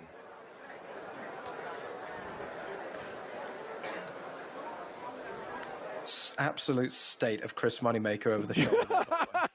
Absolute. It's horrible. Why do they make us look at it? But do you imagine what the conversations were like in the marketing department at Stars? We need a really good shot of Chris Moneymaker for the banners on our live events. This is the best we have. Is there anything you can do in Photoshop? Anything you can do? We can kind of give it a slight red tint. This is the same like media selection that leads to Lex Valdez looking like he's in the Backstreet Boys. That picture of him in the white shirt and the white background with his head in his hands. That's what gives us these legendary images. The only thing better than that image is how much Lex hates it. Oh, despises it. Well, this is a 4-bet from Queen Jack going one-on-one with the Junglin man. And here we go again, another instance of that big sizing pre-flop, right? So I think he invested 100K or upwards of 100K, has 200K back. So it's just a huge committal on any of these like light decisions, which puts you in an awkward spot. Nowadays, you'd 3-bet smaller, you get 4-bet, you got an easy fold, you're probably dominated. Here we can see that he's not, but most of the time he would be. I think if you're going to 3-bet this hand, it's with the intention of folding to a jam. But now that he's invested 100K, decision becomes closer. Because what if your opponent's jamming 9s? What if your opponent's jamming 8s? Or like rebluffing Queen Jack?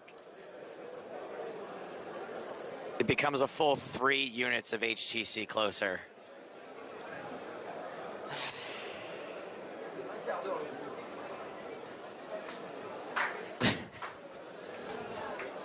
I have no idea what he's going to do. I don't think he does either. But I think that's the thing. I don't think he knows what is correct to do given the price that, that he's getting. And if these cards are different, we could see this as an absolute disaster, right? How easy is it a 4-bet to be up against Ace Queen, Ace King, Aces, Kings, Queens, and dominated? But he's calling it off. He's getting away with it. He's in ahead. So Junglin Man is all in and at risk. He is ahead with Ace 10 against Queen Jack. Great call, but Adam is still only about a 60-40 favorite, maybe a little less. Thanks, Greg. Clubs, 8 of spades, ace of clubs. Greg, very excited by that flop. Spades, that doesn't change anything. Tron still needs a 10 to make a straight. Otherwise, Adam is going to double up and win a huge pot. Thank you, Greg Raymer. 6 of clubs on the river. That's the double up for Junglin Man. 600,000 chips in it, over 600,000. Complimented by Mark Telcher for making an excellent call. So a reminder at this stage, 2 tables remain. Playing down to the final table of 8, who will compete for a first prize of 1.17 million euros. I think there was a hair on his cards right then. You.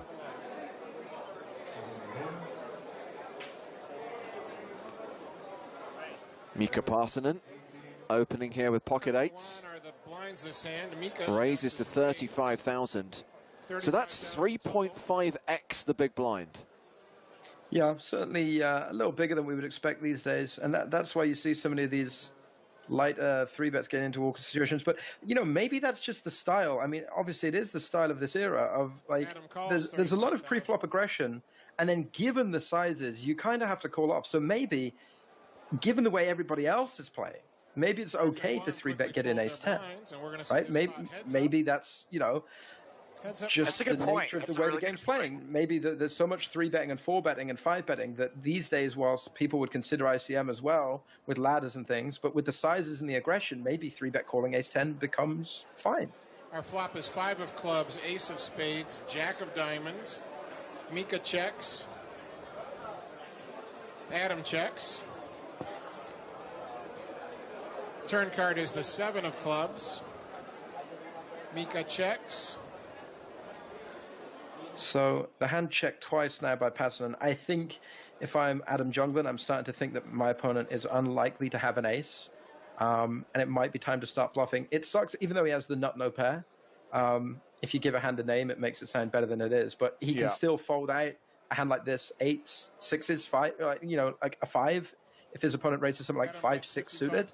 So I don't think he has quite enough showdown value to want to check behind. I like the fact that he started to bluff.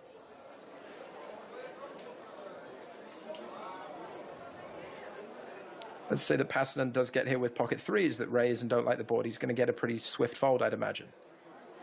Yeah, I think the large raise size pre-flop is kind of indicative of the type of hands that Passanen has. I don't think you're making it Mika that big 55,000. with We're going to see the river card. your ace kings and ace queens. I think you're going to do it with your maybe your bad aces. You're going to do it with pocket pairs. Hearts on the river.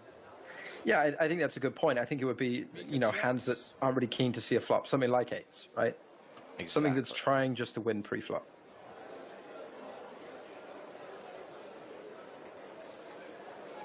And I think if you're going to bet the turn as a bluff, you kind of have to follow through on the river. Your opponent is going to get here with 8s. They are going to get here with a jack. Something like jack 10 suited is feeling pretty uncomfortable at this point. The only thing working against you is whether Passanen thinks that Jungland would bet all of his aces on the flop.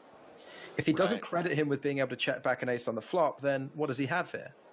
Right? He's probably just checking back a 7 on the turn, trying to show it down, so he can't really represent trips. If he doesn't check back any aces on the flop, he doesn't really have an ace ever. What about hands like king jack and queen jack? I definitely think those are possible. We saw Jungland check back twice with queens before in value bet thin, so he could have been value betting a jack, which is even more reason for the 8s not to be too happy. But Passanen makes a really big call here, a really, really big call here. Tell you what, we're seeing some really good play in these late stages of this event. 480,000 chips in it. 480,000.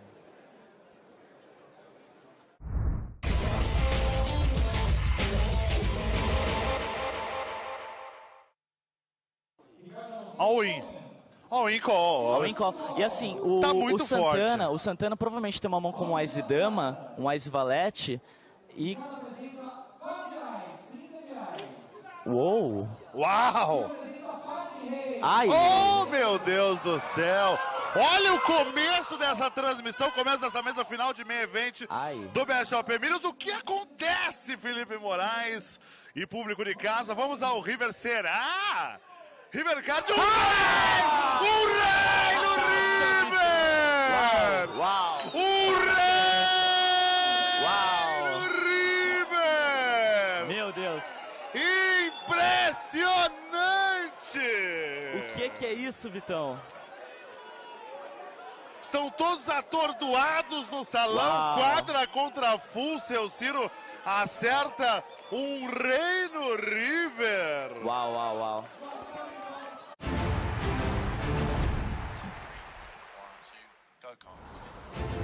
Welcome back to Barcelona and the PokerStars European Poker Tour as our live coverage of day 2 of the record-breaking main event continues. 2,294 entries, just shy of 800 players survived to the start of day 2. We come back from the second break of the day with 487 remaining. Today we will play into the money and beyond. These are the chip leaders coming into the new session. It is Ramiro Patron who has the biggest stack right now, 575,000. Start of day chip leader Stephen Kehoe is still in the top 5. I am James Hartigan, alongside me is Nick Walsh. Hello, hello. Thank you so much for having me, James. And we're keeping the same lineup on the main stage, Nick.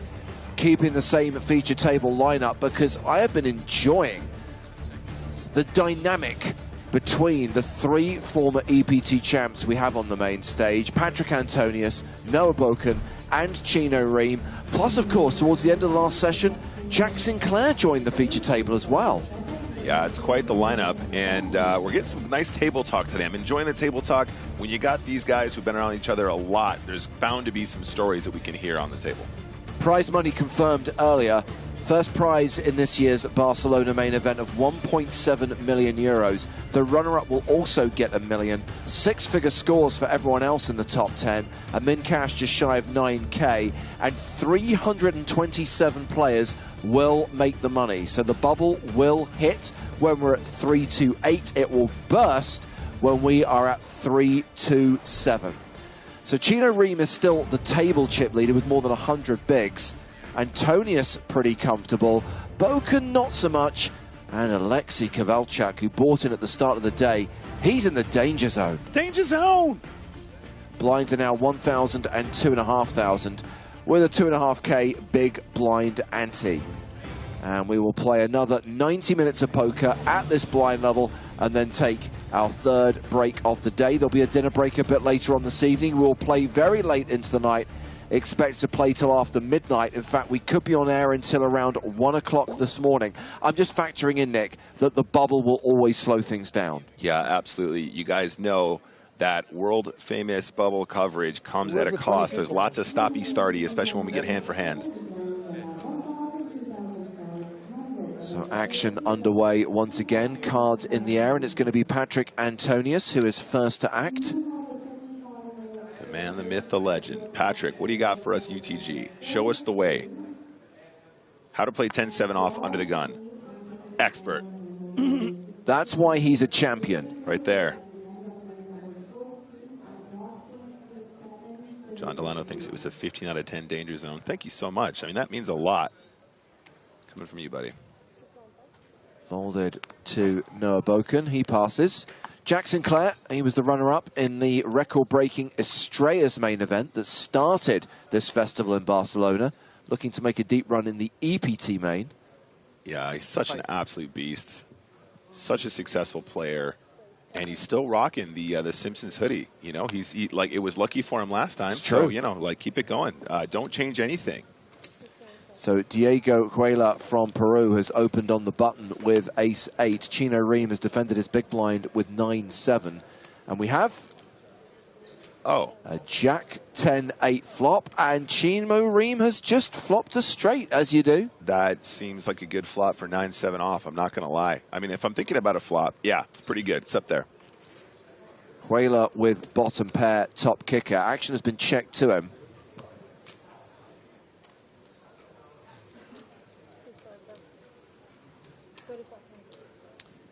You know, I'm not even sure if I like the bet with ace-8 here. It's such a weird texture. You're going to get check raise as a bluff here a bunch. And then obviously also you're just going to be up against plenty of hands that either have the best hand now or have the best hand plus improvers. It's such a wet texture. And sure enough, snap check raised. Yeah. I mean, it's one of those boards, though, James. If he is check raising as a semi-bluff where he's got some kind of a draw, it's usually like a really good one. You usually have like 2 overcards and a gut shot, or you're up and down with possibly backdoor clubs or something like that. Flop the nuts. I almost choked. That was pleasant. Where's the rest of the pot? He didn't have anything. There's no more pot. Yeah, and I actually don't mind the check raise from 9-7 there. Like I said, it's not a texture where I think a lot of people are going to bet for. They're usually betting with something that they want to stick around with. And, you know, in an ideal world, he might have like top pair and then up and down straight draw or something like that, so you get max value. 2 pair, a little bit easier to fade. So Chino won the PCA in 2019. Patrick Antonius won the EPT in Baden in 2005. Earlier that year, Noah Boken was the winner in Copenhagen, denying Ram Vaswani his second EPT win during the first season of the European Poker Tour. Jack Sinclair, of course, made the final table of the World Series of Poker main event in 2017. The following year, won WSOP Europe for a 7-figure sum.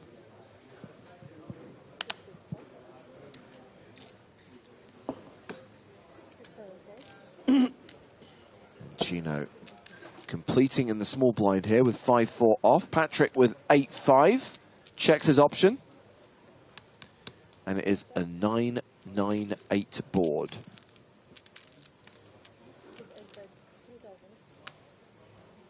I have a 9. I have a 9. Do you have a 9? He did not have a 9. Yeah. I had an 8.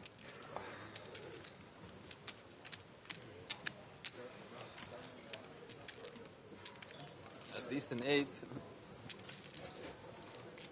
I was playing Baccarat.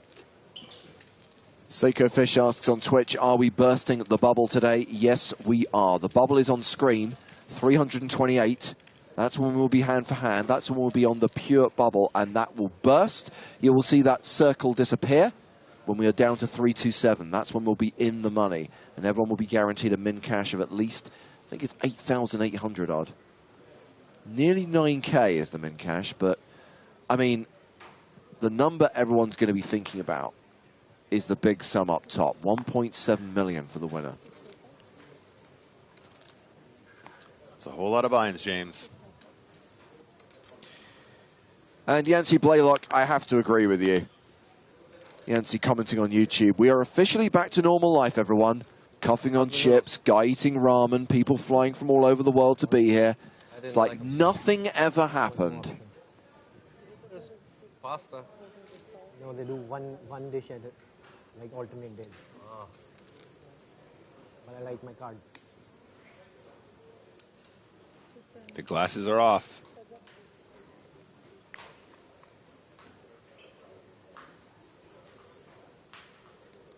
King 7-6, all spades. So we just saw Chino Ream flop a straight. Now he's flopping flushes, Nick. Yeah, and it's a 10-high flush, too. Shows the ace, I assume, and mucks the cards. I like my fucking cards, too. Fuck. Oh, wow. What, I can't show a card better than an ace? You're right, I can show 2 cards way better than it. You're right. Way better. When you said I like my cards, I couldn't say I like my cards either. But I like that flop. I like 10-4.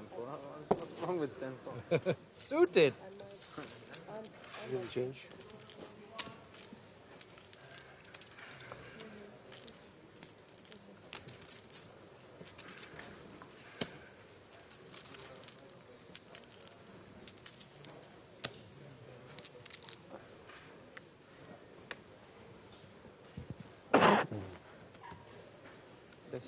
Few eliminations from the outer tables at the start of this level. 481 remaining now. And Noah Boken first to act, under the gun with ace-queen.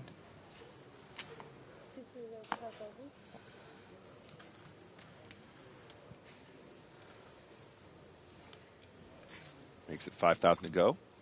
King-jack of clubs for Jack Sinclair.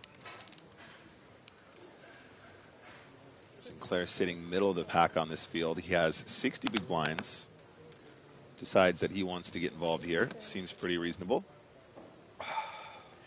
Lepson, you need to understand the rules of bad lookalikes, my friend. Saying Jack looks a bit like Dimitar Danchev. No, you can only compare poker players to people outside of the world of poker. People who are mainstream famous. Yep, them's the rules. All right, so we're going to see a flop here. A little bit of a 60-40 here. It's pre-flop. Jack 9-8. So top pair for Sinclair. They do have the pasta today. I did have it earlier. I mean, none of the options are so good, but put something. Ace-queen decides to check. Top pair, you're going to want to do something here.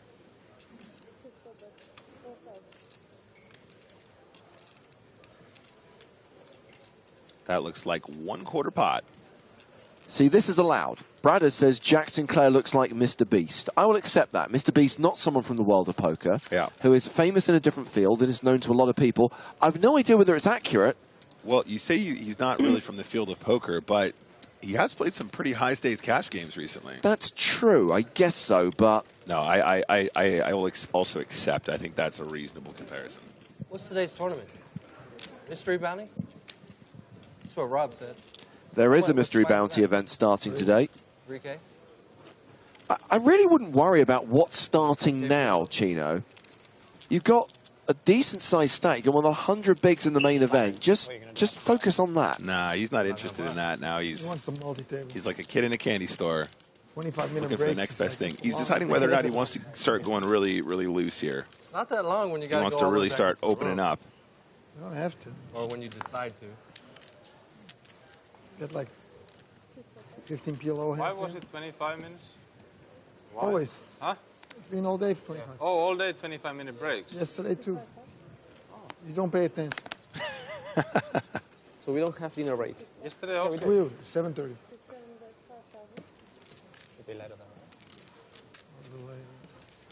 So normally the break would be around 20 minutes. They've extended the breaks because of the sheer number of players who have to get in and out of the room at the end of every session. Yeah. And pressure on the refreshment facilities, pressure on the toilet facilities, just... I think that's reasonable. When I think of World Series of Poker, I think of people literally sprinting down hallways in order to maximize their time at set facilities, and it's not a pretty sight. When you're playing for like more than a 1,000-pound bind, you want to have a little bit of civility in the halls, you know? Yeah. King 9 on board. 5's still good here for Girl. I know a lot of people find it frustrating, Nick, that we stream on a 30-minute delay, and we have to. We're cards up. We have to protect the integrity of this huge tournament. But one of the single biggest advantages of the commentary being 30 minutes behind is that we don't go on break the same time as the players. Right. So by the time we go on break, the cleaning crew have just been in. Yeah. They know what becomes of those toilets during the 25-minute break. And as soon as the players are back in the room, they go in and they... Yes, it was funny. There's a team of like 4 or 5 of them. Yeah, I know. And so we get the refreshed facilities. And then Susi's like, wait, my timer, we started this massage. There was quite a funny Simpsons reference there in the chat just now.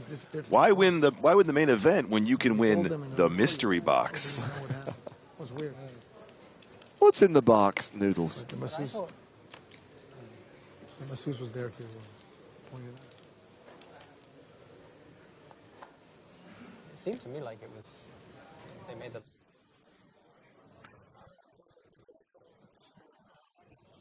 Under the gun. Quayler folding ace deuce.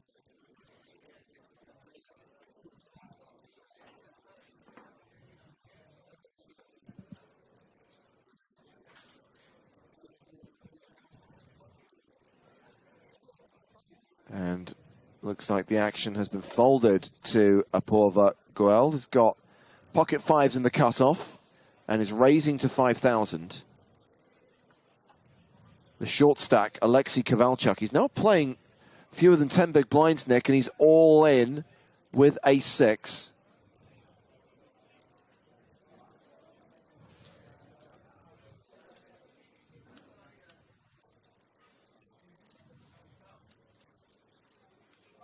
And I think we have a call here, which means that we have a race situation. Kovalchuk with the overs. Girl with the pocket pair, and Kovalchuk, the at-risk player.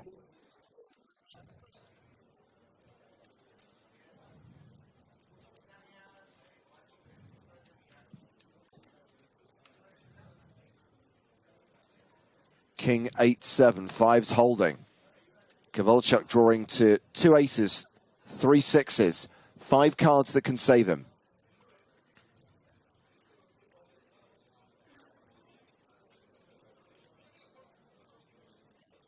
And now Kovalchuk down to just 2 cards. 4 cards, rather, but the 2 aces, the 2 5s. Queen, no good. And Alexei Kovalchuk is eliminated.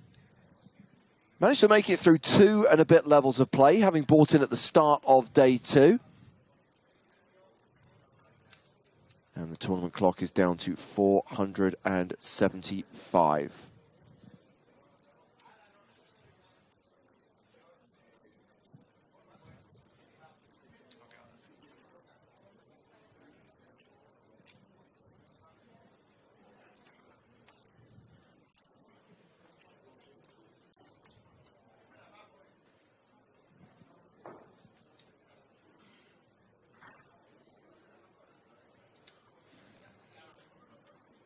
What a time to hold.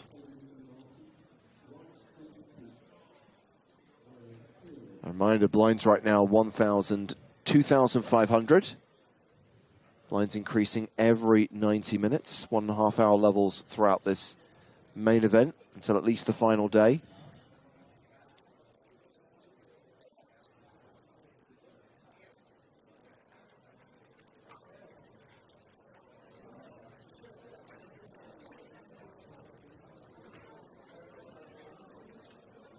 Noah raising the button with ace-deuce. Jack Sinclair with ace-king in the small blind. Yeah, Jack Sinclair here starting the pot with about 62-ish big blinds.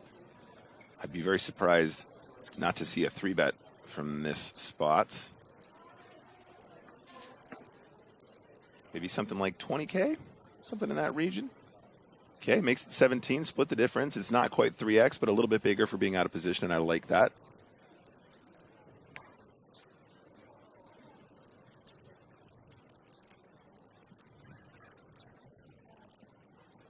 And taking it down. Yeah, it's a pretty straightforward open fold there, I think. Sorry, open and then fold, not an open fold. From the button, and Sinclair is awarded the chips and also the dealer button. Now has absolute position in the next hand.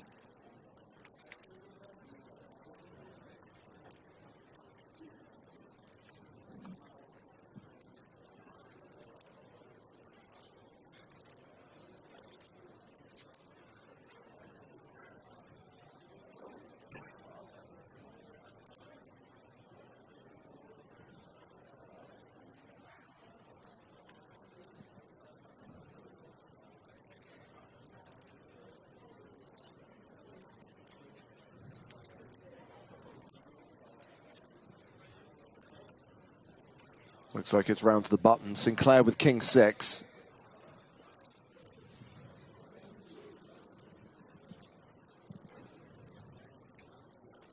Makes it 5.5 to go.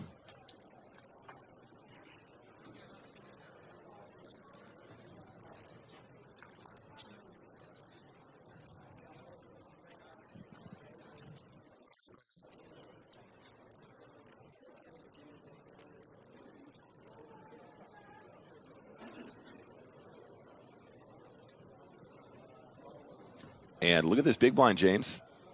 Gilbert wakes up with aces versus Sinclair's open. So just now we saw button open.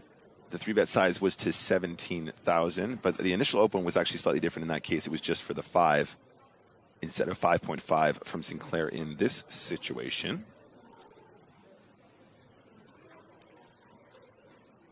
Three bet to 24,000.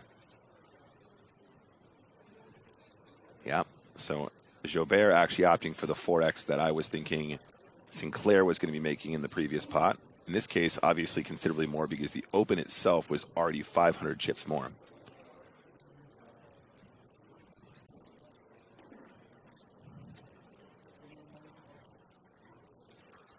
The very serious face of Dimitri Joubert.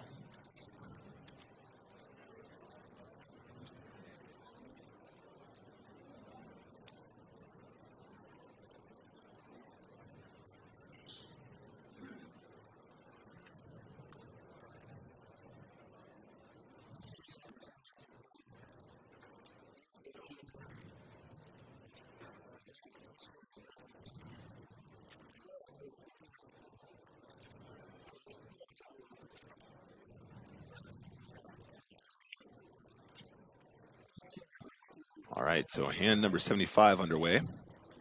Antonius folds, Goal folds, Boken folds, Sinclair folds, and not a dissimilar spot to the previous one. Jack Sinclair opted to play the king 6 from the button, but in this case, king 6 opting to fold in the hands of Diego Cuellar.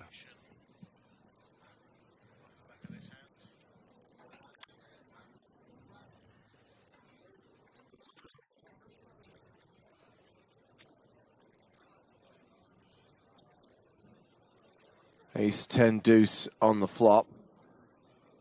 8-7 high, the best hand right now. Yeah, a bit of a weird one. I think it's probably reasonable for Gilbert to go ahead and stab here. Probably going to win the pot quite often. He probably knows that Reem is going to be quite aggressive with many of his ace-X combos pre-flop, maybe even some of his 10X combos. He actually wanted to call. I actually would have loved to have seen the dry float in this situation, but he bets and takes it down easy peasy. Well, I'll tell you what, we're going to head away from the main stage. You're going to pick up some action from the outer tables. We've got Jen Shahadi in a hand against Igor Duthie. Igor is the player with the black face mask. We join the action on the flop. The board is 8-5-3 with 2 clubs. And that is Jen Shahadi betting 26,500.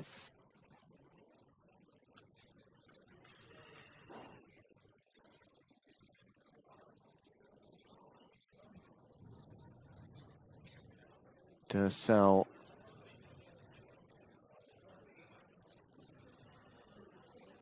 with the decision.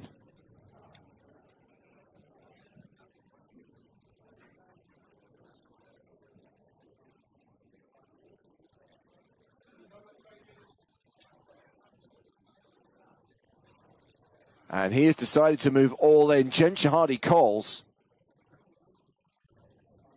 Jen showing king 8 for top pair. Duthie flipping over 8-5 for 2 pair. And a clean run out for the 8-5 so far. Dodges the river as well. And that is going to see Jen Shahadi crippled.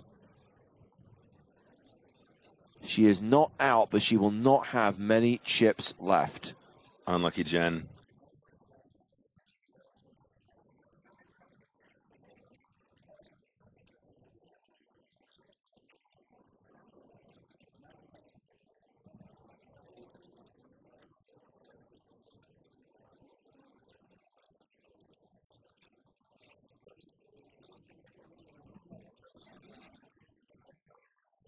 Yeah, so for a moment there, Nick, I think she thought she was out, but actually she just had Igor covered.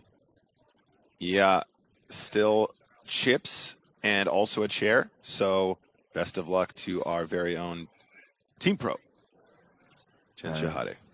Heading back to the main feature table.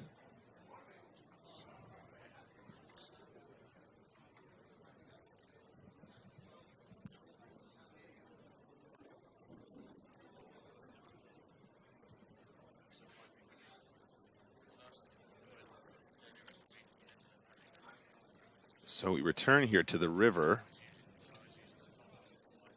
There's been some action. Raheem here with second pair, good kicker. And Mr. Antonius with top pair and a diamond blocker.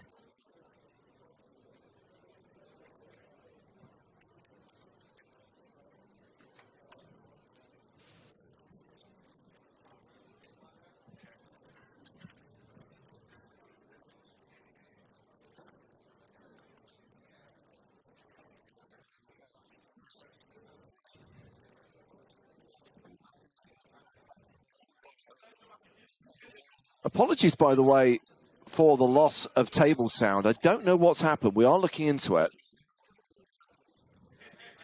Yeah, I'd love to hear what these guys are saying right now myself. I mean, we've seen Raymond in this situation a few times now. When you're playing really good opponents and you've got second pair on an ace-high board, you're going to have the best hand a lot of the time. Antonius is going to go ahead and try and get some value here. It's bet 12,000. Oh, I want to hear the table talk so bad.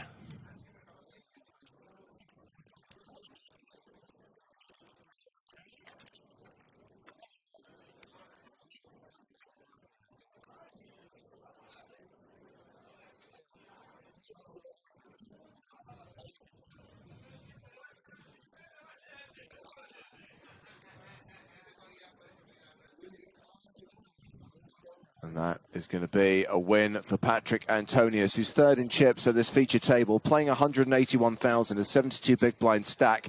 Average stack right now is 150K. Chino Ream, the table chip leader, with 256,000.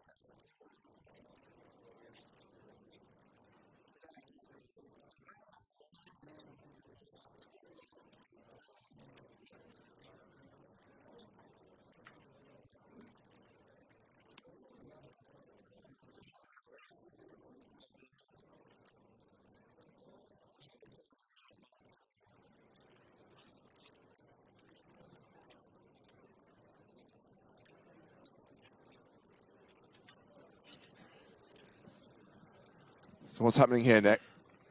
So we saw an initial opening here from Reem to 6,000, called by Go. Deuce 8, deuce flop. Neither player improving their hand, but Reem, as the initial aggressor, continued on the flop and takes it down.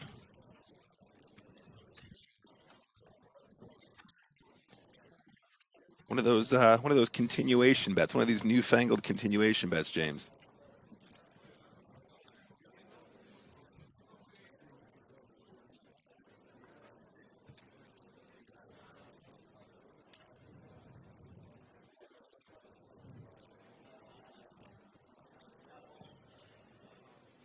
Okay, hand number 78 underway.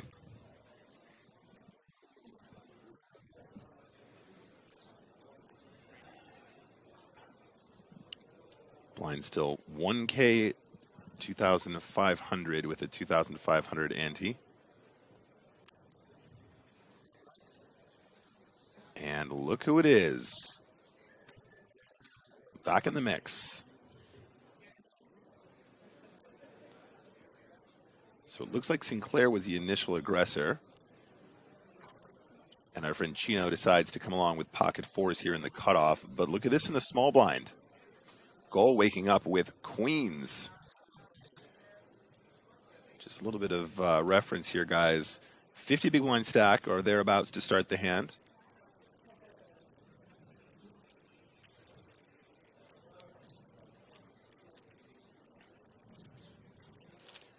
I would be very surprised if we didn't see a squeeze here, you guys. What's the size, though?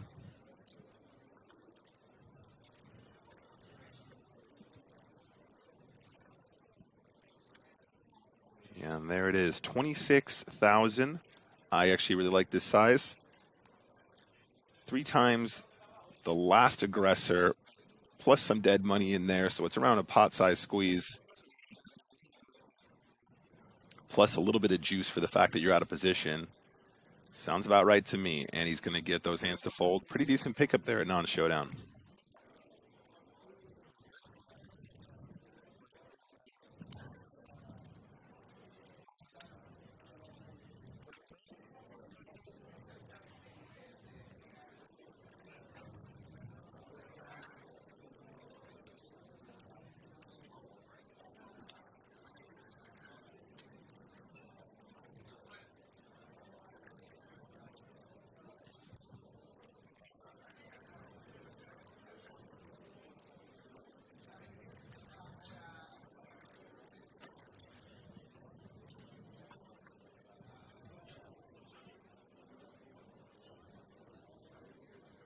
So after the elimination of Alexei, Noah Boken is the shortest stack at the feature table, playing 17 bigs. Yeah, he's got to play pretty snug here. Lots of very able players with chip stacks to wield. We're not on a final table, remember, guys. We're well away from a final table. There is going to be some ICM pressure as we get nearer to the button, but we're still some ways away from that as well. So for the most part, people are going to be willing to get involved.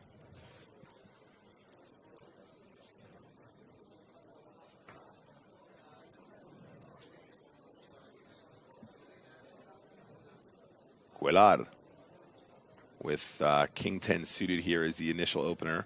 UTG, just a flat from Jobert, UTG +1. And once again, we see queens in the small blind. This time, our shorty is all in. And I believe it's approximately 17 big blinds or so. I mean, Jobert might call once in a while. I think it's probably going to be a fold, though. He's asking for a count, but I'm not so sure. I think he knows his opponent is going to be squeezing here pretty snug. That's not to say he's not going to have some small pocket pairs that he might have good equity against. This is actually pretty close. He has under-repped his hand to a certain degree, so given the position of Boken here, you know, he might convince himself that a call is still the right thing to do.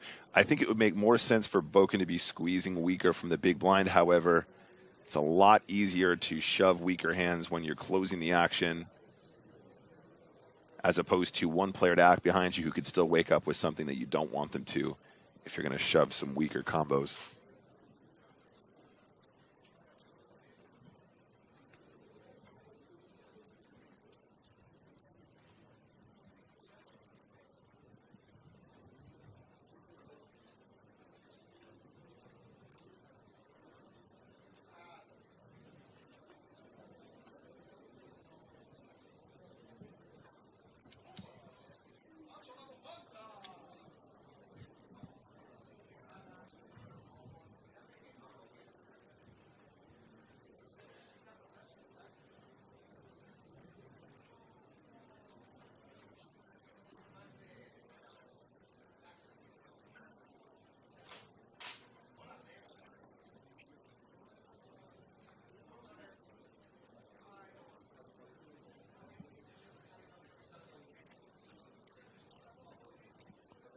And it was called. Wow. So Noah Boken set for a double up here unless Dimitri Joubert can spike an ace.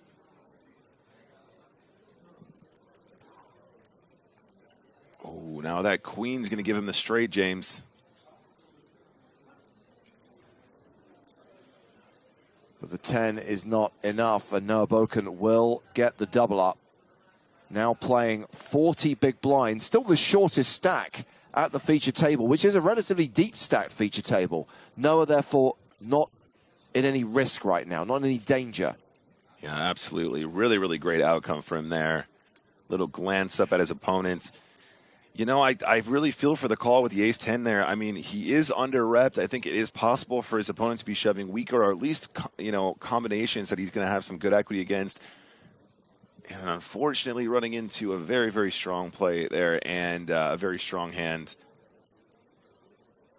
And I think he's going to be happy about that. Up to 40 big blinds. That's more than a double, guys. Lots of additional dead money in there because there was a few players involved with that pot before the money went in. And, of course, also those antes as well, ever present.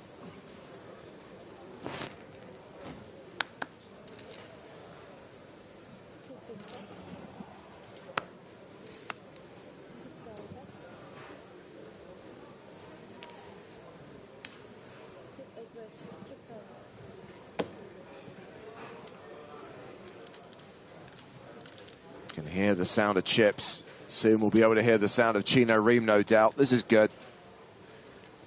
Antonius decides that he wants to open this bad boy up. He's going to make it 6K to go with Jack-10 suited.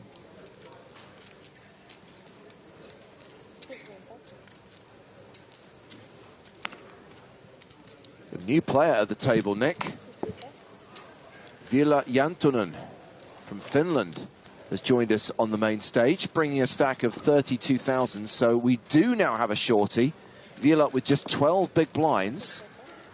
How do you say hello in Finnish, James? Hey. Or more formally, terve. Oh, there you go. Duolingo's paying off, buddy. Well done. Quelar in the big blind. 8-4 of hearts. Still wants to come along and play. I dig it. And look at this flop. 8-4 of hearts makes the flush draw. He's actually the slight favorite here because he has 2 live cards to go with it. Antonius with the gut shot is officially ahead right now with Jack high, but as Nick observed, does not have the most equity. Yeah, this is a relatively straightforward c-bet, like 1/3 situation. They're relatively deep. I don't think you want to size down too much on these boards. He goes for 1/3 pot, easy game. I don't think he's going to get the flush draw to disappear, though. Still a really good price to try and draw. I think just a call is totally fine.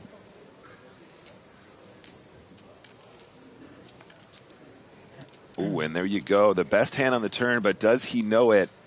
I'm not sure if Patrick Antonius is the kind of guy that slows down on ace-high boards like this. Not when he has a gut shot. Not when he has equity to the nuts.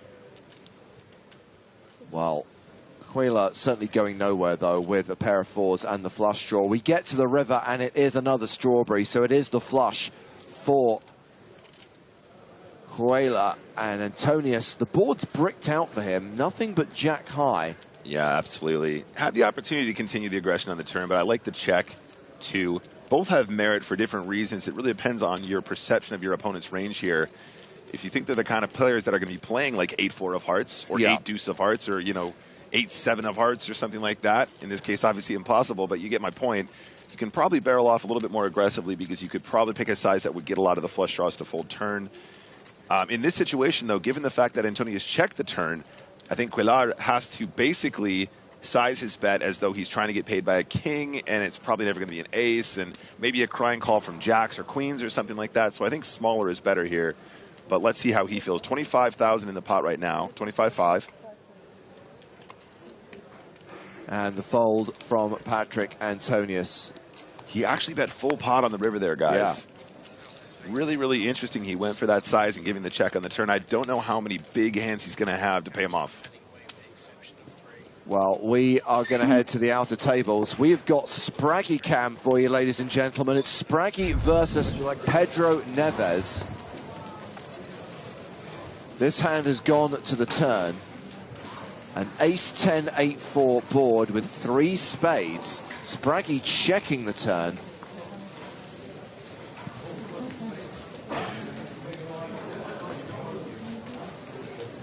And Neves checking behind. River card is the 7 of hearts.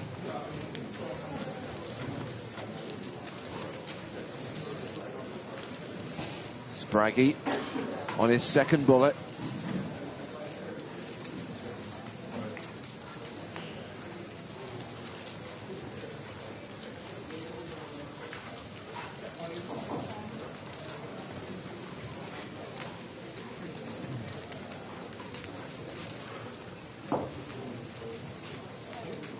Bets 8,000 and a quick fold from Pedro Neves.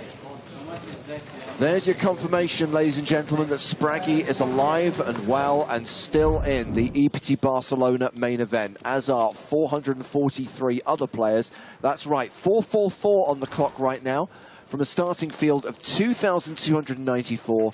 This record-breaking EPT main event continuing to play towards the money. 328 is the bubble. 327 will share in the prize pool of more than 11 million euros. Team Pro, let's go. Back to the feature table. Action on Patrick somehow became a single word. Action Patrick. Actrick. And Antonius is going to make it 6K with ace-king of diamonds.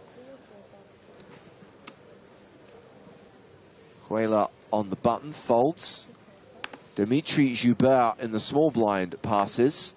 And Chino Ream in the big blind has king deuce of hearts. Probably worth a look.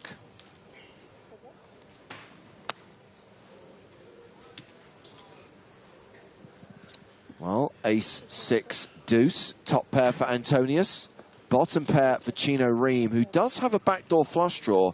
That with the pair means he'll pay the 5K and we'll go to the turn. Queen of diamonds. It's a pretty spicy turn here for Actrick. Yeah, and considering he now has 97% equity, he can feel pretty comfortable, pretty confident. Yeah. It's a really nice turn. I gave you 5K on the flop. I gave you a little 5K gift on the flop. Cheap dump. You already tried to throw it into his stack. I know. It's like so bad. I should have just mucked. So bad. Huh? Why? Everyone knows I lose when I do that, including me. Yeah. He knows. Dealer's just... Every hand that we're in, he wants me to touch his cards. He knows he wins then.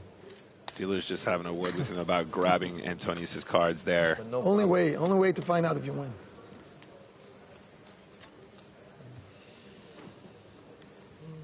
I know we're all having fun here, but rules is rules.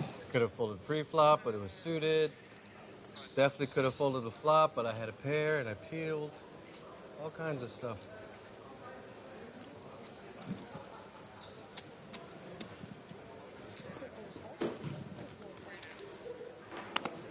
Hello to our new player.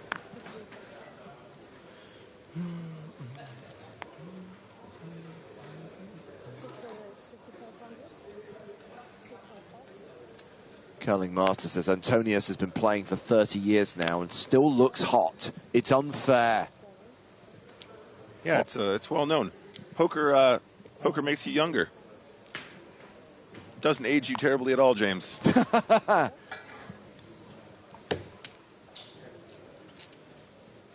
9-8-7 on the flop. Antonius with the open-ended straight draw. Sinclair's 5 still ahead for now.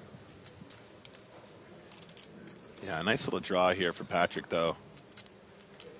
Some backdoor diamond opportunities as well.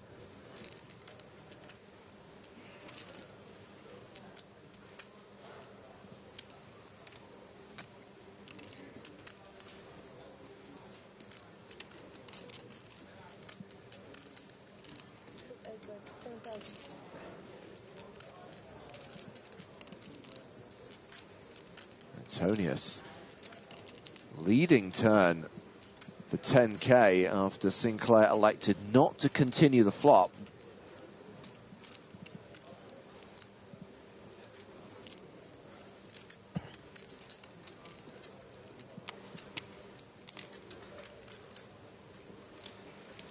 Mr. Sinclair.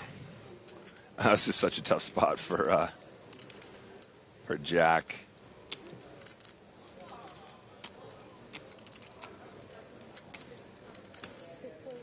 Carlos asks, what chat are the commentators reading? YouTube and Twitch, Carlos. And Tony, watch yourself. You've been warned. I believe that was a bet and a raise from Sinclair with the 5s, taking it down. Very, very nice. Raised the turn, made it 35,000. Check that hand on the stream. Yeah, he knows that one was a spicy one. Yeah. He knew Patrick had nothing, so he's just like raised. Lovely. He's like, I got blockers. I believe that you. Jack Sinclair hasn't yet been to Joe Stapleton's seminar about how blockers are in fact not real just yet. Still using them.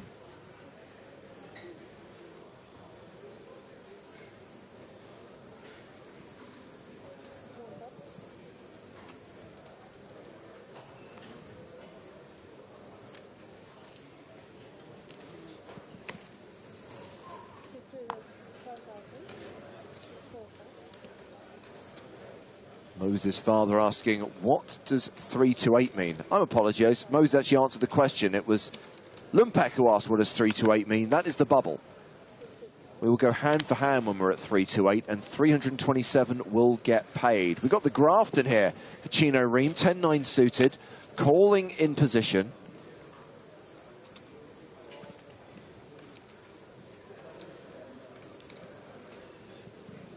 What a beautiful hand, 9-10 suited. 9-7 suited is also beautiful, but probably not as pretty if you know your opponent's got 9-10 of spades. And look at the flop. Ace, King, 5. Top pair for Noah. Chino with a backdoor draw.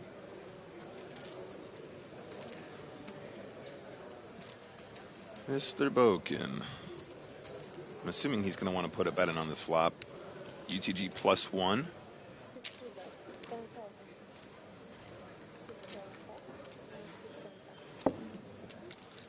Button's right. I was just so scared for your gut shots, you know. No gut shot there, buddy. 9-10 of spades. That was my hand. Back door. Huh? Back doors. A lot of backdoor action.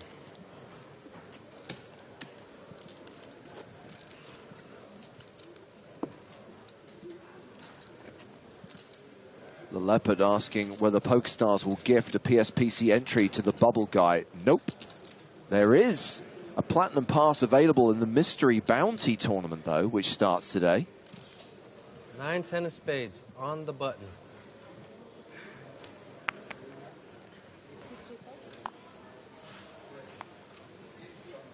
Jack Sinclair, ace-9 off. The opportunity to open here, I think probably a little bit on the loose side. Decides to put it in the bin.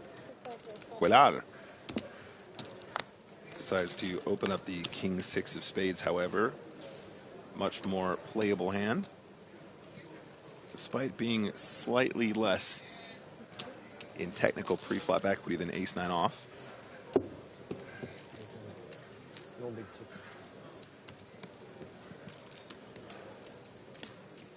All right, a little bit of small blind action. Queen jack of diamonds, definitely one to consider here.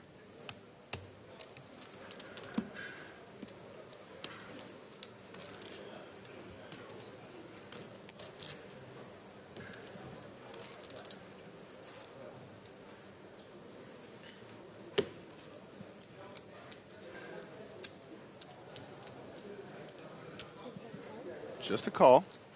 Okay, and then we have the short stack. Viola Jantonen, who decides to fold the big blind. And that means we are going heads up to the flop, which is ace 7-7, one diamond. Yeah, I think it's probably fine just to c-bet this bad boy really small as the initial opener. You're going to get away with it all day long. That's not to say the small blind doesn't have some ace combos that they might flat with here. We have seen a couple suited ace defends, small blind versus versus +2. So now the flush draw for Cuellar.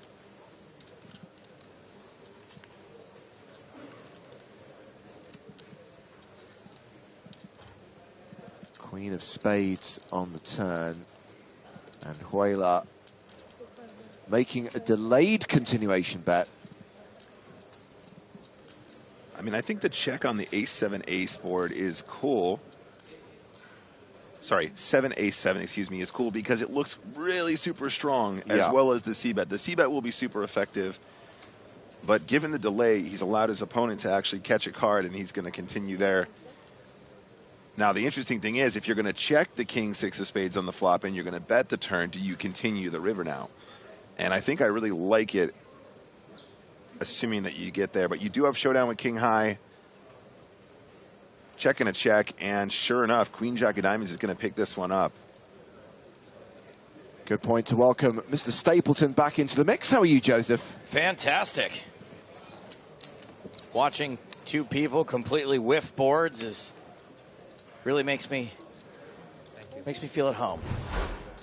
Well, a reminder for our viewers in France, Spain and Portugal that the Galactic Series is back, kicking off on September 4th.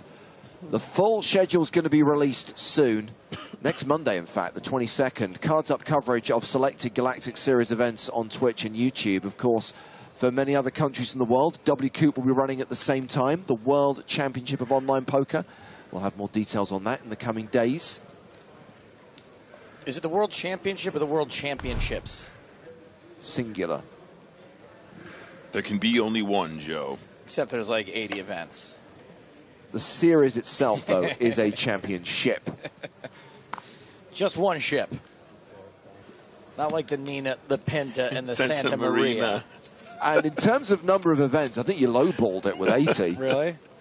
Oh, yeah. Returns to France, Spain, and Portugal next month, September 4th through 25th, with a Sunday million PK on the opening night. The full schedule will be released on August 22nd. Cards of coverage of some of the biggest.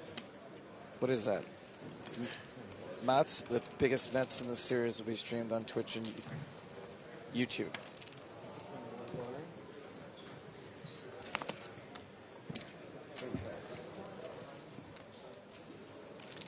Jantonen.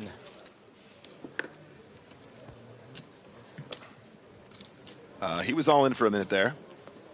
Little blind v blind action, no big deal. Man, can I say just how much I love being on the European Poker Tour and just the mix of cultures and like different styles of dress and speaking and senses of humor and all that we get. I just love it.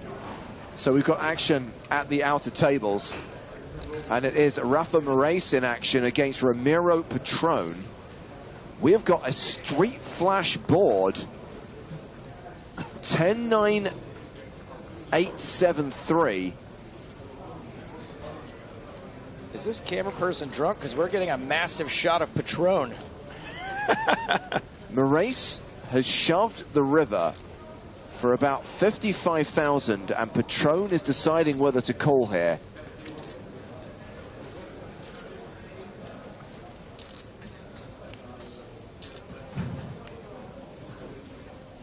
10 of hearts, 9 of hearts, 8 of hearts, 7 of diamonds, 3 of hearts.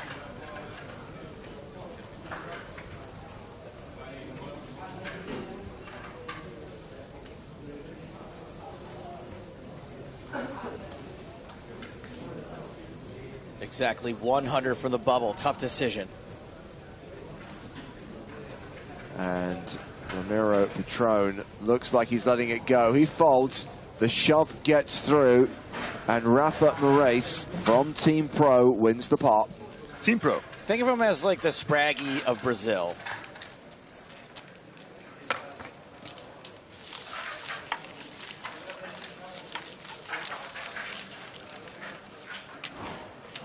Considerably better groomed. Spraggy is shaggy.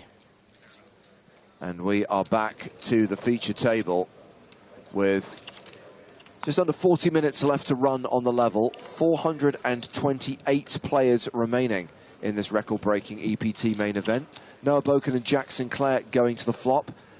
8-4-3 on the board. King High still ahead. I sure hope this was limp checked. Sinclair actually raised after Boken completed in the small. I mean, I'll just never amount to anything in this game. 7 deuces in a fold. It looks like Boken flatted and Sinclair raised blind v blind, and I respect the aggression. I mean, when you have absolute he wasn't given the option to fold, but then when he was given the option to raise, he decided to take it in position, which I love. Yeah, okay. I think you get away with so much nonsense when somebody limps to you in the small blind, and Sinclair is aware of the fact he can really exploit that. And plus, also, he's on the TV table, Joe. He's on the TV table, 7 deuce off. He's like, can somebody clip that? You think there's a little showboating going on? I think Jack Sinclair is too professional for that, but there's, you know, King 6 off. It's all I've been good. in there, you know.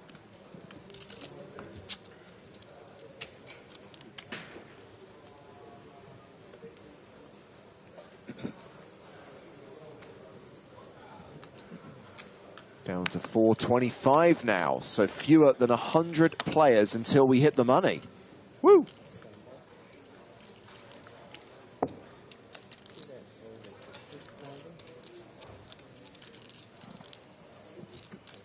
Antonius has raised it to 6,000. We've only caught one of his cards, which is the King of Hearts.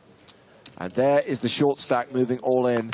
Ville Jantunen shoving for 12 bigs with ace-jack. Yep, sounds about right. How much? So it's about 12 big blinds. How much is the raise? It's about 12 big blinds if Antonius wants to call it off total.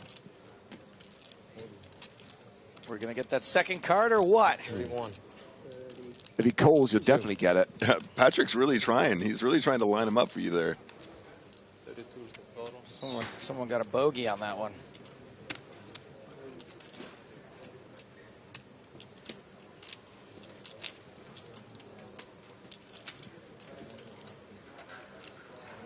I mean, if he's got king queen here, you know, it's pretty tempting. Your opponent's going to shove a lot of small pocket pairs in this situation, so your equity increases drastically as soon as that ever becomes the case. Does make the call.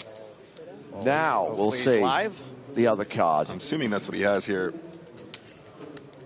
The Psy call. Queen? Did I get it right? Oh! Queen indeed. That's all right, guys. No big deal. So ace-jack ahead, and Jantunen needs it to hold because he's the at-risk player here. Real bad. What do you call it?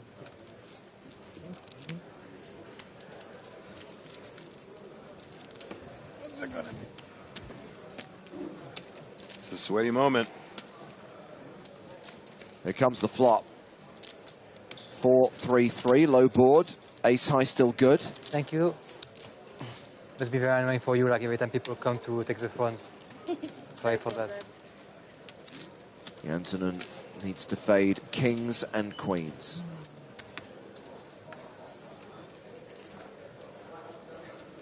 Same outs for Antonius. Same cards for Jantunen to fade.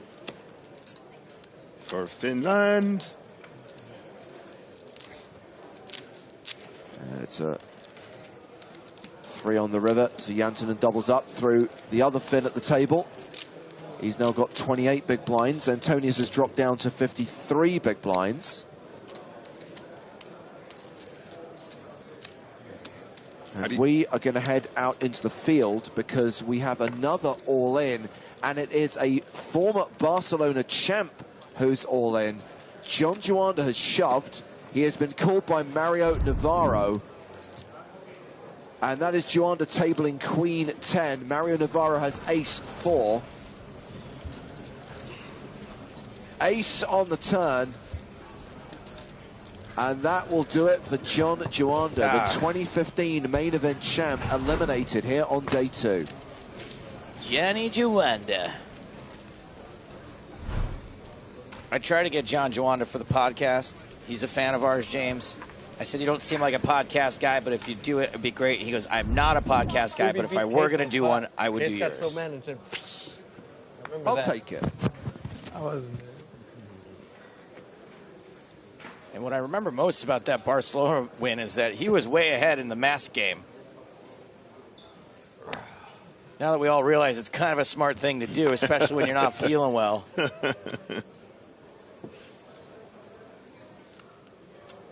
Speaking of which,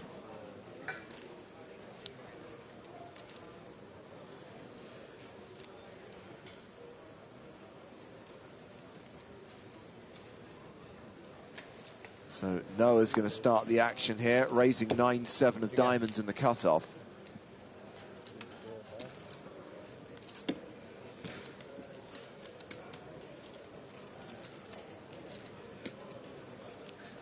Ace Queen for Diego Huela. His run of decent starting hands continues.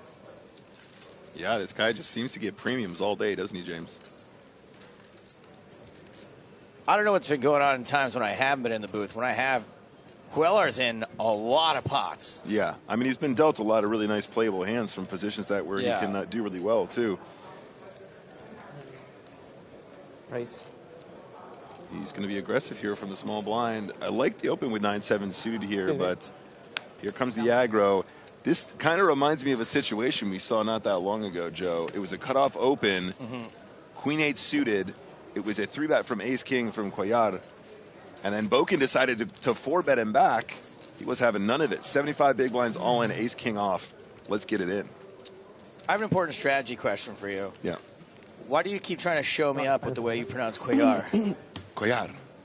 You're really leaning into that. I mean, you're probably right. You just make me feel dumb. When I keep saying Queller. Queller DeVille over here. Queller DeVille.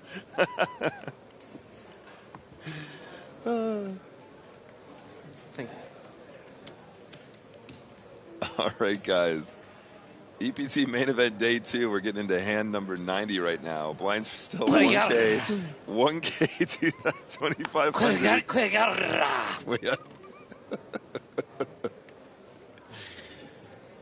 Patrick Antonius decides to fold. So does Goal. So this guy CQ Contact. This is commentator. Can I get a shout out for Mr. Flies? What's a shout out again? Well, it's basically where you kind of big them up on air. So I would do something like, yo, what's up, Mr. Flies? Hope you're having a good day. Thanks for tuning in. Your pal Contact said I should say what's up and what's up from all of us here at the EPT crew. Or a really good hand and make you fold. Like that? No in between. Okay, fine. That's what they're looking for. Oh no, I don't do that. I know a really bad hand and then make him fold anyway. Can't do that to him. All right, so Ace King off here, raising to take it.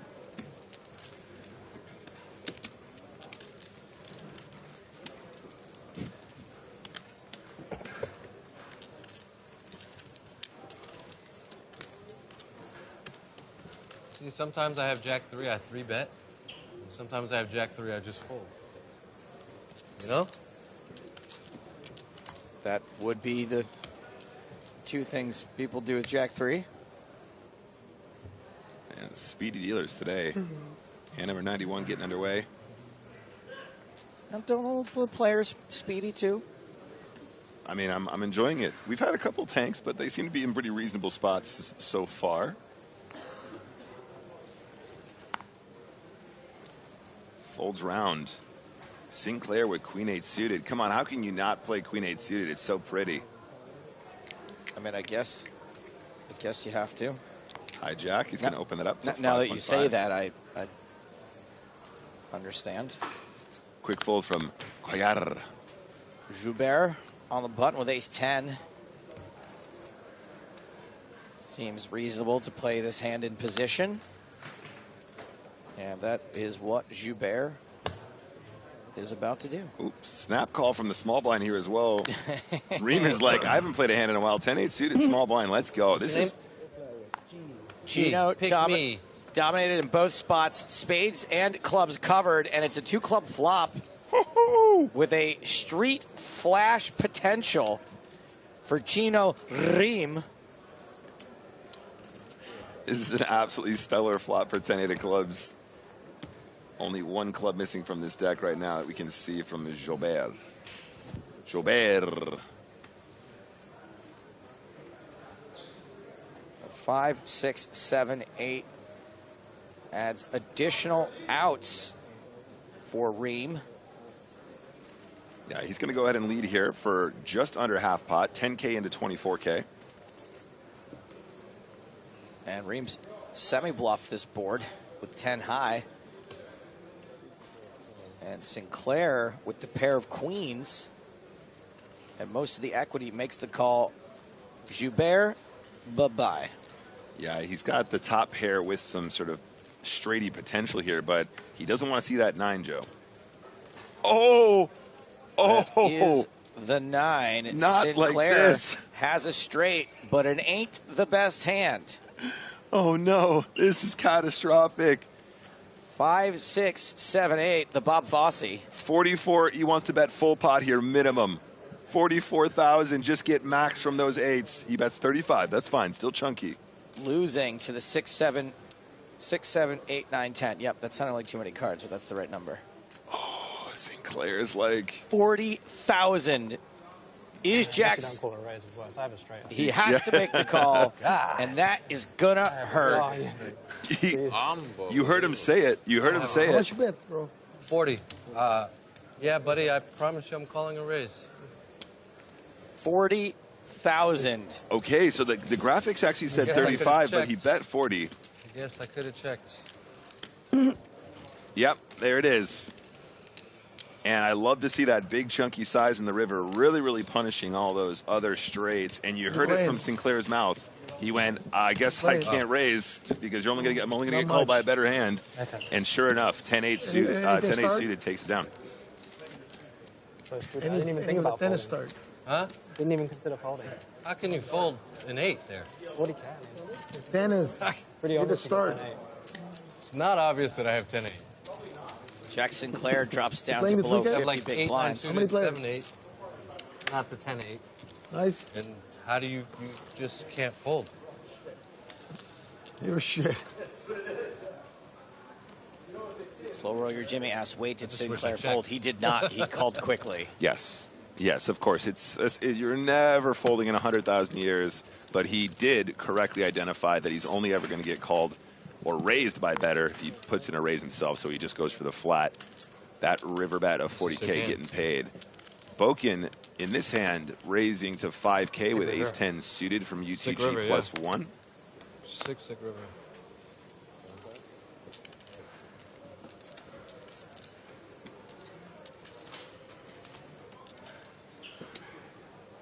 And this could get through. I guess you're supposed to call every suited hand.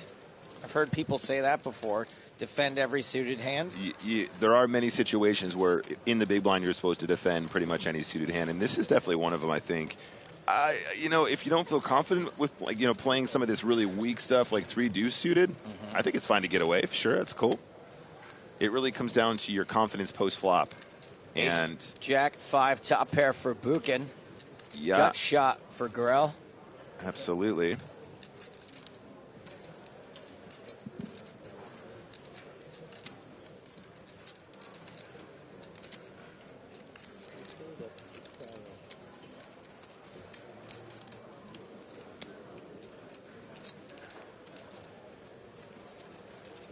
this is an interesting development.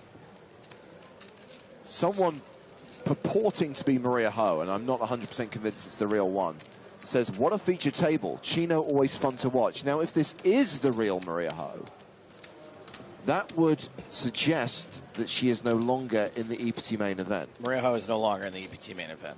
But I can confirm. Every cloud, ... that does mean you'll get to hear the dulcet tones of Maria Ho a bit later on this evening. What is a dulcet tone? Everyone seems to have them. I've never heard any other sort of tone besides dulcet. And if Maria is doing commentary, that means there's a chance I might be able to play football with the True Geordie guys this evening.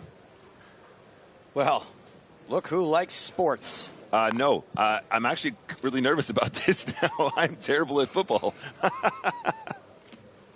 Are you going to be a quarterback or a lineman or what?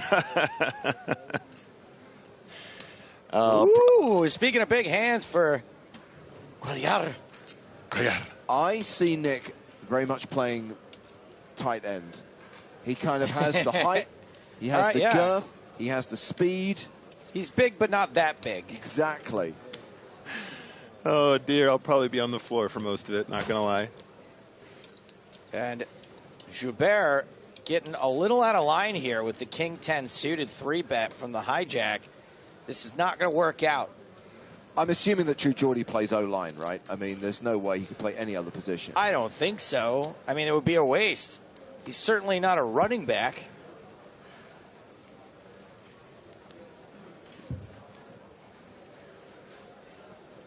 And Cuellar not only has had big hands today, but has had action on many of them. So many of them. Just imagine having aces and someone 3-betting you. Yeah. Who can blame a flat call here?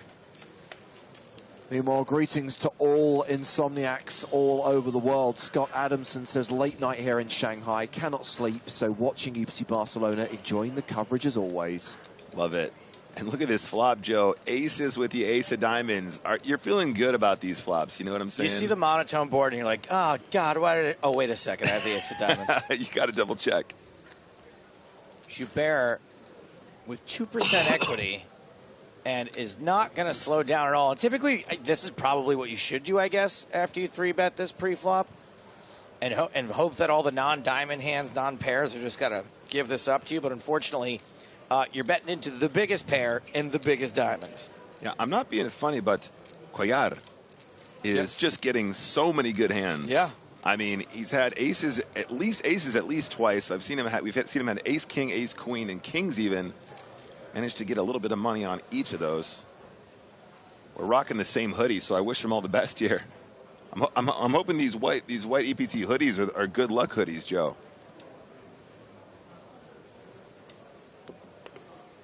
Reza wants to know where's the monotone commentary. I can't do it. Pocket aces, too exciting. Pocket aces with the ace of diamonds. He's going, do I call? Do I raise? You know, if you think your opponent's going to have like 2 black kings here or something like that, maybe 2 black queens, or actually even better, 2 red kings, 2 red queens, you probably want to, you know, get it in now before some scare cards fall. But I think the flat makes plenty of sense too. I like just to call because if they don't have one of those hands, they can still blast off. Yeah. Yeah, no, exactly. There's perks to both. You keep all the bluffs in. Quick check. And on the off chance, right, that you are up against a flop flush, you don't get it in bad either. Like maybe you can peel the diamond without getting it in bad.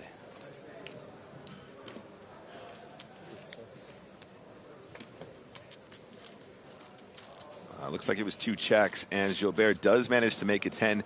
Now, this is not inconsequential because if your opponent has some combo with just the bare ace of diamonds, they can still have ace high that you might have just rivered potentially, right?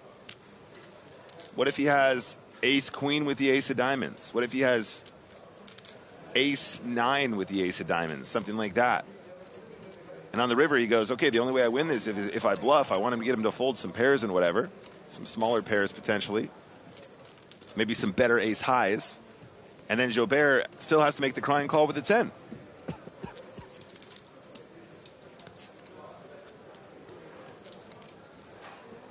The good news is it's hard to mess up at this point when you have pocket aces. You might win a little bit less,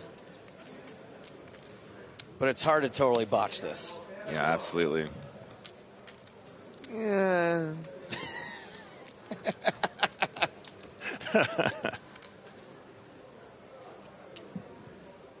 Bet small, gets raised, fold. Example of how you can botch it.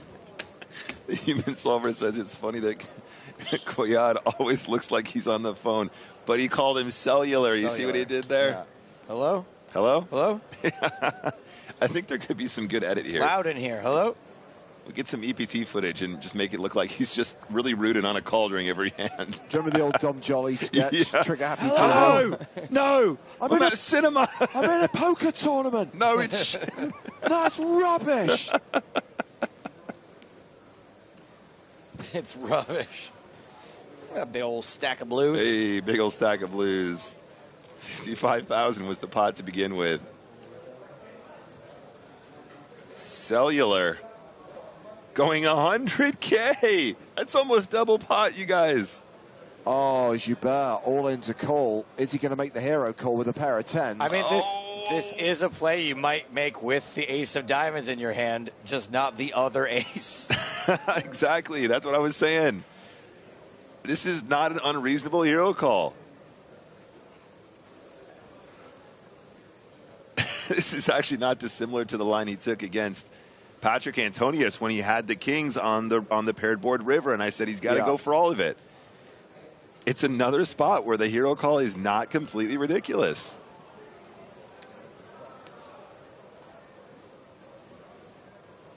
Joubert is folded. Oh man, you got to feel for Jobert. He's really been in a couple spots and just doesn't seem to be connecting or doing. You know, he seems to be doing a lot of the right stuff pre-flop, but post-flop just doesn't seem to be connecting in the right way to aggregate chips. He's going to go down to 34 big blinds now, and our boy Diego Cuellar now in 99 big blinds. Well, he seems overjoyed. Joubert is the second shortest stack at the feature table. Diego is second in chips. Chino Ream still the biggest stack of the 8 players we're watching right now on the main stage, with 407 remaining in this EPT main event.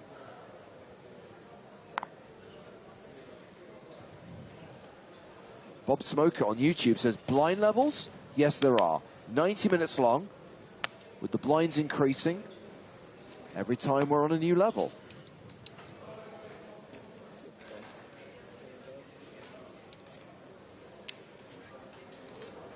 Antonius picks up kings in the cutoff. And he raises to 6,000. Yeah, dangerous guy with a dangerous hand. Can do some damage with those cowboys. So help me. So you raise? Yeah. Good strat. No strat Leave me talk. Hey Jack, can you help me with this one, buddy? Okay, great. 3-bet, nice. No, just a little bit of friendly banter at the table. It had a 7. I'm assuming the other one might have been a deuce if he was actually showing it off. In fact, it's funny you should say that because I think he was making reference to the fact that Jack Sinclair outplayed him with 7 deuce just a moment ago, even though we didn't see the other card. I think it's safe to assume he was trying to get some tips on how to play the 7 deuce more effectively. What's your chef cooking? I don't know. Something good and healthy. Random. It's funny that you said about those noodles, because you have eaten some bad noodles.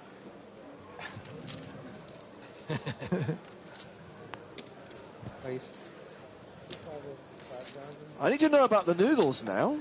I want to hear more about these noodles. Might they be talking about pot noodle?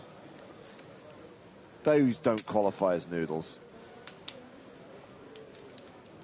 Ace Queen opens under the gun. Joubert picks up kings, and Joubert is re-raising, makes it 16,000 total. I feel like every time we talk about how many big hands somebody picks up, they get cooler, like immediately.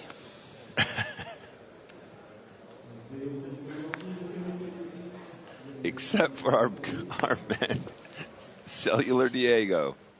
No, he's coolered. In this case, sure. Depends. How premium does he consider ace-queen to be? How carried away does he get with this holding?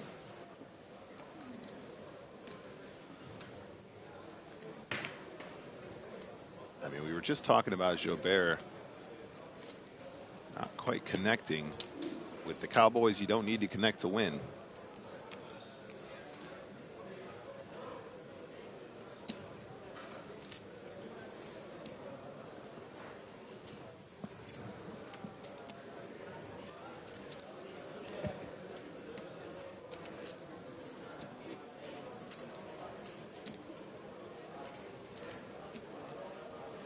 Kieran says, when are we going to get the K-Lar? Look, I've said Quillar, Killar, K-Lar. No matter what I say, someone writes, no, no, no, this is how you say it. So most of you are wrong.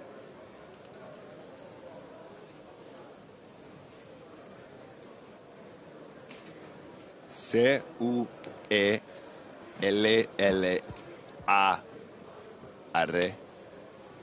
R-A?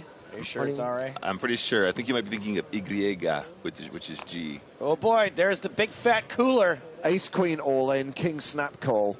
And it is Jobert who's at risk here, but he is a 2-to-1 favorite to double up through KR with the kings. I really like to see Jobert smile. Yeah. Well, you're going to need these kings to hold if you want that to happen. He says, do you want to run it twice? Oh, wait a minute. Not possible. There's only, well, you do run it twice. You run the board, and then someone's likely to be running from the table. The flop is 10-8-8. So far, so good for kings. Dimitri Joubert does not want to see an ace on the turn or on the river.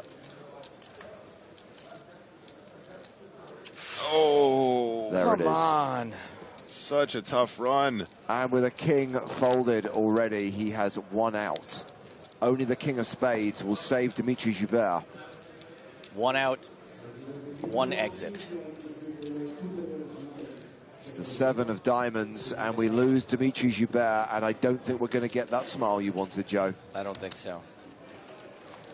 Unless he's got a little hide the pain Herald in him. Maybe he'll be delighted to get his phone back. I mean, that would bring a smile on my face. Anything? No. No. Just remind him he needs an upgrade. Greg, tell him a joke. Oh, you didn't approve of the phone, huh?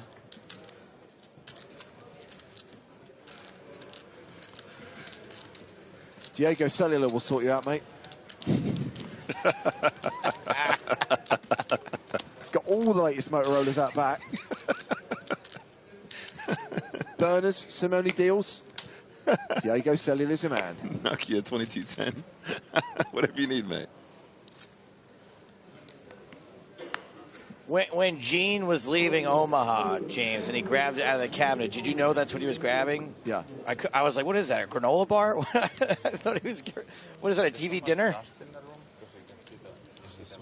Yeah, yeah. I just saw it. Yeah. Right there, yeah. You wouldn't see anything or not? It looks like just the, what is that thing? So much dust.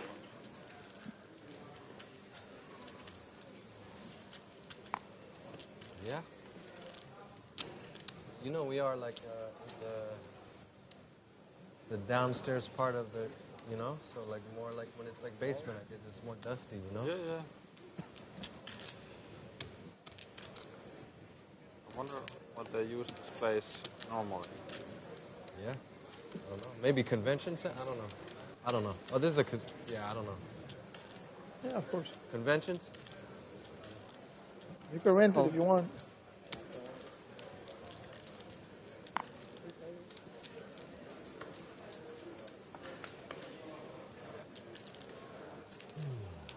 So we have gone three-way to this flop.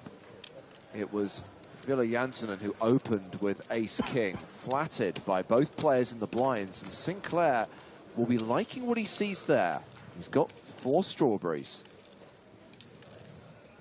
And 3, 4, 5, 6. Oh, no. Yep, just the 4 strawberries.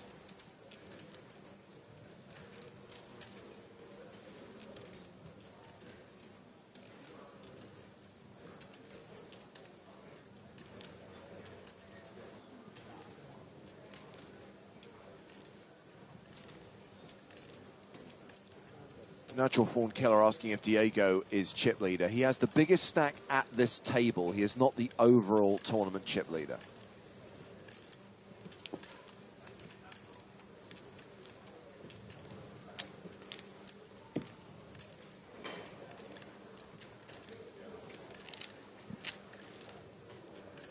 Interestingly, he's the player who's bet the flop, 5,500. Jack Sinclair deciding whether to call. The original raise has already got out of the way. Before, now I haven't. I think the last time was with you in Ibiza. Really? Yeah, that was a funny. Yeah. That was a funny night. Okay, now a pair and a flush draw, not just any pair. Like Top the pair. last time. Yeah, a pair it's very likely to be good. Yep, very, very cool turn. Not only with the draw, 2 draws in fact, but he's also now improved into what will be the best hand very frequently.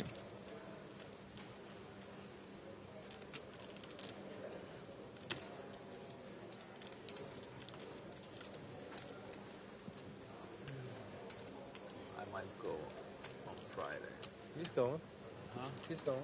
Who? No. Where? You mean you might go to the house music or to Ibiza? No, just like here. To Friday. club.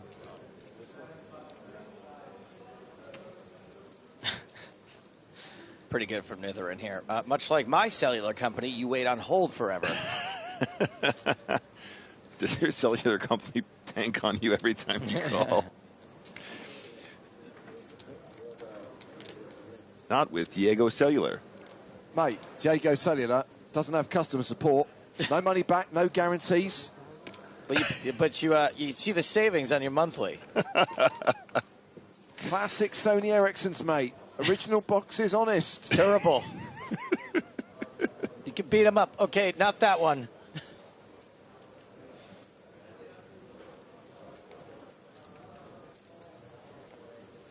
Mr. Sinclair.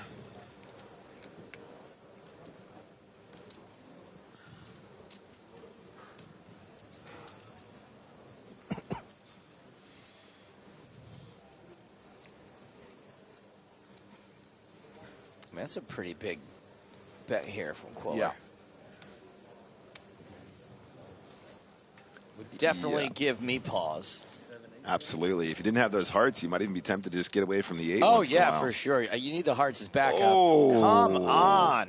Okay, but wait. Jack is out of position. What is he going to do? He checks in a check.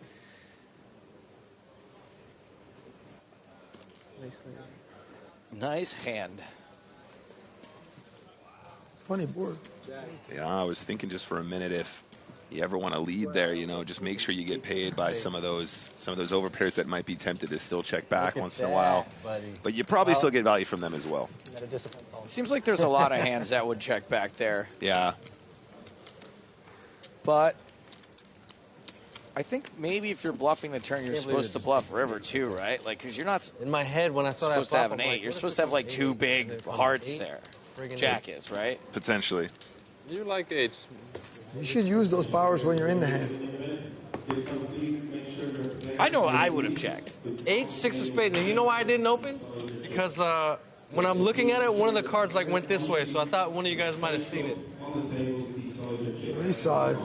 Otherwise, I might have opened right there. He's in a small blind. He might fold against you. And I followed the river. Yeah. Action folds around to Noah Buchan. 6-4 suited. Speaking of opening, raise incoming. Here Aid says, why check there? Wasn't it slightly conservative move there with the best hand? I don't think it was conservative at all. I think he was absolutely looking to be bet into. Yeah, 100%. It was not out of caution. It was out of wanting to win more. Sinclair calling with king, queen, jack, 9 suited for Quillar. And a hand we could see a potential 3-bet from if you want to play this hand. You assume Noah could be opening pretty wide, which he is. You assume Sinclair could be flatting with something not super stellar, which he is. Is he debating a squeeze here, Joe? That's what that's what I'm saying. Is that you could certainly consider 3-betting. Okay, decides just to flat instead. Jack 9 of hearts, a little bit on the wide side, but still a hand that does pretty well multi-way. Although, one more time. You can see in the big blind here, Reem with the same hand. All right, so king, queen does pull out in front here. Was the best hand pre-flop, now 74% on the ace, queen, 8 flop.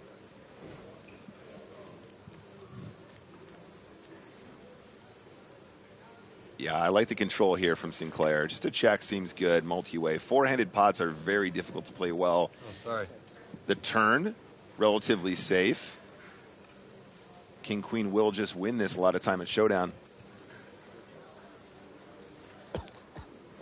Do you ever want to go for a bet here with king, queen, though? There's definitely going to be some weaker queen X.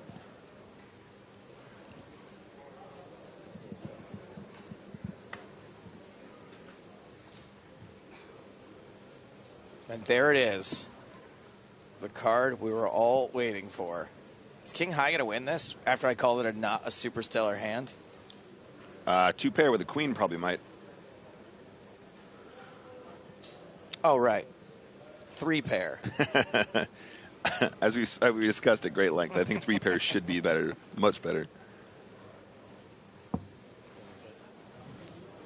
Yeah, 4-way action is always cagey like this. I mean, you can't really bet this, can you? Well, Jack is thinking about it. I've just noticed, by the way, that we have dropped below 400 players. We are now at 396. A reminder that the bubble is 328 as advertised on screen, with 327 making the money. You say you can't bet it, he does. Sinclair goes for a little bit of value here, 15,000. Sure.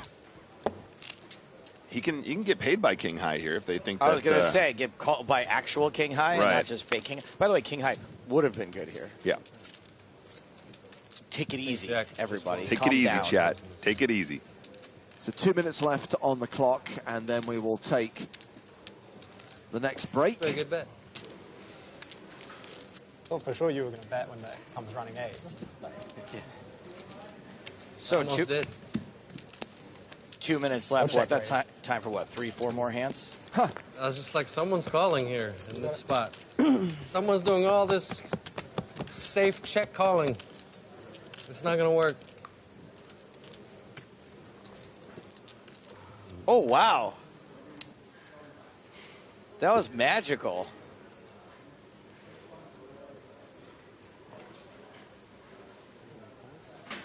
I have no idea how much time transpired.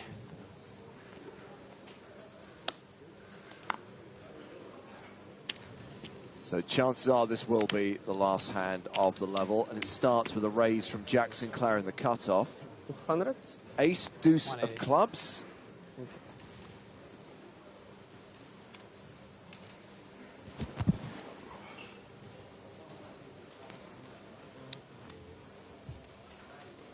I mean, we know one thing.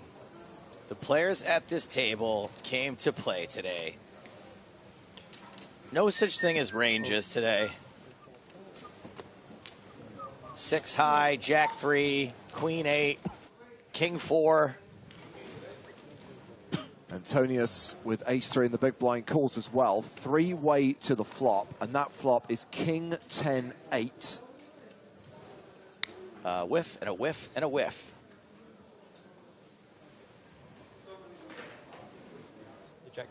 So the equities are a little off because it's the ace highs that are going to be chopping this most of the time. Correct. There is a 73% chance that this results in the type of pot that everyone loves. I love it. You love it. We love it. Everyone loves this type of pot. course, that would need the hand to get to showdown. There is the possibility that someone might get funky. Yes, Diego, I'm talking about you, but nope. Checks it back with the 6-5 of hearts. 4 on the river. And just to be clear, this is a chop between Antonius and Sinclair. Not that nobody wins it.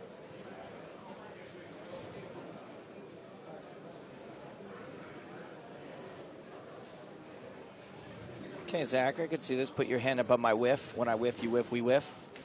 Sinclair is going to try and steal this. He's going to try to steal joy and the gift of song from the audience. Bets 12K into 20K. We've had the fold from Diego. And Patrick Antonius now has to decide whether to call with ace high. Oh, no. Hello. The room's on break right now, isn't it? Didn't Patrick tank for like 12 minutes into a break one time? Oh, God, I've forgotten about that. Oh, this is a weird spot, though. I mean, a lot of people just wouldn't even bluff with ace-deuce on this river if they're in Sinclair's spot. So he's probably thinking, I could have the best hand here. Then again, from the cutoff, he probably would have bluffed if he didn't have something as strong as ace-high either. So it's a weird one. I mean, it's entirely possible he knows he's bluffing to win the entire pot instead of just half of it, right? Yeah, I mean, it just depends on what he thinks Antonius might defend with here when you've got an ace. Yeah, I would like to see. I'd like to see.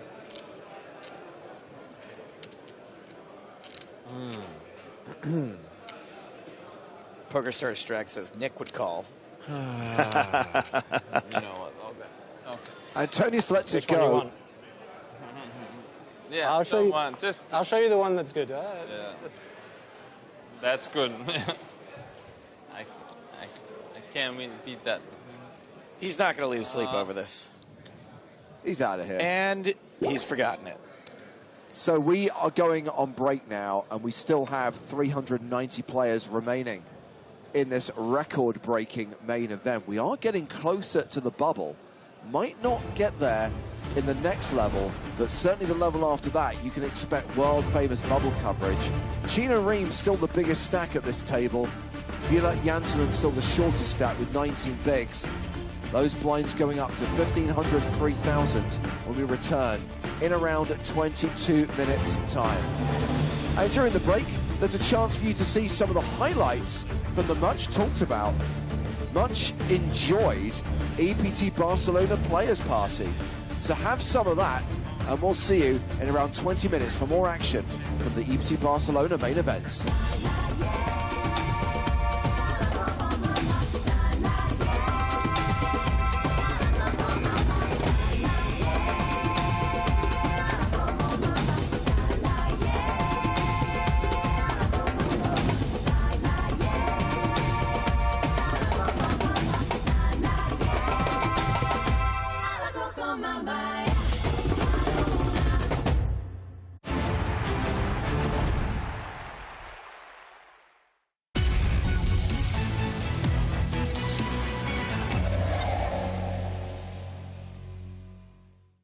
So 8-16 are the blinds.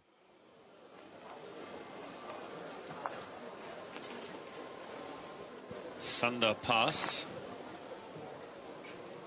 Tron pass.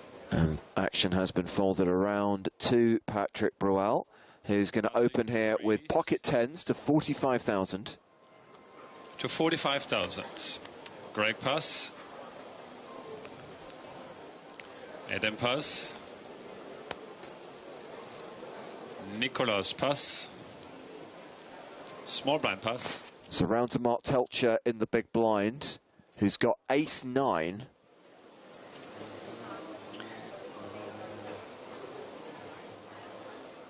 Seems like a reasonable spot to defend. Not sure what his total chip stack is.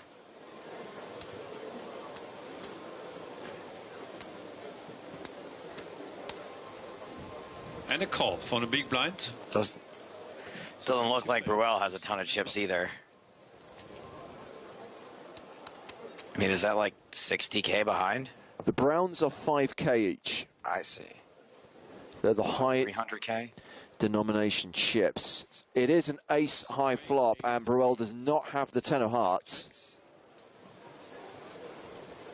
Yeah, this is just a really terrible flop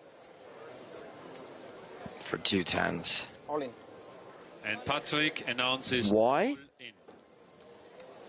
I think the rationale is if your opponent doesn't have an ace or a big heart, they have to fold. That's a lot of what ifs.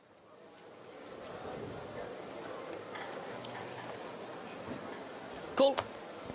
There it is. There's the call. Telcher has a heart and has an ace and is a 96% favorite to eliminate Patrick Bruel. He has no heart. There's 3 hearts on the board. And ace 9 is the hand for Mark. He has a pair of aces and the flush draw.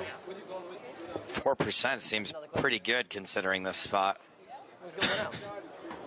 And it could be over on the turn. I guess it's counting chop outs. And a 6 of hearts. That's the flush for Telcher, and Patrick Bruel is out in 8th place. Early elimination from the EPT Barcelona final table. Mark Telcher leading. Rapturous applause for the French singer as he cashes out for 104,500 euros. Man, I don't even think there were chop outs there. I have no idea what that was. Adam pass. So round to Nicholas Jedlička, who has queen 10 of hearts.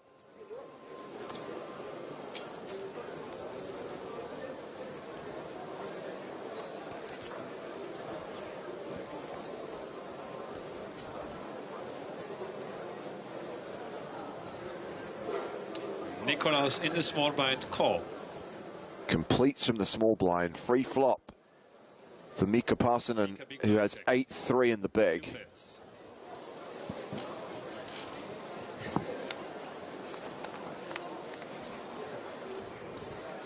Flop is 9-3. Jack 9-3. So the open-ended straight draw for Jedlička. Flush draw for Parsonen plus a pair of 3s. Jedlička bets 26K. Bottom pair and a Mika calls. Medium club. No chance Passanen's passing. This hand going to the turn, which is the 7 of hearts.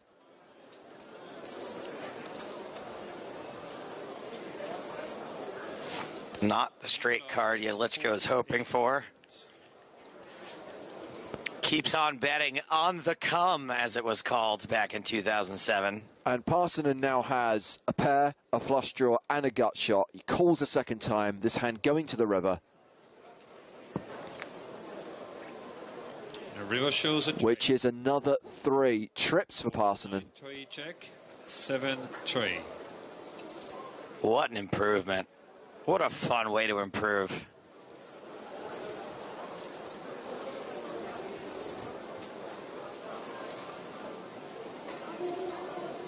I mean, Jedlička Nicholas check. Maybe will want to give up on this, considering most of the flop draws missed. It looks like he does.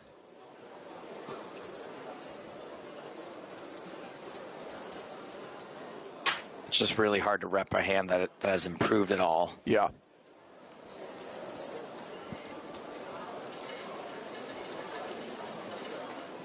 Parsonen gonna value bet his trip 3s, hoping to get a call out of top pair. 140. Pair and a straight draw that missed.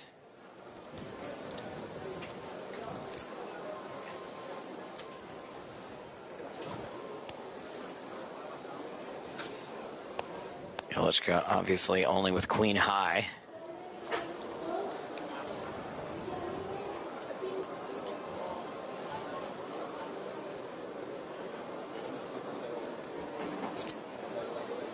It really feels like this isn't just a Hollywood decision, you know? No. And I think if he is going to do something, it has to be for raise, just because Passonen can conceivably bluff with, like, the... Wow! Mika shows wow. He got 3 threes, trip threes. Queen high hero call. And Jedlička loses a huge pot to Mika Pasanen. Yeah, I mean, the problem is Pasanen, if he has something like the king of clubs or the ace of clubs, he might use, you know, he might start bluffing that at the river. The queen high doesn't even beat some of those bluffing hands. I'm really struggling to find a hand that he did beat by the river. I mean, even a lot of the non-big card hands are going to have some kind of pair there. Are going to have a 7 or a... Mika pass. Yeah, really. I was in the middle of saying if he's going to do something, I feel like it has to be for raise, since he does just lose to some of the king high and ace high bluffs. But an absolutely outrageous attempt there from Jedlička. How much? 51. 51,000 this time. Telcher opening with Jack-10 suited. Sandolilov with ace-queen suited.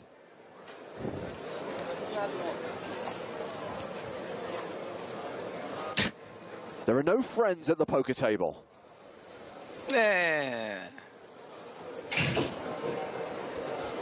Re-raise. And Sander's going to re-raise. 170. More.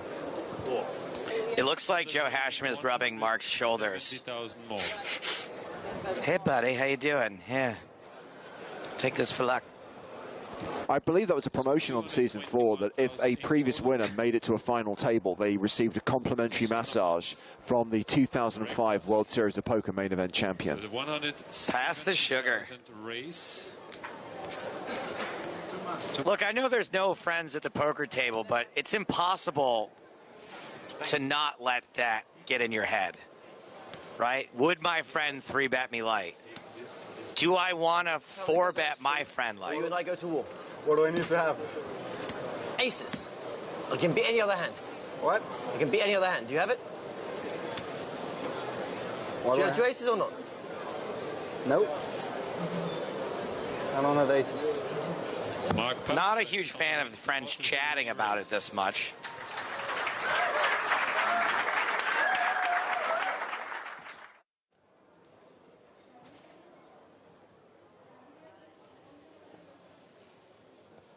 Well, this is an interesting spot. Top pair with a solid kicker against 2-pair. Yeah, and it's Pasanen who's raised on the flop here with the king-jack of spades. As a player, I really don't mind. I think it's good. 3-handed. This is very likely to be the best hand a lot of the time. Plenty of worse kings to get value from, assuming, you know, Touch is playing king 4. You've got to reasonably assume he's playing king 5 and king 6 and king 7. Okay.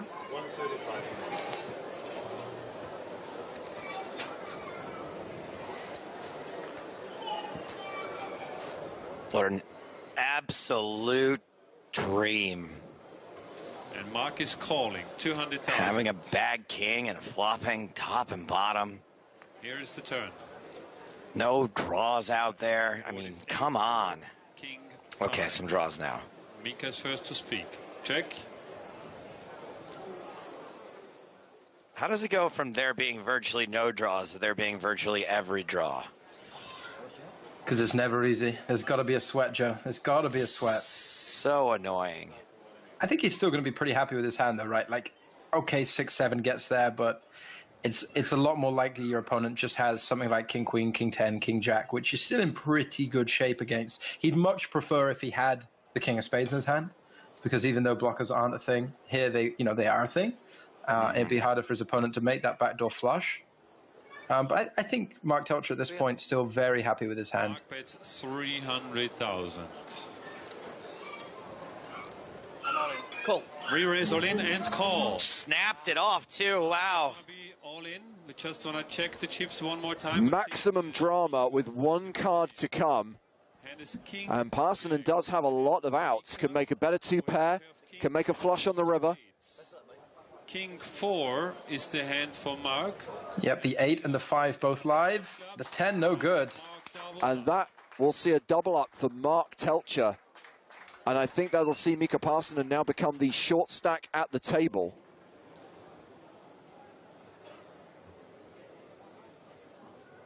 Raises to so Dyer's getting 3-bet here. 140 more. And we saw him punt pretty hard with King 10 moments ago. Yeah, so this looks like a button versus big blind situation. Dyer is in position, although his hand is unsuited and kind of far apart. It gets a lot harder to flop those straight draws that might allow you to continue. So King 9, a less than appealing continue. Might be some thought to re-raise or a 4-bet as we now know it. Raise to 600,000. There it is, 600,000. And Mark Telcher, immediate reaction there was one of kind of anguish. I don't credit him with being quite a good enough actor that wasn't a genuine tell. Mm-hmm. But I also can't see any situation where he doesn't decide to go with his jacks. Maybe he has me fooled. Maybe that was, you know, acting. 1 million plus this.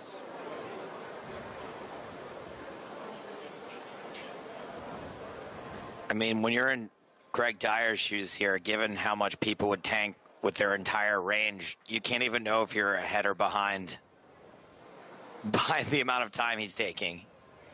He could have 7-4. Yeah, he could still be deep in the time bank and about to just fold anyway.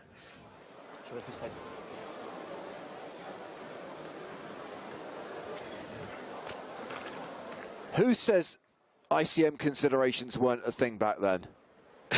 There you go. He's looking at the pairings. I thought it was going to be a bit of paper on it that says "Go all in." He's got King 9.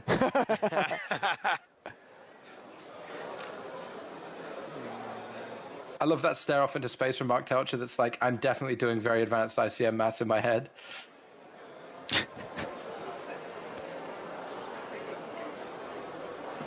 Will you show me this one? It's a big pot. It could be a life-changing amount for you.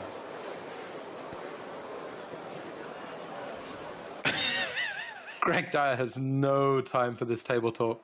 He could not have looked any more disinterested in engaging.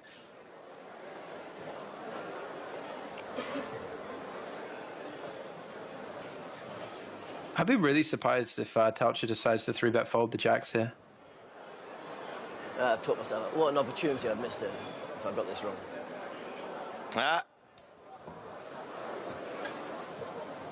Uncaps his cards. And folds. Wow. Into the buck. Greg wins the pot with a re-raise to 600,000. I thought the biggest hand you've ever seen in your life, I swear to God. I already told you it wouldn't be life-changing. Greg is showing a king. Out of his seat.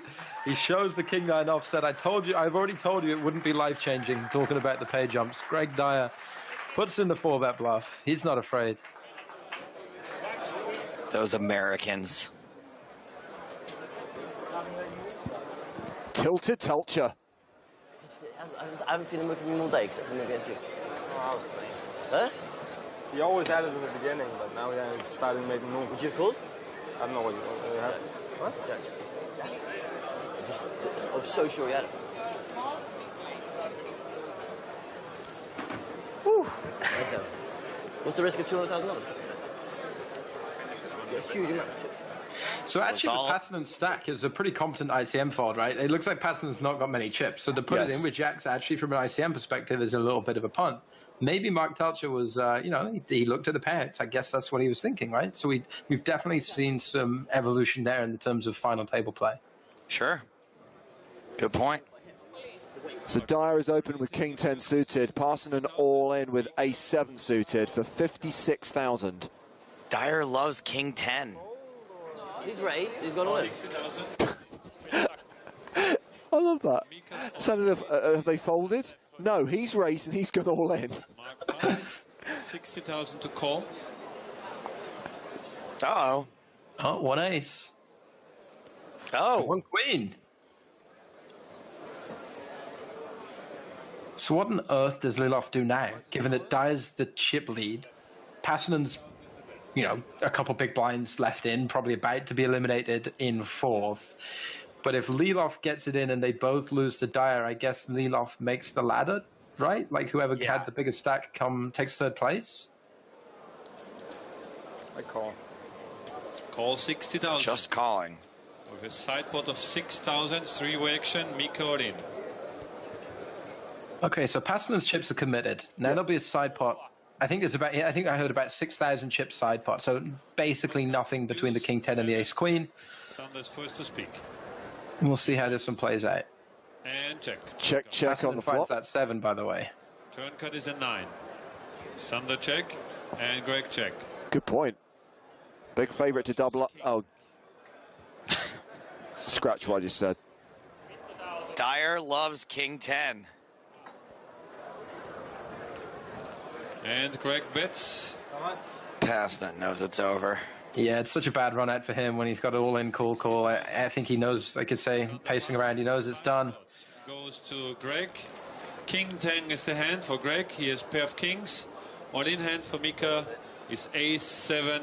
He was in front till the last hand, till the last card. So Mika Parsonen has, doesn't really need to know that. Doesn't really need the explanation. Exits in 4th place for 301,000 euros, and we are now 3-handed in the Barcelona main event at the start of season 4 of the European Poker Tour. 13 years ago in Spain. First I bet him out, but I was afraid he might make a move. Did we just hear the word ICM, the letters ICM? I think he did, right? I guess it was definitely being considered, for sure. There's definitely value in knocking someone out at You just knock the guy out. That's all you ever do. Jesus Christ. I normally don't play like that. Sanders, don't talk anymore. You're giving your nonsensical understanding of the game away. So keep quiet. All you want to do is just knock the guy out. That's all you ever want to do in this game. Just trust me. Your value goes up massively by knocking a player out. Just take my word for that, okay? Take it to the bank. That's the best piece of advice I've ever given you. Knock a player out in this thing.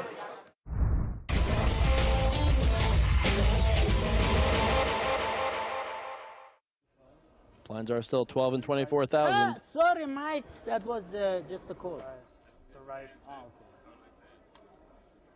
Oh, man. Take 3 raised to 104. So Dylan raised to 50,000, and Mikkel was, I guess, trying to call. Oh, man, that's kind of a little dirty angle there, I think. He's like, oh, no, I just meant to call. Oh, no, Sam Abernathy, no! She's moved all in with 6s. Oh, no. Oh, no. Has Mikkel called yet? Just the old 5.5 million. Oh, my God. Is he going to really? Oh, Lord. Oh, no. Fail fish. Oh, my Lord. Oh, no. Not like this. Oh, my God. He's slow rolling Sam. Oh, my Lord. What in the world is going on? Oh, my God. This, please, a 6. Oh, I mean, I don't usually root for players, but, I mean, maybe he's truly thinking about this. Oh. You can see Sam is kind of disgusted here. Please. Oh, my God. I have never called for any kind of cards in any situation, but come on, 6 for justice. That's kind of a brutal slow roll there. I mean, oh, my God. We're going to need a 6 here. Sam needs a 6 and only a 6, or she's going to lose a huge percentage of her stack. 10. Sam needs to find a 6 and a 6 only here. Oh, my God. Oh, 6 on the river. Ship it to mama. Oh, my Lord. Oh, 6 on the river. Oh, my God. Ship it to mama. Oh, wow. Wow.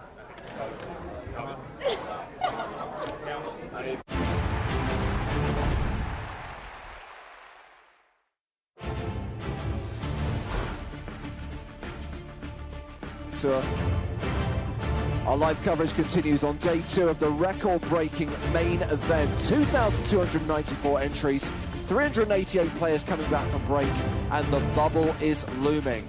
327 will get paid. Let's check on the chip leaders right now, with 328 remaining.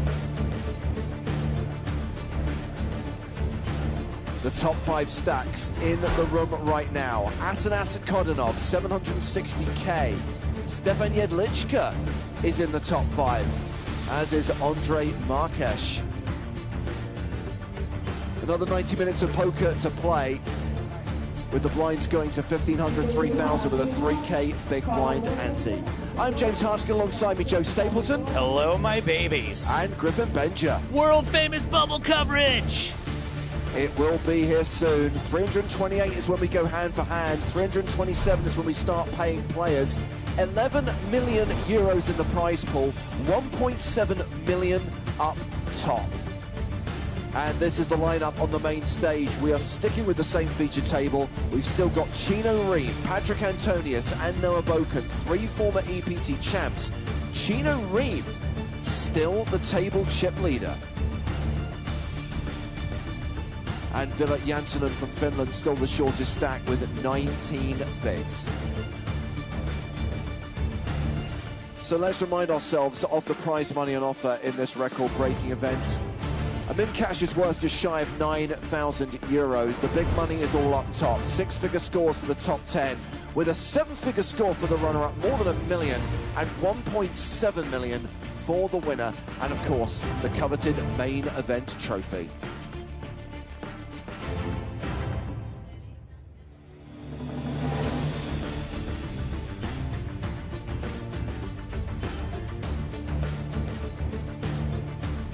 Just waiting for all the players to get back in their seats after the break. Get cards in the air once again. There will be a 75-minute dinner break at the end of this session. I am not sure if we will be on the bubble at that point. We will be close. On the other side of dinner, though, you are guaranteed that we will get into the money, and you are guaranteed that we will see the post-bubble bust-out bonanza before play concludes tonight. I like to see the post-bubble bust-out bonanza on a full stomach, personally. Because he's very involved with good private games in Dubai. Oh, okay. Whisper on microphone. Let's meet tomorrow with him. before he leaves. Private game in Dubai. You know, one of these days, Patrick's going to get that food out of his teeth. Listen to everything. Yeah, cover that mic up, guys. Yeah. We're not talking anything secret stuff. I hope not. I have a lot. I don't know what you have. You have a lot. I have a little.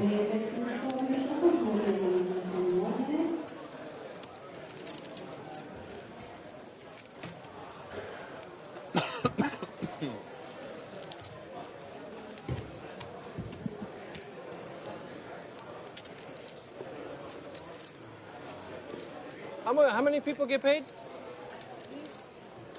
3 what? 327. You're almost there, bro. You can fold in the money. I'm sure you can. 340. 327. 340. What? 327 paid? Okay. Game on. Lock it up. Lock it up now. How much of a boss do you have to be to not ask until right now how many people get paid? Pretty cool. Oh, I wanted to give you we were in the money hours ago. I'm okay with it. Huh? I'm good. Okay. And we are dealing.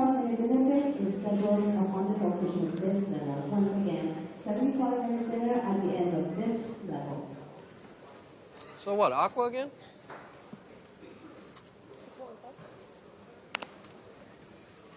Aquaman.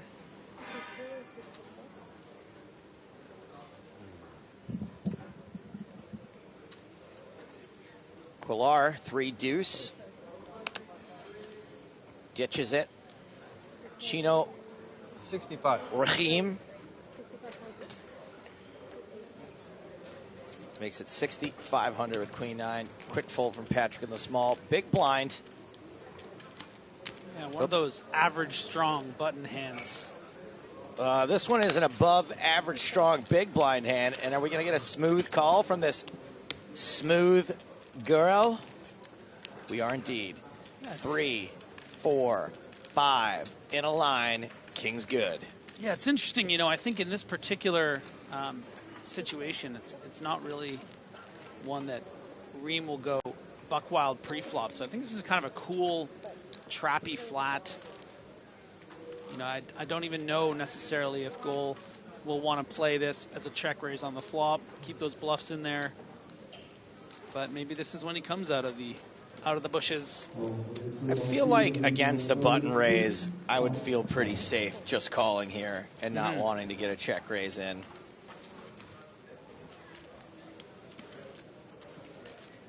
Ream drawing officially dead. And Ream might not fire again either, though, being up against the big blind where it's entirely possible to be all over this board. Yeah, and Ream is waving the white flag. Can no longer credibly rep much of anything that would beat a hand like King. So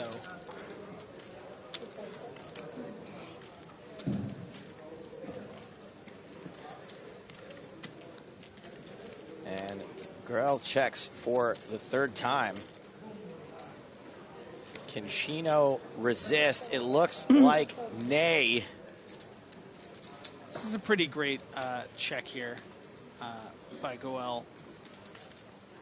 Simply because Ream could put Goel just on ace high at this stage, would just flat pre-flop a lot of, small to medium aces. But you're way too high up in your range with kings. Don't even think about folding.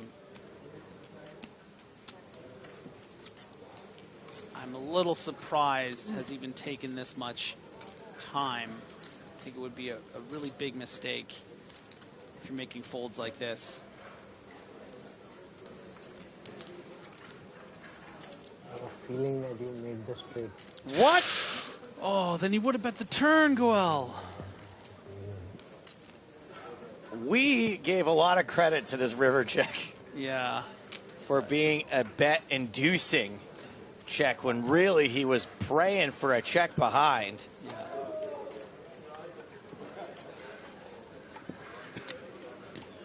And if you want to believe something in your head, it's easy to do in poker. You talk yourself into, oh, well, that looks like a straight. Now I think he has a straight. What? I mean, I know Chino raises a wide range, right? There really shouldn't be a lot of sixes in Chino's button raising range. I think that there's going to be actually a lot of sixes in his button raise range, but not ones that would really necessarily check the turn. Play it this way, also. Let's combine the two statements. Yeah. We've seen Chino raise king six offsuit at the cutoff. All right, fine. All right, fine. We're talking about Chino here. You're right. Yeah. But you're right. In a lot of ways, the standard button raise is not going to have a lot of sixes in it. You're not opening jack six off or 10-6 off, queen six off.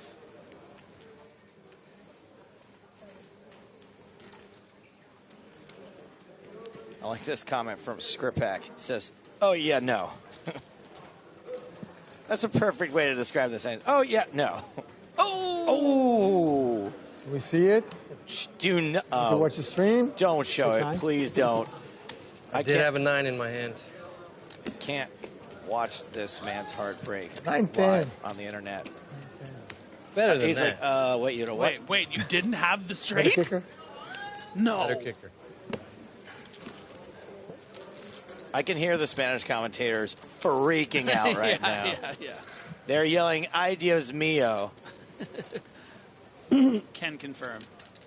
Question on YouTube from Mitch Hecht, who says, is there any commentator in Yiddish? Asking for my grandfather. We actually do have a Yiddish commentator. He's a mensch, but he's down with a case of Spilkes right now.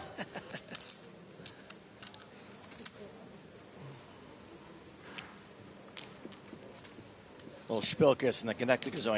Yeah.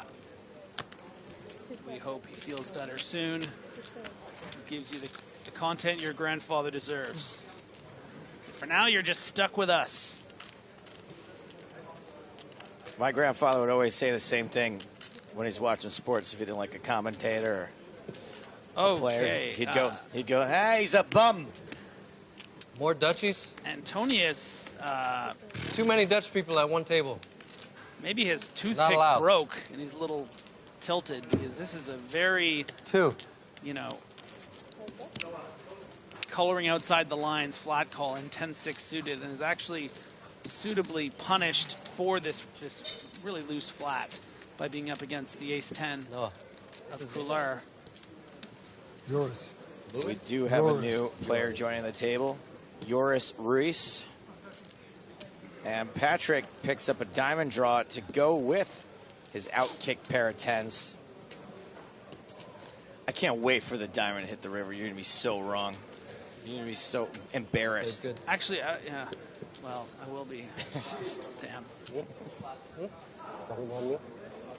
You too. And that was the last time he ever commentated. Probably not, but it's hard for you to call with just one pair. You had like ace-5 or something. It's hard for you to call. Ooh. Actually, I had a little tiny bit better. Oh, you had ace-7? I don't want to say what I had. Folded a set? Okay, not as bad as a set at least. If you tell me what you had, I'll tell you. I bluffed you. What did you fold? I had a big pair. Big pair? 10s? Something like that.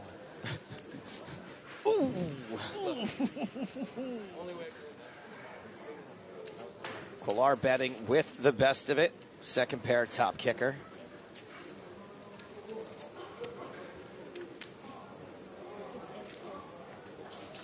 Antonius does make the call. Needs some help on the river. 5, 6, 7, 9. Nope, that is not the card we were looking for. Pair of 10s is good.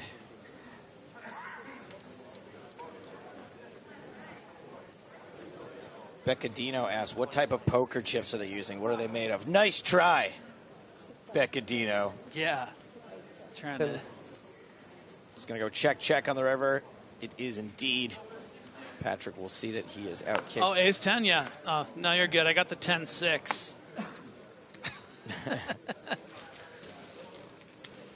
He's just like, oh, that's why we don't play 10-6. Oh! Sometimes I just need reminding. Come join us, buddy. Let's welcome Joris Ruiz to the table. Yes, another Dutch human. He's got chips. Is yours? What do we got on the shirt here? Your Mesk. Merc. Miak. Dear Murk, dude. Dear Come Murk. on. You guys know that famous Dutch phrase, Dear Murk? Yeah. Yeah.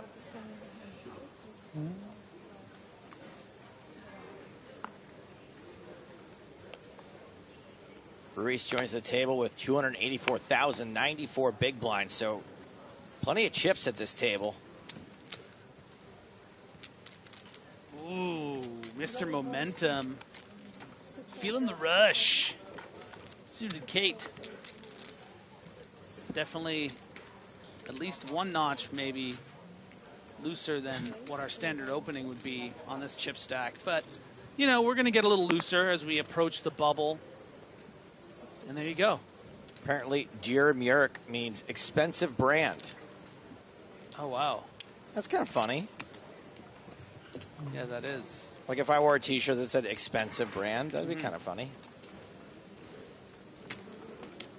It's a design by a famous rapper from the NL. That feels like an oxymoron.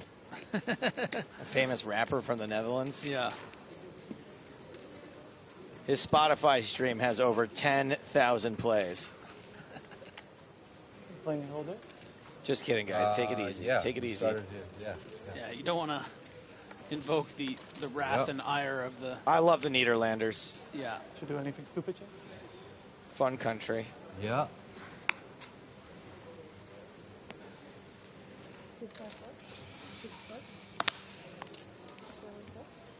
Did some things really dumb and some things really good, you know. Balance.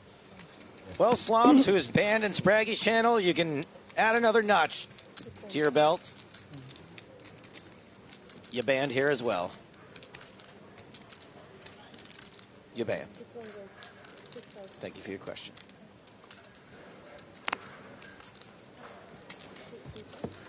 Jantunen, pocket jacks on the button. Sinclair with Queen Jack in the BB. And because this is button to big blind, with this 15 big blind stack. I'm going to predict what you're saying. Yeah. You know, Jack might play this as a shove. Just put it as in. often as a flat. Put him in. And yeah, and that's not going to be good. Well, it's not going to be good for somebody. Statistically, supposedly, it's Yentinen. One overcard seems to be more than enough for most of us mere mortals to get knocked out. Now I know why. I was like, why did he bring that? Now I get it. That's Hide the Pain Herald right there, if I've ever seen it. Okay, bring the, it's dead. send the cards back. No pixel. What happened? He opened, you shoved? Yeah. They said in her ear it's fine, and she just overruled it. Yeah.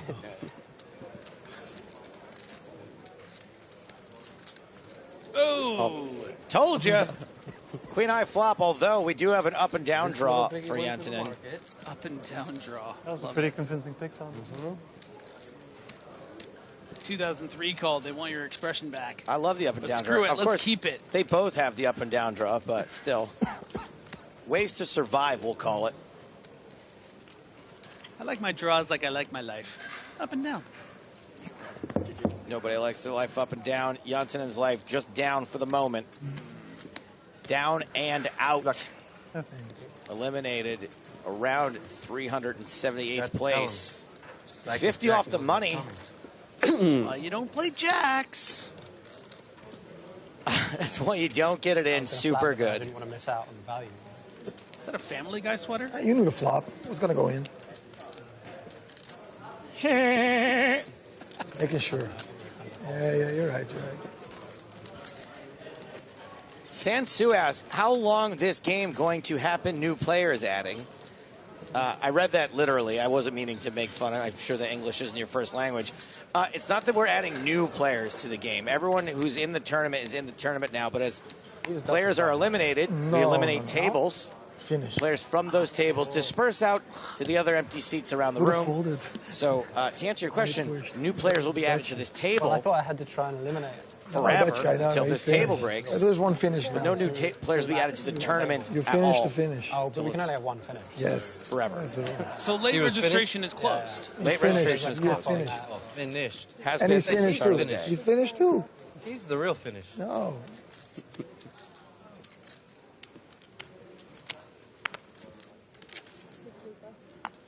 Patrick doesn't feel like a real Finn. Why? He doesn't drink enough for the game. I drink nothing. Why the Finns drink a lot. Where you from? India. No, England? India. Yeah, really? India. Same. But different. Yeah, tell him you have some Indian friends. A lot of Maybe friends. maybe he can help us. Yeah. They probably know each other. We'll tell him when the microphone is off. King 9-6. Rainbow. Pair of sixes for Chino. Check. Okay. Any Goa plans? Not now. I like Goa. Great spot to bet bottom It's pair. been really nice when I can. You're the aggressor. Some private, nice big game. You don't want players to realize their equity with overcards. Good games, big games. And when your opponents do have something like a 9 or a weak king, you can always keep barreling with that range What was the advantage. guy, You can maybe hit What was trips. the guy Let can go on. You've been clamoring for a Spraggy update. Oh, Rahul. And really been getting on my last nerve about it, but here's what I'm going to do. I'm going to show you some Spraggy anyway. Spraggy versus Pedro Neves. The board, ace, 6, jack, queen, 4. And it looks like there's a whole lot of diamonds out there. Oh gosh, he has ace 7.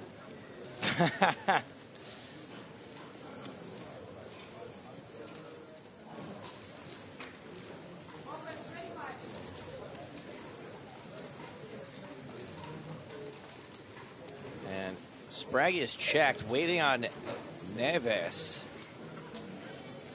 Papo MC in the background there in the pink bucket hat.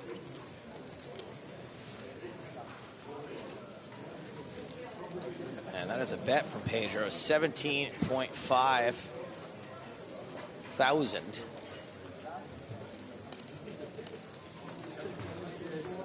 Do it for all the fans at home, Spraggy. The sick part is I think the fans would rather him call with a loser than fold, so they at least get to see his hand.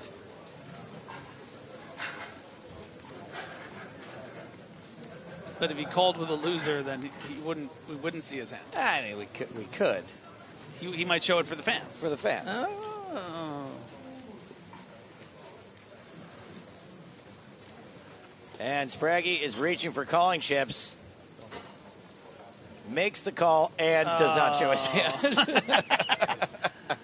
We kind of wrote that script, didn't we? What did we see there? King, queen. Spraggy could not beat a queen with no diamond? No, it must have been a diamond. Of course. Oh, queen of diamonds. Yes. The queen of diamonds. Come on, Joe. Costa Rica. Yeah, you're moving to Costa Rica?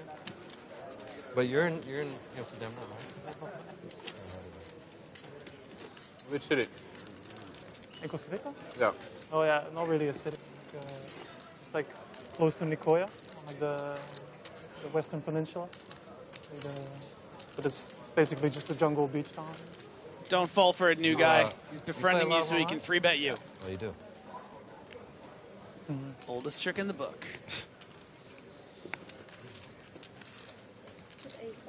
Is that why you're going, man? For the online? Yeah. For the hours are just killing me. Plus, I felt like a change. Folds around to main event Estrellas Poker Tour runner-up Jack Sinclair, King Jack in the cutoff. If only I checked that nut straight. How much do you have now, Jimmy? These 20 stacks? Or? I have like 340, something like that. Chino bet 40K on that don't hand know and is exactly, mad but he I didn't can count check some it. That's fine. You ask him after you raise his blinds? Buddy. That's wrong. Well, I mean, I think he's going to 3-bet quite a lot, you know, so... Not that figure one. it out ahead of time. And then he comes to the table, like, he asked me, he's like, have I done anything stupid since I've been on here? I'm like, yes. Who asked you that? He did. So, you know, I can't really do a lot of stupid things. I mean, you've been behaving. Yeah, we're trying to minimize the stupidity on the stream, you know? What's the most stupid thing That's like the opposite of what they want you to do. Exactly. What? What's the most stupid thing you've done today? So you can't even think of one thing. No. Yeah, I opened King 6 when he had a offsuit. Yeah. Yeah. Sounds about right, yeah. That's probably the worst on this table. And ace 10. Yes. I wasn't here, though. No, I don't think you were. Yeah, you had ace 10, yeah. And don't bluff the river. And did not bluff the river, correct. River bluff would have worked. It worked this time. Yeah, this one. 6. Yeah. You save your bluff for this one. I saved my bluff for this one. What did you fold? 2 10s? Kings, man. You folded kings. Now I'm happy that I saved that bluff. Patrick, he wins every blind versus blind battle versus me. So fuck it here. Fuck it. Wow. You saved 50. I'm saving like I don't even know how much. So just take it. What a friendly table. Yeah. I had a limping hand too, for sure. That might have been the mistake right there, that one. Just folding right there. Say what you want about Chino Riemann. I'm sure there's so many things you could say. You saw my hand? But Oh, yeah. he's on a feature table. like, It becomes the Chino show. Bad. You have a good seat. Huh? The man is charismatic. The loose peeler. And the man... Better on the poker. other side than you see what he has when you still have action on you.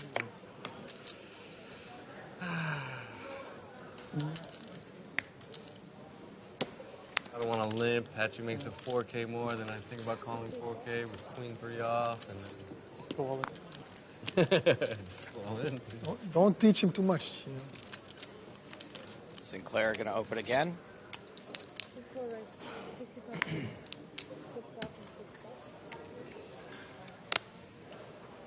Ainsley noticing this is a tough table. Tough to play at, not tough to be at, you know? Just hanging. Just shooting the breeze. Yeah, and I have to say, Goel is going to be the outmatched one on this table when you look around at the other players. So accomplished, so much experience and talent. course, we don't know too much about Goel's game, but maybe that king's hand indicative of someone who isn't prepared to make the big call, and that's really a gear you're going to need against these kind of players that see weakness and pounce. I wonder who designed this particular jumper. Has all of that busyness going on, and he goes, you know what this needs? It needs the word open. So she picked the bounty for you, huh? That's cool. I mean, you could sell that thing in Dan Flashes for at least $350. Yeah, and the Patrick Antonio. All the good things happen at flop tournaments. Tight pattern. Super tight. Going strong, man. Sinclair taking one stab at this. Yeah, she's Gorel incredible. Hanging around for at least one more street. Dealers here that we've known for a long time. King on the turn, maybe is a helpful card for Girl. Dealers are really good too. They blow. Yeah, a bit difficult for Jack Sinclair to bet this card. World Series dealers, certainly look like amateurs. Your opponent's going to have some kings, and you really stay ahead very efficient of hands like Queen Jack, Queen 10, and Yeah, Jack 10. So they're no real understaffed. reason to. It's crazy. The World bet Series had when- so many when like you're sort of winning half the Chinese time. old Asian ladies that didn't even. know Yes, how they to- never dealt poker before. I was sure. Let's focus on the They're positive. The dealers. fact And they that gotta, these fellas deal are like complimenting the dealer's EPT choice. dealers without all these necessarily games and they don't even know what the hell is going having on. to I mean, take a shot at the WSOP dealers. if I gave you 2 weeks to train yourself to deal like the dealer's choice at the WSOP, could you make? He was a dealer. Yeah, but that's only because I used to be a dealer. Yeah. Like if you give me 2 weeks preparation now, like I'd have to study like a proper 15 hours a day. All you gotta know is which games are triple draw and how to figure out a pot. That's it. That's you it. know no limit already. That's it. We could get anyone to do that. Other Those are games the don't only limit. two things you have to do. You know? Yeah. You just gotta know how to count the pot in the pot limit games. That's it. It's not that hard. You just have to know how to count the pot, know all the different Do a games, thing. know But what don't they beats have, like, what. 35 games or so. Deal with 8 people shouting at once. You gotta know like all the rules of the games, right? Right. All the different high hands and like that. Yeah, that you do have to know the rules of.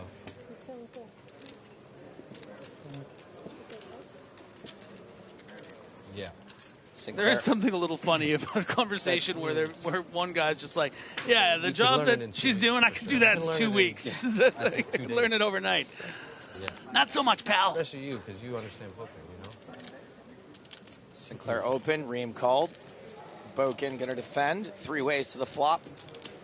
2 suited kings. And a dominated suited jack. Dominated both in suits and numerically. Great opportunity here for Sinclair to bet and win simply because, with that strongest range of all 3 players under the gun. The problem is that first flatter is Chino Ream, who is going to float a great deal. It's going to call a lot of ace highs. All those pocket pairs have a lot of queens in the range.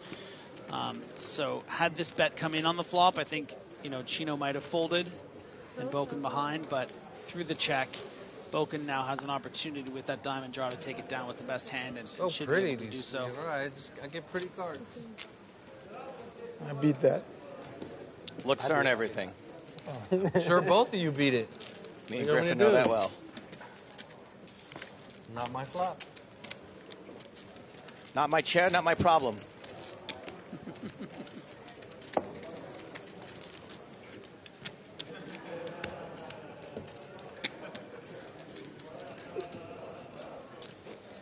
Clean it up, Boken. Clean yourself up. Clean it up. Chip work. Much How to many be are in the desired. PLO, do you know? You don't play PLO, do you? You getting impatient? Huh? You getting impatient? No, I don't have money for that one. I'm just curious, huh? I think they should make that to 5K instead of 10. You get a lot more players. And looks like Ruiz going to open. Pocket 5s. Cinco. Chino was thinking about multi. Yeah, started today. I did what? They had like, I looked 3 years ago. They had like, what was it? 340 players. In the 10K? Yeah, not that bad. Pretty good. Yeah. M. Collins says, surprised they only have one table with camera for cards. I'm surprised you still have chat privileges. Oh, wait, you don't. You banned. There's more than one table with cameras and cards, but this one's very interesting, and there's a lot going on, and so we're sticking with it. Thank you for your comment. Yeah, we tried to show 4 tables at a time once. There's and your it fluff, was, Gino. it was difficult to follow the live action. Yeah. Griffin, why was 6 afraid of 7? Why? Because 7, 8, 9. And a set of 5s on the turn.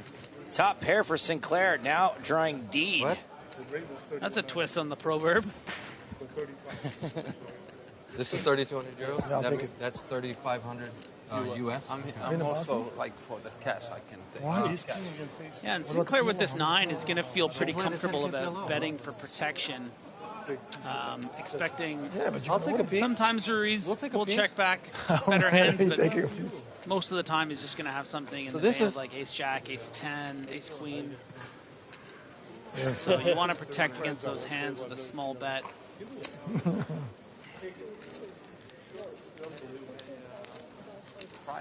I'm interested.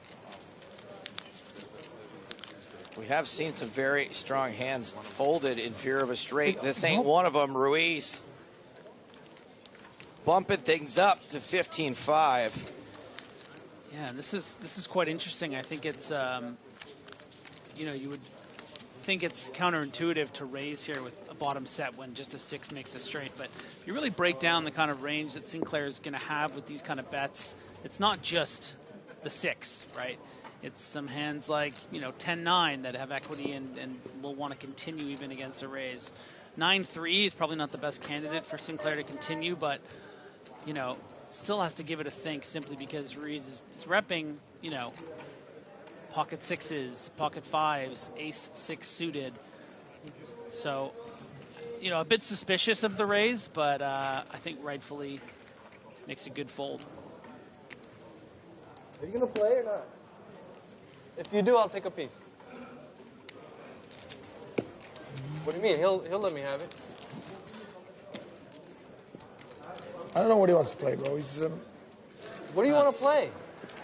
Sinclair really wears it on his face, doesn't he? You want to play the PLO? Still trying to figure that one out. Wants to play the PLO? He just gave you the money. So we'll give it back to him. I'll get it for you. Don't worry. Just play Tove. Just play Tove. Fold. You sent it to Marcello, though. I don't know. That's between you guys.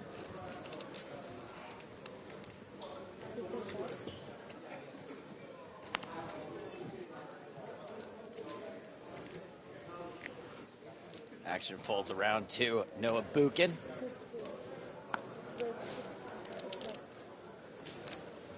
Gonna raise king tray of diamonds. Sinclair chucks in the small blind. No thank you. King 10 for Quellar. Boken's done a good job to sort of dodge all the big action, stay affable at the table, good conversation, but hasn't really had a lot of opportunities to get things going. Sorry, you talking about Quellar? Huh? Quellar or no, Sinclair? Boken, okay.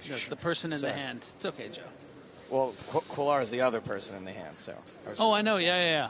I heard you made a cellular joke, too. I can't believe I missed it. I was trying to find it earlier.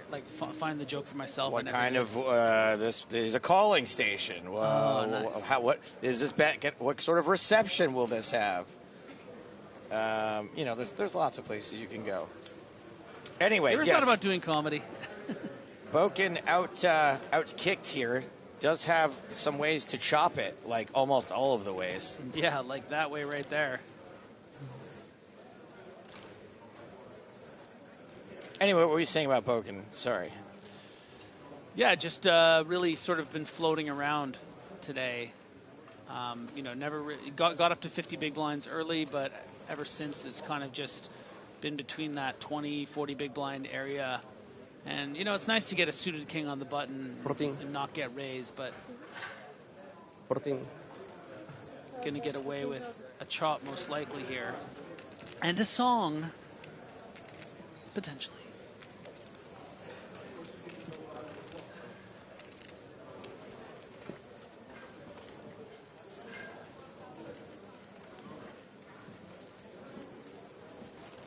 Corrected on my pronunciation. Has bet 14,000. Buchan. Noah Buchan. Buchan.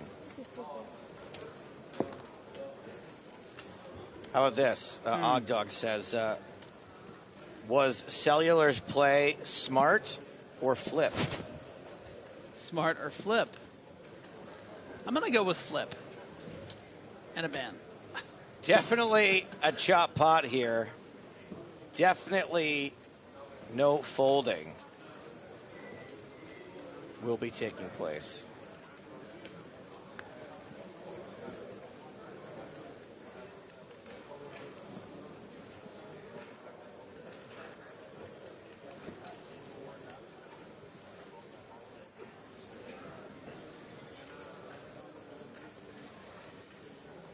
Pilar, a pensive player, does like to take his time. And some folks have weighed in, including the Sleigh Dog. EPT needs shock collars for when these Euro dolts start tanking for no reason. Don't agree they're dolts. Don't agree it's for no reason. Open to the shock collars. Shock collar, fine. Yeah, I also don't agree with just lumping everyone into Euro. Probably shouldn't have read that, to be honest. But anyway, my point is that, yeah, Queller takes a little bit longer than most of the other players, but there's not been anything egregious yet. You got to think about it. That's right, Noah Bogan. It's a split pot, otherwise known as a chop. And you know what they say? Everyone loves a chop pot. Oh, she said, what is this? Yeah. Oh, so that's correct. She's talking to 20 people. Yeah. That is correct. I forgot. Diego Queller is from Peru, so he's not even a Euro. I dodged a bullet on that one. Yeah. I mean, you can just blame it on Slay.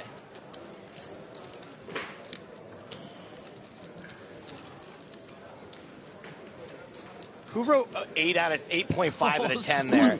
Get out of here. You are so banned. What's Ogdog? Banned.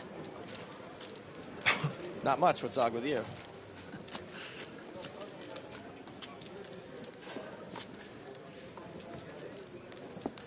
That was the best one yet ever, I think, said someone. You know what?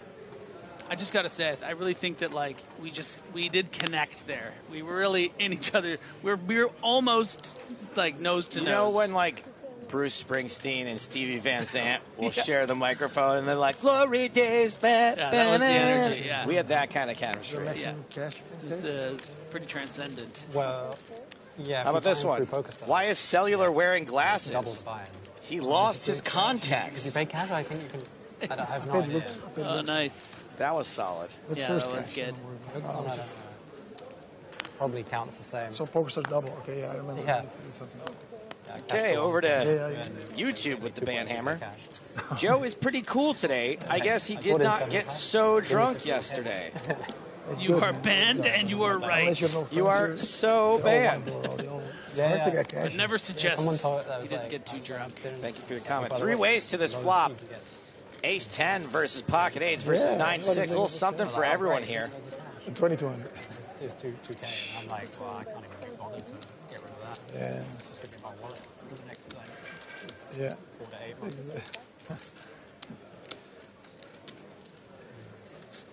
Hey, the Lipson is pretty cool. You use that? I don't have it actually, but I that handed. It's kind of like ended very quickly. Matt Teller, how it used to be, but Pull it apart. Yeah, maybe something for everyone was a little loose in the definition. Because I think Rob Young is a version. Right. This you combine here, party poker. Yeah, it's great. It's like Ace King 6, 8, and 9 6. Yeah, something for everyone. Everyone's got a pair. Really hard to get. Everyone's got a pair. Yeah, that's something. I have 2 currencies. Ace 10 withdraw for free and transfer. Okay. So like, oh yeah. Wow. Another nice random choice here. More fishies. Oh my goodness! More Now, fishies. if you are not a fan of this feature Try to table, go easy on me. and you thought we should change it up, better and better. How you we have doing, just Seth? added another Good, man. How are you? superstar What's up? to the The left fishy side of come the with table. I got like 35. High roller Peters? regular Seth Davies Something like that. Davies, They wow. come with 35. chips. joining the table. Wow. Everyone has chips. This shit can't be random. It cannot be random. They just have to. They use the sorting hat. They're just like, yeah, let's bring another good player. You've been boring the last 60 minutes. They brought on someone new. What happened? Everyone folded. Do a lot of table talk. Then he was giving us a show, but he's been quiet. Guys, we all agree just to be silent, tank every hand. Yeah, we're just extras in this show. I'll be an extra. Well, something for everyone on this flop. Well, if you're looking for a colorful personality, I'm not the guy. Okay, bring him back. You're going to be really Bring him back. disappointed. Actually, with this net teller, it's like the weirdest thing. Like, I think it's I a would year say and a half now, Seth I've Davies been has like account. athlete I've energy, been going you know. in cycles But athletes with don't it usually before. give the best Can't interviews, so open my maybe he has a account, point. or like getting the same emails over and over. And even I used to have the VIP person. For some reason, I cannot change the password. Like it won't work. It's like, so I have some money left in there. I don't even know how much. I just know there's still a credit card that once in a while pays certain small things. Been pretty impressed by I don't know What yeah. I want to know. Ruiz so far. Oh, yeah.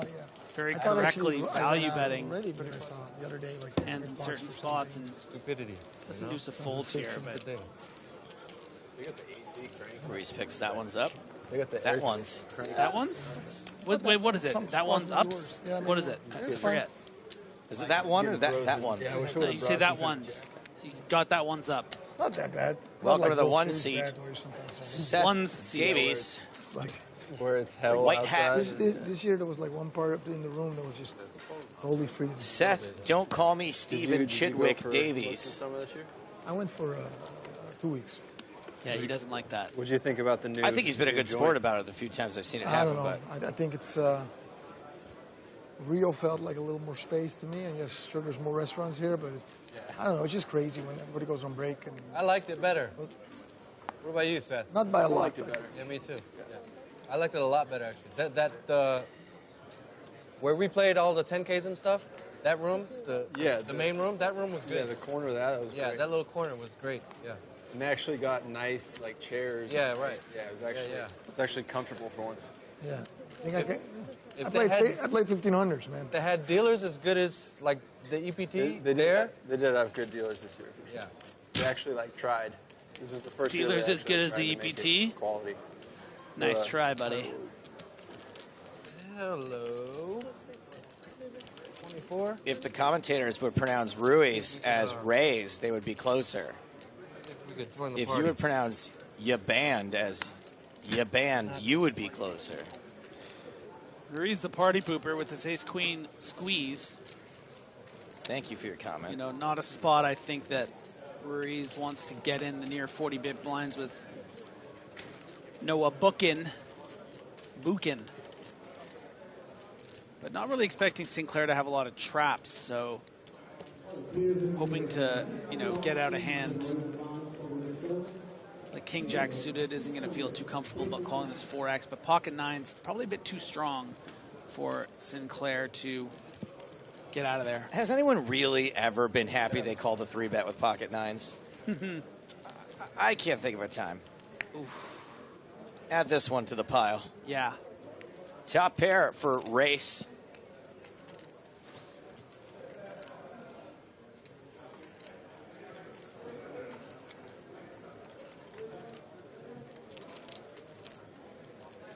Sinclair checks to the pre-flop Ruizer.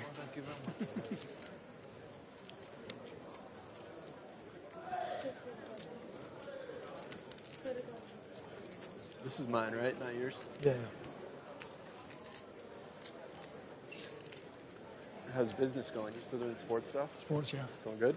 Baseball was bad. I kind Baseball's of quit. bad, huh? It's tough, man. That's a good moneymaker for you too, isn't it? Baseball. Used to be good, but this year, no. Not this year. I had one really good guy that literally disappeared. I don't know where he is. Damn, that's hate to Yeah, hear that. weird. That was weird. I think he died. He must have died from COVID. But no, in general, it's good. Golf is good. NBA is good. Football's good. Yeah. UFC. Yeah, UFC is probably really good. Yeah, it's tough. Like, the limits are really small early, and a lot of people just bang it out then. But I mean, I love to watch UFC, so to bet with small edge is already fun. For Pretty sure. disciplined I was at fold the, there from Jack Sinclair. That as we sick card with overhear like, some Adesanya. nice chatter. Oh, yeah. The last Where one, was it? 276. Vegas? Yeah, in Vegas. Oh, yeah. Sweet. Nice.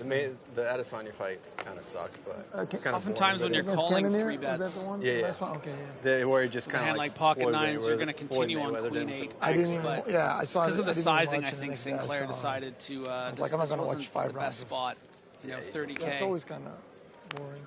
Yeah, he just After like, the Hard to watch in 24K. Europe, man. I used to do squeeze. it back in the day, but I mean, it's at what, like 8 a.m., 7 a.m.? like the main fight's at 7. So what I do now is I just wake up at 11, don't look at my phone, and go watch it. Yeah. Yeah, that's what I do with NFL. I just go like totally dark on the phone because I'd like play poker on Sundays. Yeah. Then watch everything Monday. So you do love NFL. Yeah. So you watch like the condensed games, or you just is the red zone? I'll watch Red Zone, yeah. So you can rewatch it. Yeah, you can just, with YouTube TV, Okay. at least in the U.S., you can just record Red Zone and watch it. Oh yeah. Perfect. I love it. I love football. Yeah. That's the only. I watch football a lot. And then I don't watch any baseball. I mean, Baseball's tough. When you bet it, and it's like Baseball's pretty fucking boring.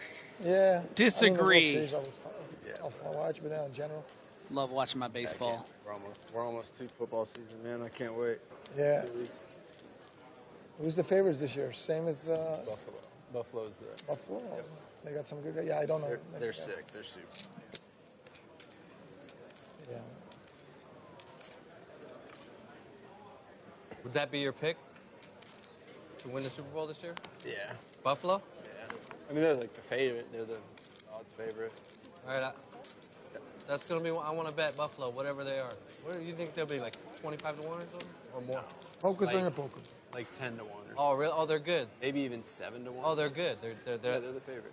Oh, they are the favorite to win the whole They're thing? the favorite, yeah. Oh. I did not know that. It's like Buffalo and then probably Kansas City number KC, I guess. Yeah, I haven't KC. looked. Fuck it. Brady's still there. Looking to bet without I think they're anything. third. I think Tampa's third. I'm the type of guy where I follow my friends, you know?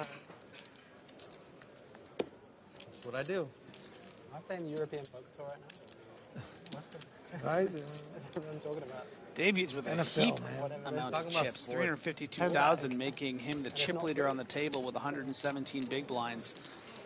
Will be one of the most dangerous players left in the field and is right away going to put some pressure Classic thing that they call footy. on It's the Goel. thing that they call footy, but it's not really. Soccer, football, yeah.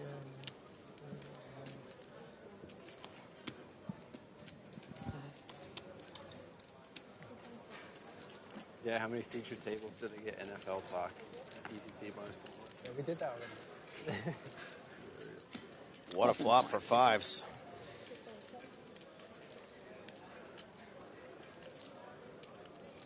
Sounds like maybe the table talk has slowed down for a second. We can pick up the action here. Field's down to 359. 31 away from the bubble. Very small bet on this flop from Davies, and I really like it. You want to keep in all those ace highs that would limp call and then have to continue. And Goel actually has a great hand for this particular situation, which is ace 7 with the ace of hearts, but not when your opponent already has a full house. Grell drawing officially dead.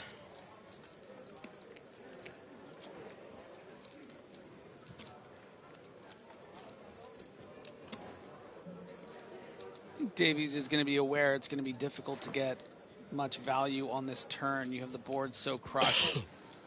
You know, which ace highs are going to call again. Definitely ace high heart draws.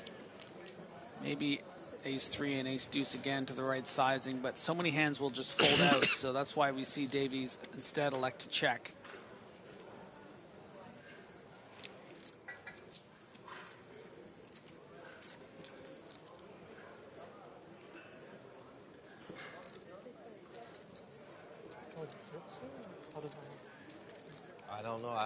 Actually, I haven't seen a waitress come. What do I want to bet here to get ace high to pay me off?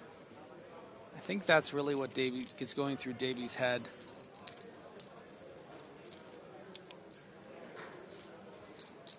You know, had Goel floated with something like King Jack, probably would come out of the bushes and bet the river for value. Sure. So if it's just ace high, with what little information I have about my opponent, do I want to go big? Do I want to go small? And it looks like Davies wants to just balance his range here with a big bet. And actually an extremely big bet. And at this point, I think it will just be posturing from Goel, who we saw fold pocket kings to a bet that was under pot on the river in a spot like this. So Davies takes it down. You also watch college football?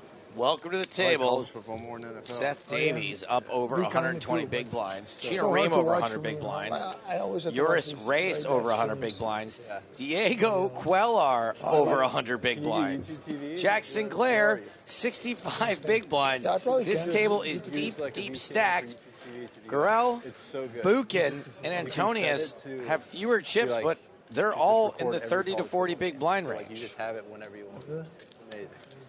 Yeah. You'll see some information at the Yeah, bottom I of your can't screen wait about for some it. live opportunities to Sounds win your like way to the next Oregon. There's PSPC, no like anywhere near this. I never really like had a team. including But Seville, Oregon- Nottingham. Oregon football's sick, so. Yeah, right? Yeah, so Maybe some others will be added in the future. You have two teams, Oregon, right? Oregon State. Oregon State and Oregon, yep. Oregon. Yep. Oregon State kind of sucks. They were good like 15 years ago. Oh, yeah? Because Oregon is like Nike University, right? Like It's what? It's like Nike University. Oh, really? The founder of Nike was an athlete at Oregon. So he's donated like $1 billion to the school. Ah. So they have like these great facilities. It's That's really, sick. You know the Oregon really State good, like, mascot is? recruiting and everything. What? The Beavers. So, Oh, yeah. so the I used sports to think are I all was good. hilarious in high school wearing around a hat that said Beavers on it. I was such a funny guy. Yeah, yeah. That's the really the birth of your comedy. So funny. You know, I have nothing to contribute to the football conversation, but I will say I watched the Manti Teo documentary on Netflix last night. It was great. Yeah, like 110 or something? Manti Teo. Yeah, I was just counting. Poor guy, that college player for Notre Dame who was catfished. Oh, It's yeah. a 2-part documentary on Netflix from the Untold series. Comes highly recommended from yours truly. Griffin I've been Benjamin. catfished no fewer than 10 times in my life, and twice it was for over a year. And only once by me. Which is a long, many times, too many times I've been catfished. Like, once it happens to you once, you should be like a little keen. Well, that's because you probably have some experience with that. I think you'll find the documentary especially interesting. The TV show Catfish was looking for a new co-host like maybe 5 years ago, and I was like, holler at your boy. Pair of fours for Buchan. Bets wins. You just came from Barcelona. Are you going also the Cyprus thing? I'm going to go home first, but... Oh, really? Yeah. Home is Oregon still. Or no? No, I live in Vegas now. Vegas, okay. Yeah. You choose the right place living in Spain. Spain's great. It's incredible. I will say I that. just moved here like a few months. I mean, I've always been coming to Oh. And then I Buchan's in just ended my Spain lease now. Amsterdam Wow. Because I knew I was going to be a lot in Spain, so I have a place in Ibiza. Yeah. More to chill. Everybody. I have a space. I have a place in always Ibiza always too. Party, but not. Yeah, like I just love Spain, the food, the climate, the people. Yeah, it's great. Yeah, I was in La Madrid gente this es spring muy for the loca. Titan thing, and like Madrid's like my favorite city I've ever been to. Yeah, it's Us great. locals call it Ibiza, though. Ibiza. And the food's so good and cheap. If you find the best local spots. Everything. They don't You get a lot of. There's a lot of like healthy options too, which is like not so usual in like a lot of European places. You know what I mean? Yeah, I was thinking maybe I got in Amsterdam. I got a bunch of juice bars. Yeah, well, Amsterdam's great too. Yeah, I It's thought for about healthy maybe doing food. something here too. Yeah, do them here. Chino opening pocket fours. Antonius Yeah. flicking in. You already tough enough. Some chips with the jack of spades. Comment on the stream, no acts like a 12-year-old and a 45-year-old body. Well, I will say that we are all just a bunch of kids playing a game. That's what's so lovely about poker. Yeah, imagine that's the whole business basically, is finding the right people to work shit. Okay, buddy. So what you do? Go back home for like a week? Chino folds the fours. Not going to see the other Antonii card. Yeah, I would have stayed, but I got my wife and kids with me here. So like making them fly all the way home by themselves. It's like, how old is your kid? I got an 18-month-old. Okay. Well, if it was another jack, Antonius played it wrong. Yeah, that there is no right way to play pocket jacks. It's like wrestling, basically. You know what I mean? He's just like crawling around. It's been a while. You need to eat too. Still. Is it direct from Vegas? Madrid is direct, maybe? No, we're going here to New York to Vegas. No direct to Vegas. A lot of people are horrified by my catfish story. I'll say this. One of the people who catfished me is now one of my best friends in the entire world. And oh, baby. You tell our story. And has been responsible for some of the coolest experiences that I've ever had in my life. Come on. Yeah. We're going to have a drink tonight. You're going to tell me that story. I'll tell you who it is. Everyone on the stream right now is expecting him to say it on, but he's just writing it down for me.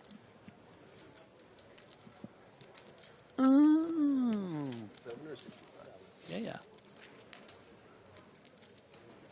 Antonius running into the queens of Seth Davies. Rah-row. Queens.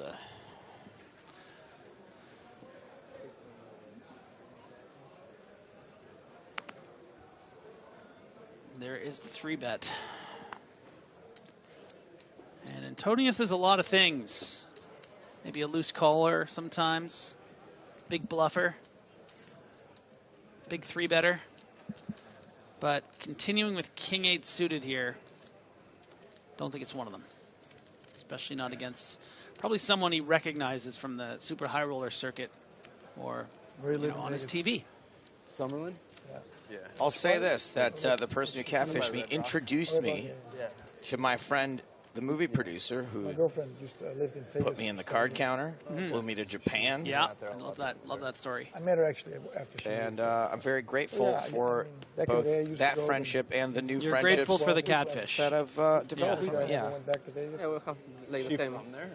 She's from Serbia, and I swear that nobody, there's 0 people in Vegas who are actually from Vegas. It's crazy. Like poker? I'm not sure. I just don't know a single person who actually like grew up there. I do have more questions with the I can save them for later if you want. I don't mind answering that. It's just so off topic from this. It's a little off topic, yeah. But I think the people want to know. Was it like a romantic sort of, but it was more like a... The rest of the village is a little bad, it seems, but that cafe... It's pretty romantic. Yeah. Pretty sexual. I hated everything but the steak. Jack Sinclair with Ace Jack on the button. Only in America.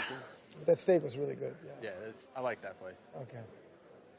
El Dorado. In fairness, I wish more of the stories from Catfish, the TV show, ended in beautiful friendship and introducing to important people in your life, and you know. It's always packed. Yeah, they do well. Queller considering his options, and he is electing for the more aggressive one, re-raise to 28,000. Not a huge fan of this, and not just because Sinclair has Ace Jack. Oh, really? Jack Sinclair is incredibly talented and accomplished player. It's just boring. Yeah, it's not worth the time. You know, when you choose something like King 9 in particular, you're really just hoping to get a fold pre-flop with that sort of one blocker. But the continues from Sinclair are going to be often dominating King 10, King Queen, and just folds the Ace Jack. Bit surprising to me. Bryce Harper? But maybe just thinks, okay, maybe it is a good 3-bet. I'm really surprised to see a fold of Ace Jack there for Sinclair. But you know what? It is a very important day, I haven't followed so much. Joe, and that is a huge factor I failed to mention. It is world famous bubble coverage day. And with just less than 30 people from the money. And Jack's found himself in a lot of situations with some tough maneuvering. You look at those pocket nines hand, so maybe just trying to stay out of danger there. And that's the power of the bubble. We could go 1 year at our college and then go. I guess the bubble. At least 50, right? At least 50, but we are maybe more than 100. 26 players from the bubble. And I think like that hand is a really good example of the power of a really big, strong 3-bet, especially as we approach the bubble. I mean, that was a 4X. And, you know, folding out ace-jack, that's certainly got to be the top of Sinclair's fold range, but that's pretty impressive. It's that wide of a fold range. No. You have to make day 2, right? Oh, there's 100,000. Davies opening, queen 9 think suited. that bounty has also a PSP. Yeah, well said on YouTube. Soft bubble ICM is real, Griffin. Yeah, I heard. Definitely agree. The ticket for the 25K on Bahamas. 65. Play. Race in with pocket 10s, and Reem is going to come along for the ride with 7-4 of diamonds. The flop. Ooh, boy. King 10, 10, 2 diamonds. Flopping quads a lee for Joris Race. Jack of diamonds, Jack of diamonds. I want blood, I want blood. Another public domain song, sing away. A jack would make a straight for Davies, and the jack of diamonds would make a flush for Reem. That is why Griffin is calling for violence. All I can think about is how much this hand would rock in Ultimate Texas Hold'em.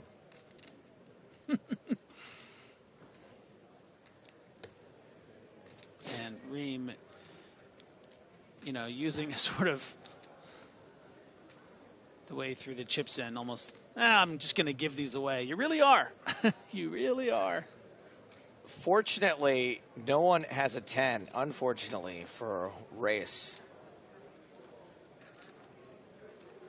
Davies, straight draw, fairly inconsequential on this double paired board. Double spade, excuse me, double flush draw board.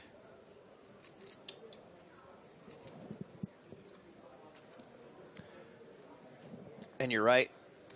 You're right, you pedant. Paul says 10-10, no longer the nuts. But you're right, you're right.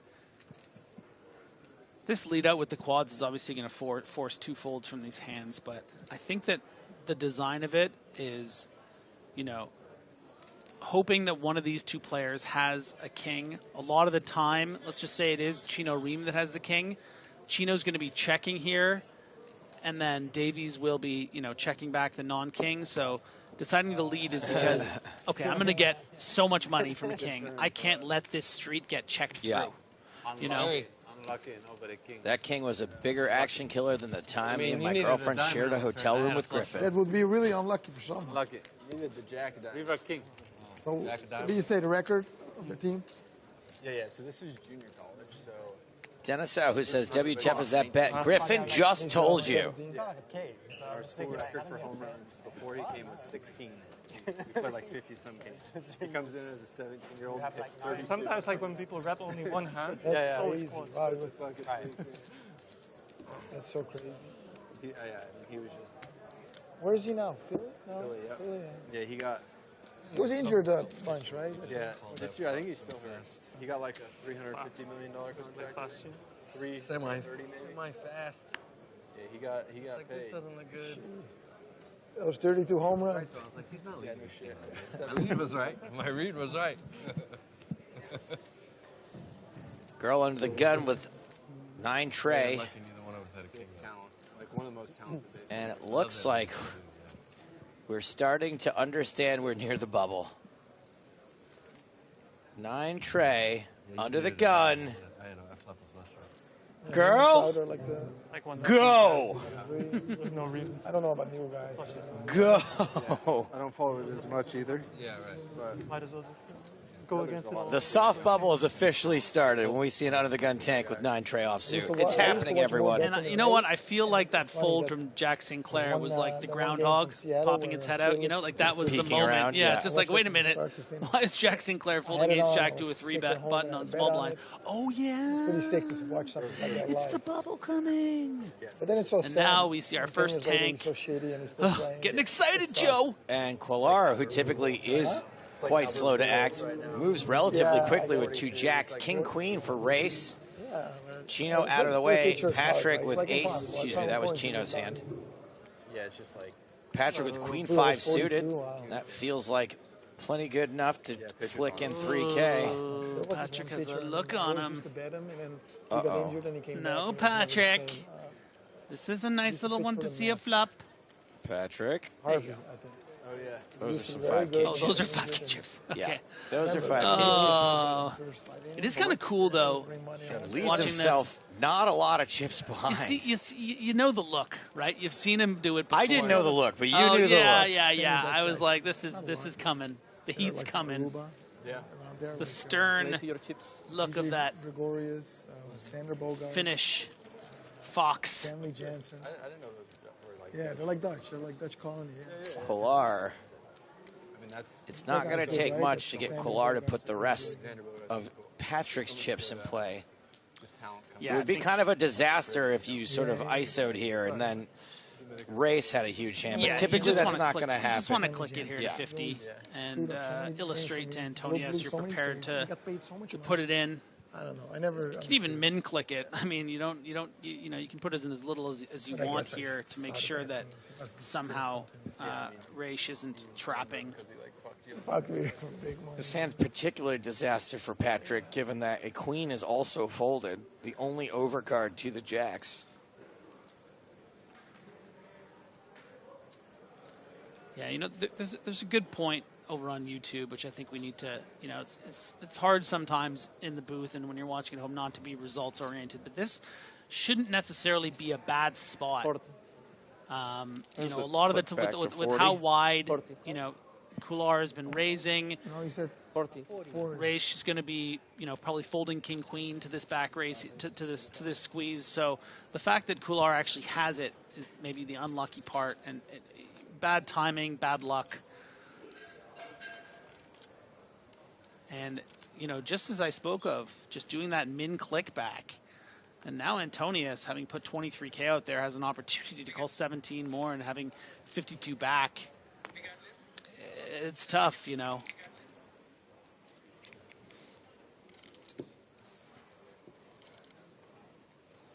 It's too kind of like sophisticated and like weird for this ever to be a bluff. So Antonius, I think, is going to recognize it's going to be up against something, you know, like aces, kings, queens, jacks, and that's the problem, is you don't really have a hand that can do much against that. You're looking at your best case scenario right now with Quillar having pocket jacks. Jacks, tens. That's a heck of a price to be given.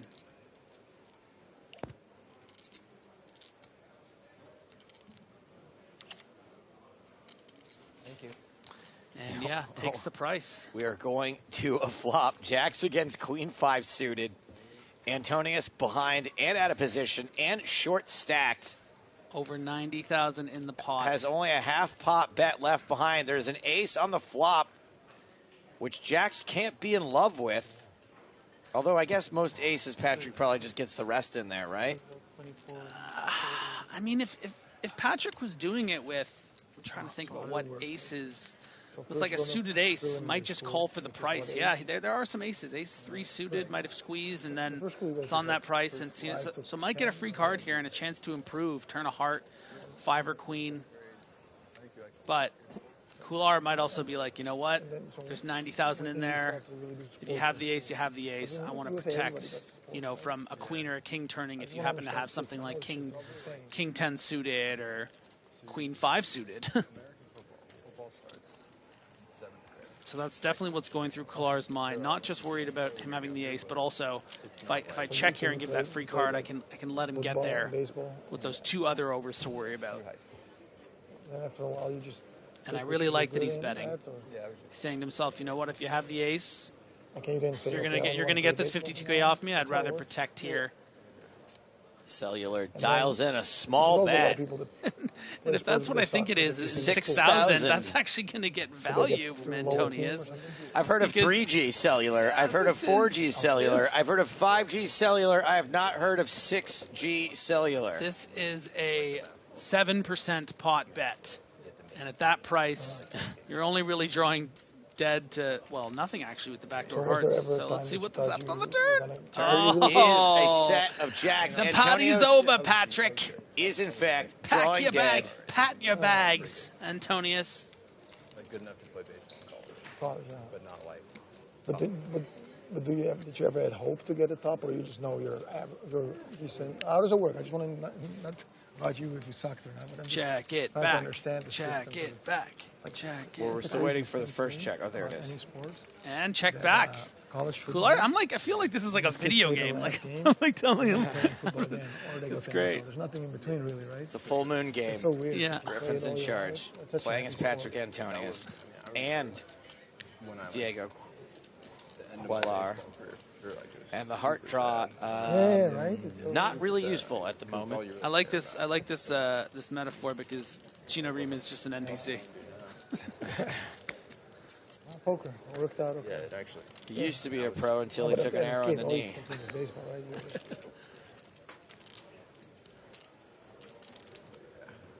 Now this is the thing: does Patrick turn this 5 into a bluff that is beating nothing, and try to fold out kings or queens? No. And yeah, your stack is worth too much at this bubble here. You don't want to just shove into pocket aces, and that's how you go on home on TV either. My trainer in Amsterdam, I go to the gym once in a while. I got a guy who trains me, but he worked with all the big soccer players in Holland to, whenever they're injured and stuff. It's like everybody knows him in Amsterdam. It's a lot of history, but he also used to always go to USA to help Andrew Luck. Oh, no shit. They flew him in because he was such a good trainer for that. This guy's a legend. So he tells me always these stories about Andrew Luck. What did he say about him? What a beast he was, and just the mentality in the U.S. How crazy. He was. I mean, and he was like, he was supposed to be the next like superstar. Yeah. I mean, And Quellar back to his old ways. Still 3 jacks. Wide end. Back to his old ways Wide of end was one that was always with Luck. tanking more than Jacques Cousteau. He tells the stories like and he's still in contact with them. He said, yeah, that was the best. He would fly him there just for 2 days. This guy knows his shit. You're working with him? Yeah, we just work out like very low. Me and my friends, because he owns a gym. Yeah. My friend recommended. My thing with gym is I always do it for 6 weeks, and I'm traveling, then I don't, and all my life. And as we And Patrick kind of looking at him like, dude, you're wasting everyone's time. I'm going to Let's fold. go. It's so good. I mean, You go bet now. Yeah, but I was very bad. I would be tempted. James, first of all, the bubble has officially started. People started tanking under the gun with 9 tray offsuit. Hold on a second. According to the graphics on screen, Joe, 346 remain, and the bubble isn't until we hit 328. Yeah, but the bubble has started. Soft bubble, bud. Did you know? And I know that Quellar. Oh, he checked back. All right. Well, I guess there was a genuine decision there. What? Expect that. Like taxing and stuff back then? They came after me. I'm gonna go think about that for a while. Panorama just for fun, but I don't quite understand that check back. So I understand it, but it's just really overcautious and unnecessary. Coular thinks that, based on the action pre-flop, is more concerned at that stage that Antonius is just going to have a pure fold or been trapping pocket aces pre-flop. And it's just one of those things, took too much time, thought about it too much, and the problem is... I got these 3 checks this week compared to 5,000. Well, look at Jack Sinclair's reaction. Yeah, it's quite a poorly played river, but there is some galaxy brain sort of logic to it, I think. Okay, fair enough. Not going to question Diego Quellar, who is the table chip leader now with a 125 big blind stack. Gino Ream seems to have had 100 big blinds for pretty much all of today. Seeing the stuff, he's not calling anyway, so I mean, it's fine, but still very heroic. That's one way to put it. Okay, Joris. What's it going to be? He's going to call the under-the-gun raise from Seth Davies. He's made it 6,500 with King Jack. King 7 is the call in the cutoff? Yeah, definitely on the looser side, but I think Rage here just wants to play a lot of hands at the bubble here in position. You know, this is kind of like a few notches too low of what you should call normally, but it's just a lot of chips in position. Let's play. It's really the only way you can put it. No, he's shuffling. I'm calling also. Oh, okay. I'm calling 100%. Is it a one-round penalty, soft play? Okay, I'm starting to see what you're alluding to when you said that we are already entering bubble time. I mean, I couldn't really use Diego as a kind of gauge because he's taken forever on every decision today.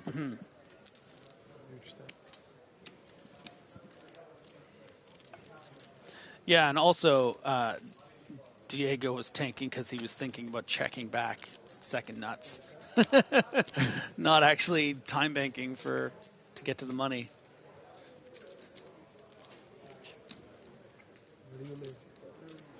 Oh, King Jack checks. King 7 is betting 6,000. Born and raised? Not for me. Yeah, that's what I thought. And Davies with actually the single only hand that really would be ahead here. Obviously some, you know, like 9-10 combos and Jack 10, but you know, in respect to the king. Yeah. Not the state.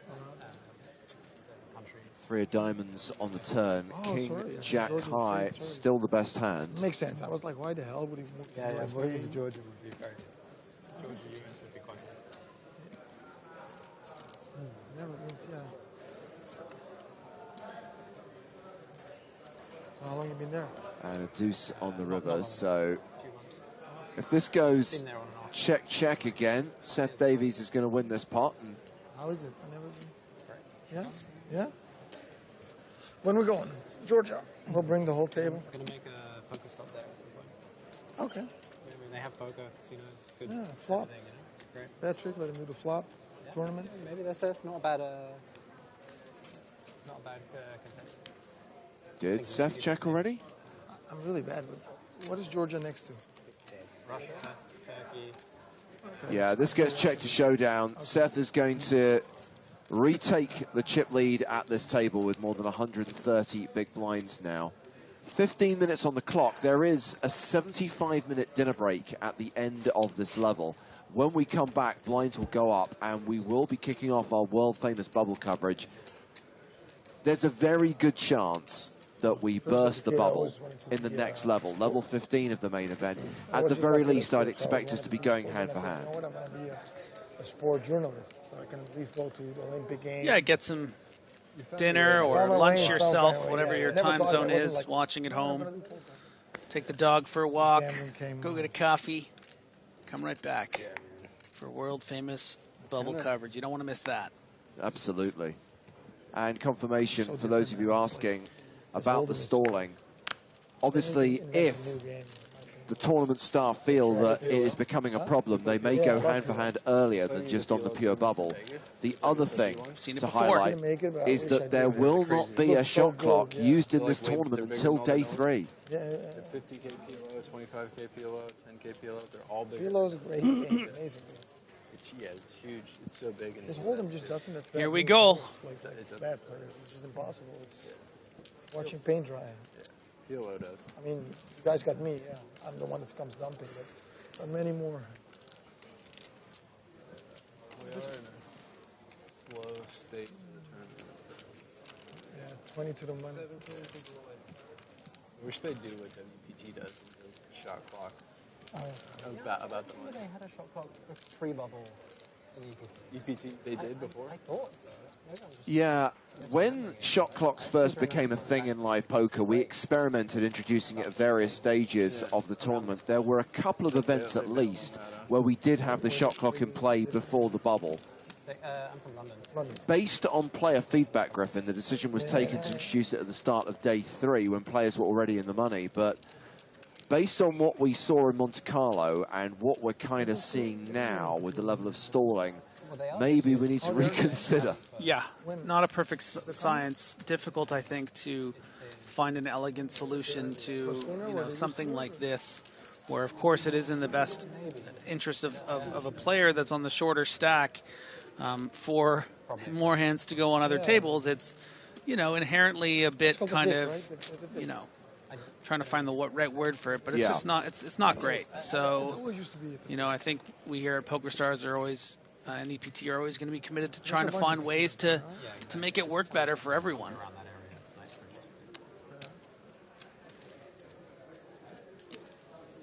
So it was a complete from Girl in the small, the raise from Davies in the big, followed by the tank, folled by the fold. It's going to be great, huh? When is it? October? Yeah, I would not make a habit of limping into October. Davies' big blind here at the bubble when you've made it very clear that you're time banking to try to get closer to the money. Yeah, I mean, I'll be in Vegas. Down to 343 now. Sometimes you look down at the Queen 5, James, and you feel like you just have to do something big. Antonius did it. Why can't I? If 5 diamonds at 10K or 15? I'm pretty sure it's 10. I wonder if it gets as big as it used to in December, because they now have 2, right? That win thing looks amazing. Maybe. I mean, everything's huge right now. Yeah. WSOP. Everybody wants to Everything seems to be getting bigger, yeah. Everybody saved up money for 2 years. Seriously. Wants to make sure to spend it before the next lockdown. No one could lose for 2 years. I've never heard that outlook. I think some people no one can lose for 2 years. Crypto. That helped Crypto's everybody. back. Is it back? There's a war. Nobody cares anymore. Inflation. Nobody cares. Everything's pumping. Yeah, right. We're really playing 3.5K. Sinclair with the raise. 6,500 onto the gun. Ready for a nap. You're hungry, Chino? Dinner break right now. Huh? You hungry? We got dinner right after this level? Yeah. 75 minutes. I mean, this is not a legitimate tank. I'm sorry. Yeah, of course not. You were thinking it might have been? No, but I get it. I understand why people do it, but it doesn't mean I have to like it. Hello, my dear.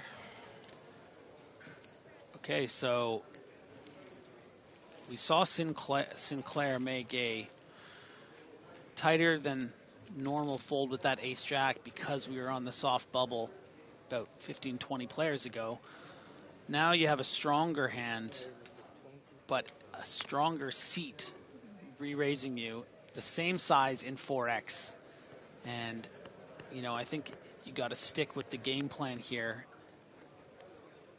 Ironically enough, we also saw Sinclair fold pocket 9s on a flop after calling a 3-bet. So already has a bit of, it's one of those things that shouldn't really matter, that you've already had a hand where you called a 3-bet with 9s and folded on the flop. But, but again, Sinclair likes those 9s and is going to go to a flop. Is pretty comfortable chip stack wise. We're talking an SPR of stack to pot ratio of over 3, so some maneuverability. I don't think that Sinclair would just bust on a 7-high board or anything by the river. But that's probably going to save Sinclair some money here with the ace-high board.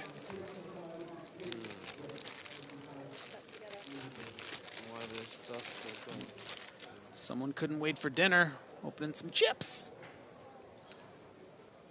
This is the kind of stuff I normally suggest. Walk B on YouTube says, how about a shock clock instead of a shot clock? If a player takes too long to act, his or her chair administers an electric shock.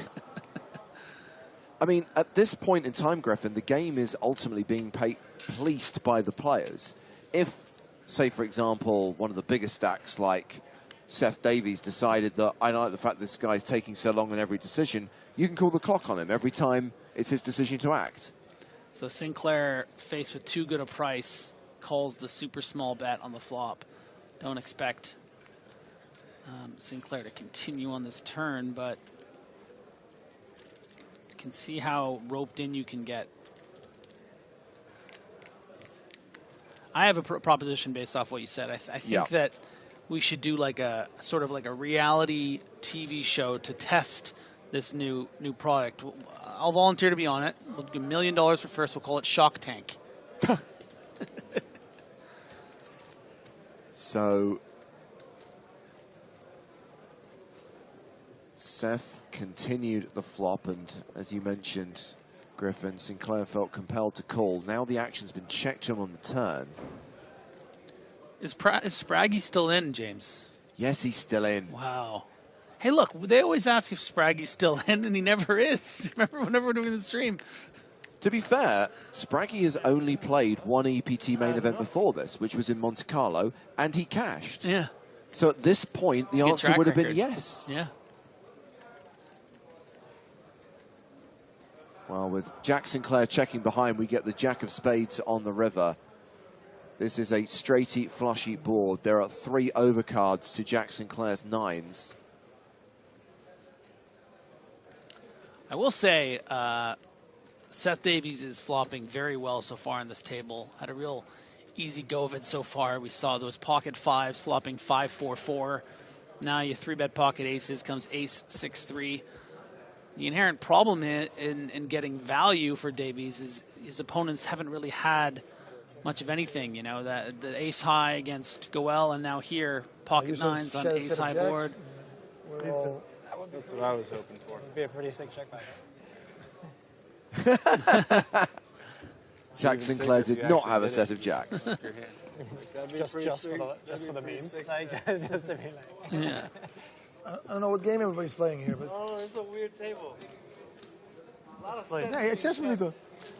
We hebben gereserveerd, toch? The game so far is pretend you have aces and then bet 6k on the flop. That's Huh?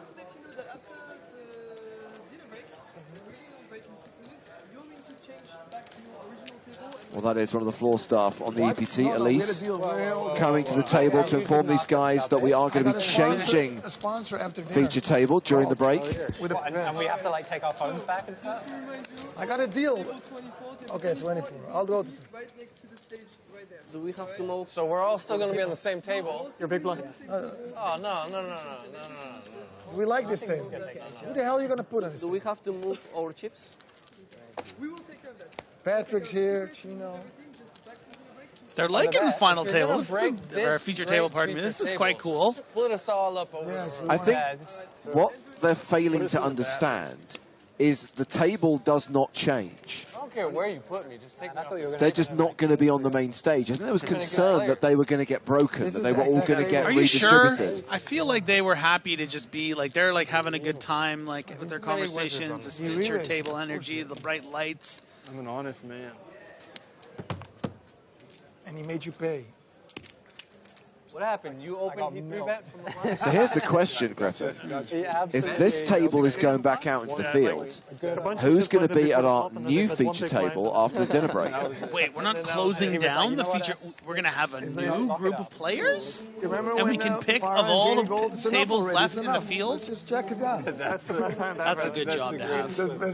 Yeah, I watched By the end, you just bag. They did good with this one. This is more levels than I feel like usually. I can watch that one every really day. great. It's so good. It's so good. Have you ever seen the Australis one where a guy plays his hand face up? Like he raises ace-jack and he thinks everybody folds, but the big blind hasn't folded yet. And so he shows like, I have ace-jack. And so the big blind calls 9s. Flop comes jack-9 deuce. 9s lead. Ace-jack raises. Like they're two under big blind. His hand is face up at this point. Playing his hand. Yeah, it's like no free cards. I got that. Yeah, and then 9s re-raises. Ace-jack calls. Turns a jack. 9s bet. Ace-jack calls. River's a deuce. So ace-jack makes the nuts. Oh, wow. 9s check. Ace-jack bets. And 9s go all in. And 9s bust. Why did the 9s? I remember that. The commentary is the greatest because there's a commentary and he calls him. I won. Is he the Freston wizard? I don't want to know. Is he fighting the clouds? I've not looked. Was that just this one, or was it from? It's the 1K, but like. But just the other. Day. No. It was like 8 years ago. So that's hilarious. But it's my favorite YouTube hand ever. So what do I search for? Search for Preston Wizard poker hand. Preston Wizard. He busted to a guy who's Anna's face off. How sick do you feel? But like everything about that hand is funny because like it starts with the raise on the flop when his hand is face up. Right, exactly. Like, let me just get some value from this guy. That's hilarious. So that story is true. The only part of it that's incorrect is it wasn't from an Australia's main event. It was a made-for-TV format that was shot in Madrid a few years ago. He took his pants down and threw a shoe at the guy. Really? He went all in blind and took his pants off. And then he got DQ'd. So he showed his hand, right? Like he went on and he had like Queen 5 off or something. And then the guy folded. He took his pants off naked, right? Yeah, like it was not like long out. Just a casual underwear thing. When was this? This year. Like 3 years ago. No, I read this year someone did that. A shoe on the table, someone throw. That was like 2019. That was this year. Yeah, it was. Wait, this was a few years ago. A guy got butt naked. Yeah. Yeah, and went all in. Yeah. Pulled his pants off. I bet you it was this year. Why would he Threw do his that? shoe at the dealer. I mean, why? And then maybe He was drunk or something. He was extremely drunk. Yeah, he. Like later he was some Aussie. There was some news article about him. Okay, so it was like he was drinking from the shoe. It was like a weekday after. He was drinking from the shoe, making like a mess. I would swear I read that this year. But he was just wasted. Gotcha. That's crazy. Guy just felt like he needed to do a thing. I guess it was an old article. Yeah. How many make the money? The pressure, the camera. How many cash? 327? 12 more. 12 more. 12 more. 327 cash. It's 339 now. 328. If you were watching the stream, you'd know that. Yeah, to get to. Well, let's just step away from this conversation for 1 second because we've got action on the outer tables. It's Sam Grafton all in with the decision on Antoine Labatt.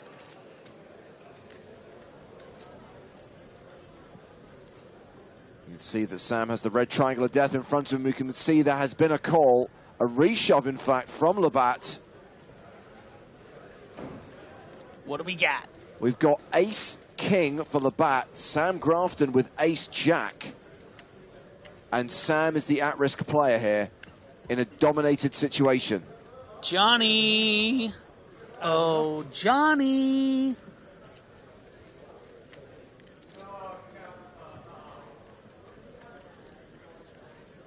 Sam is going to need to get lucky here.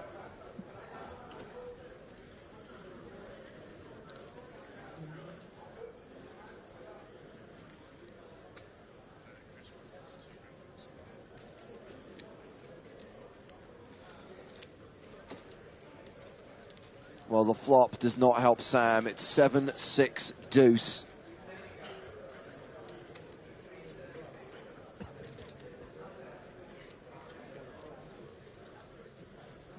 Turn card is a 4, and Sam is only saved by a jack on the river. You saw a set of jacks? That's what I was hoping for. It'd be a pretty sick check back. River card is a 5, and Sam Grafton is eliminated, losing Ace-Jack to Ace-King. Sam will not make the money here in Barcelona.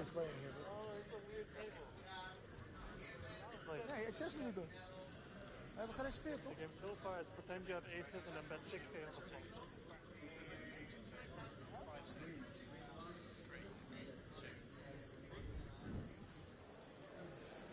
top. And looks like we are coming to the end of the level, Griffin. Players already heading off on dinner. And a reminder that we will be changing feature table during the break. Yeah, and that not a very interesting final hand. Did you really? I'd fold. And I can tell you that we have got Spraggy coming to the main stage on the other side of the 75-minute dinner break. 24, all right. You love to hear it.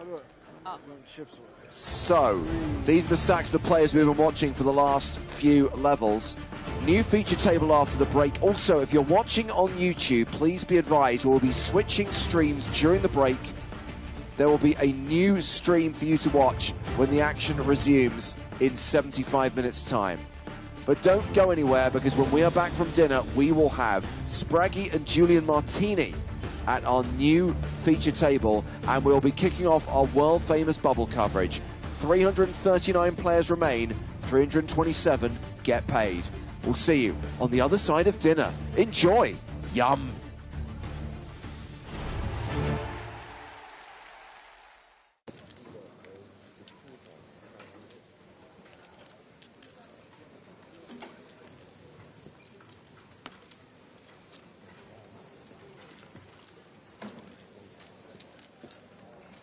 Antonius with ace-king. So far, no action. Really quick fold from the button and the small blind. Big blind, any magic? Oh! Oh, dear. Yeah, that's what we call a big blind special, ladies and gentlemen. Antonius starting the hand with around 130, 140 big blinds.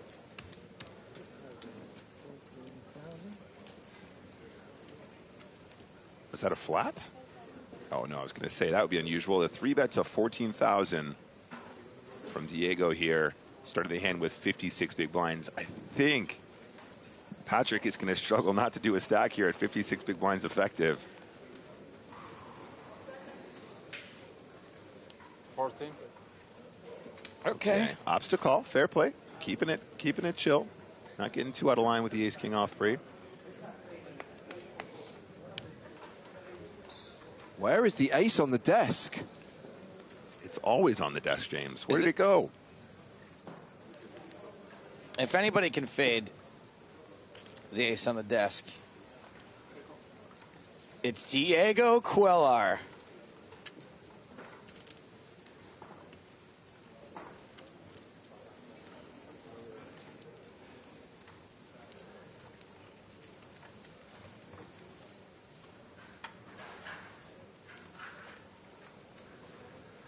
I feel like this guy changed his last name to open a mobile phone business, but spelled it wrong at the DMV. You know, every time I see it up there, I keep reading it cellular. Yeah.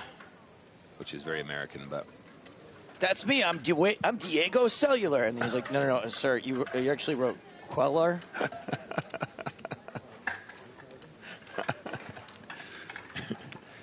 Think of all the lucrative contracts I'm going to get if my last name is cellular. Oh, I spelled it wrong on the form. Messed it up. Damn. All right, Patrick can appeal one more.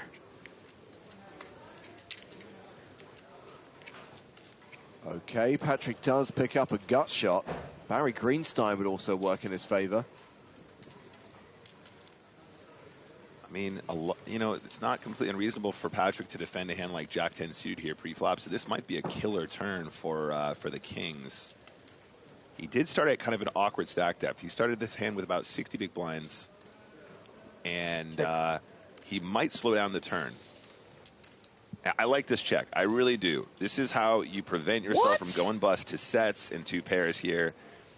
This is how you give a free card to a diamond draw, to all kinds of gut shots. I feel you, but you want to control the pot. And when it comes like that, it's so nice because now you're counterfeiting so much, it makes it a lot less likely your opponent has a set of 4s. I don't think Patrick would have missed the opportunity to bet a set on the turn here or a 2-pair on the turn. So on the river, having checked the turn, you can start to get some of that value that you might have missed on the turn, I think. Okay. I like this line. I'm a fan. You have to understand that every single counterpoint I have to you is based on the fact that I never improve, and it's usually the worst river imaginable. This isn't about you, Joe. It's cellular with the Kings. It's all I know, though. It's all I know is that river card is going to be bad for me in one way or another.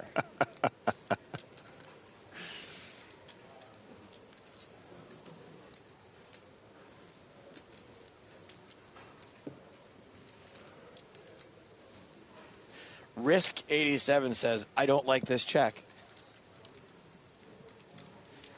Not really living up to your name, are you, Risk? Not so risky.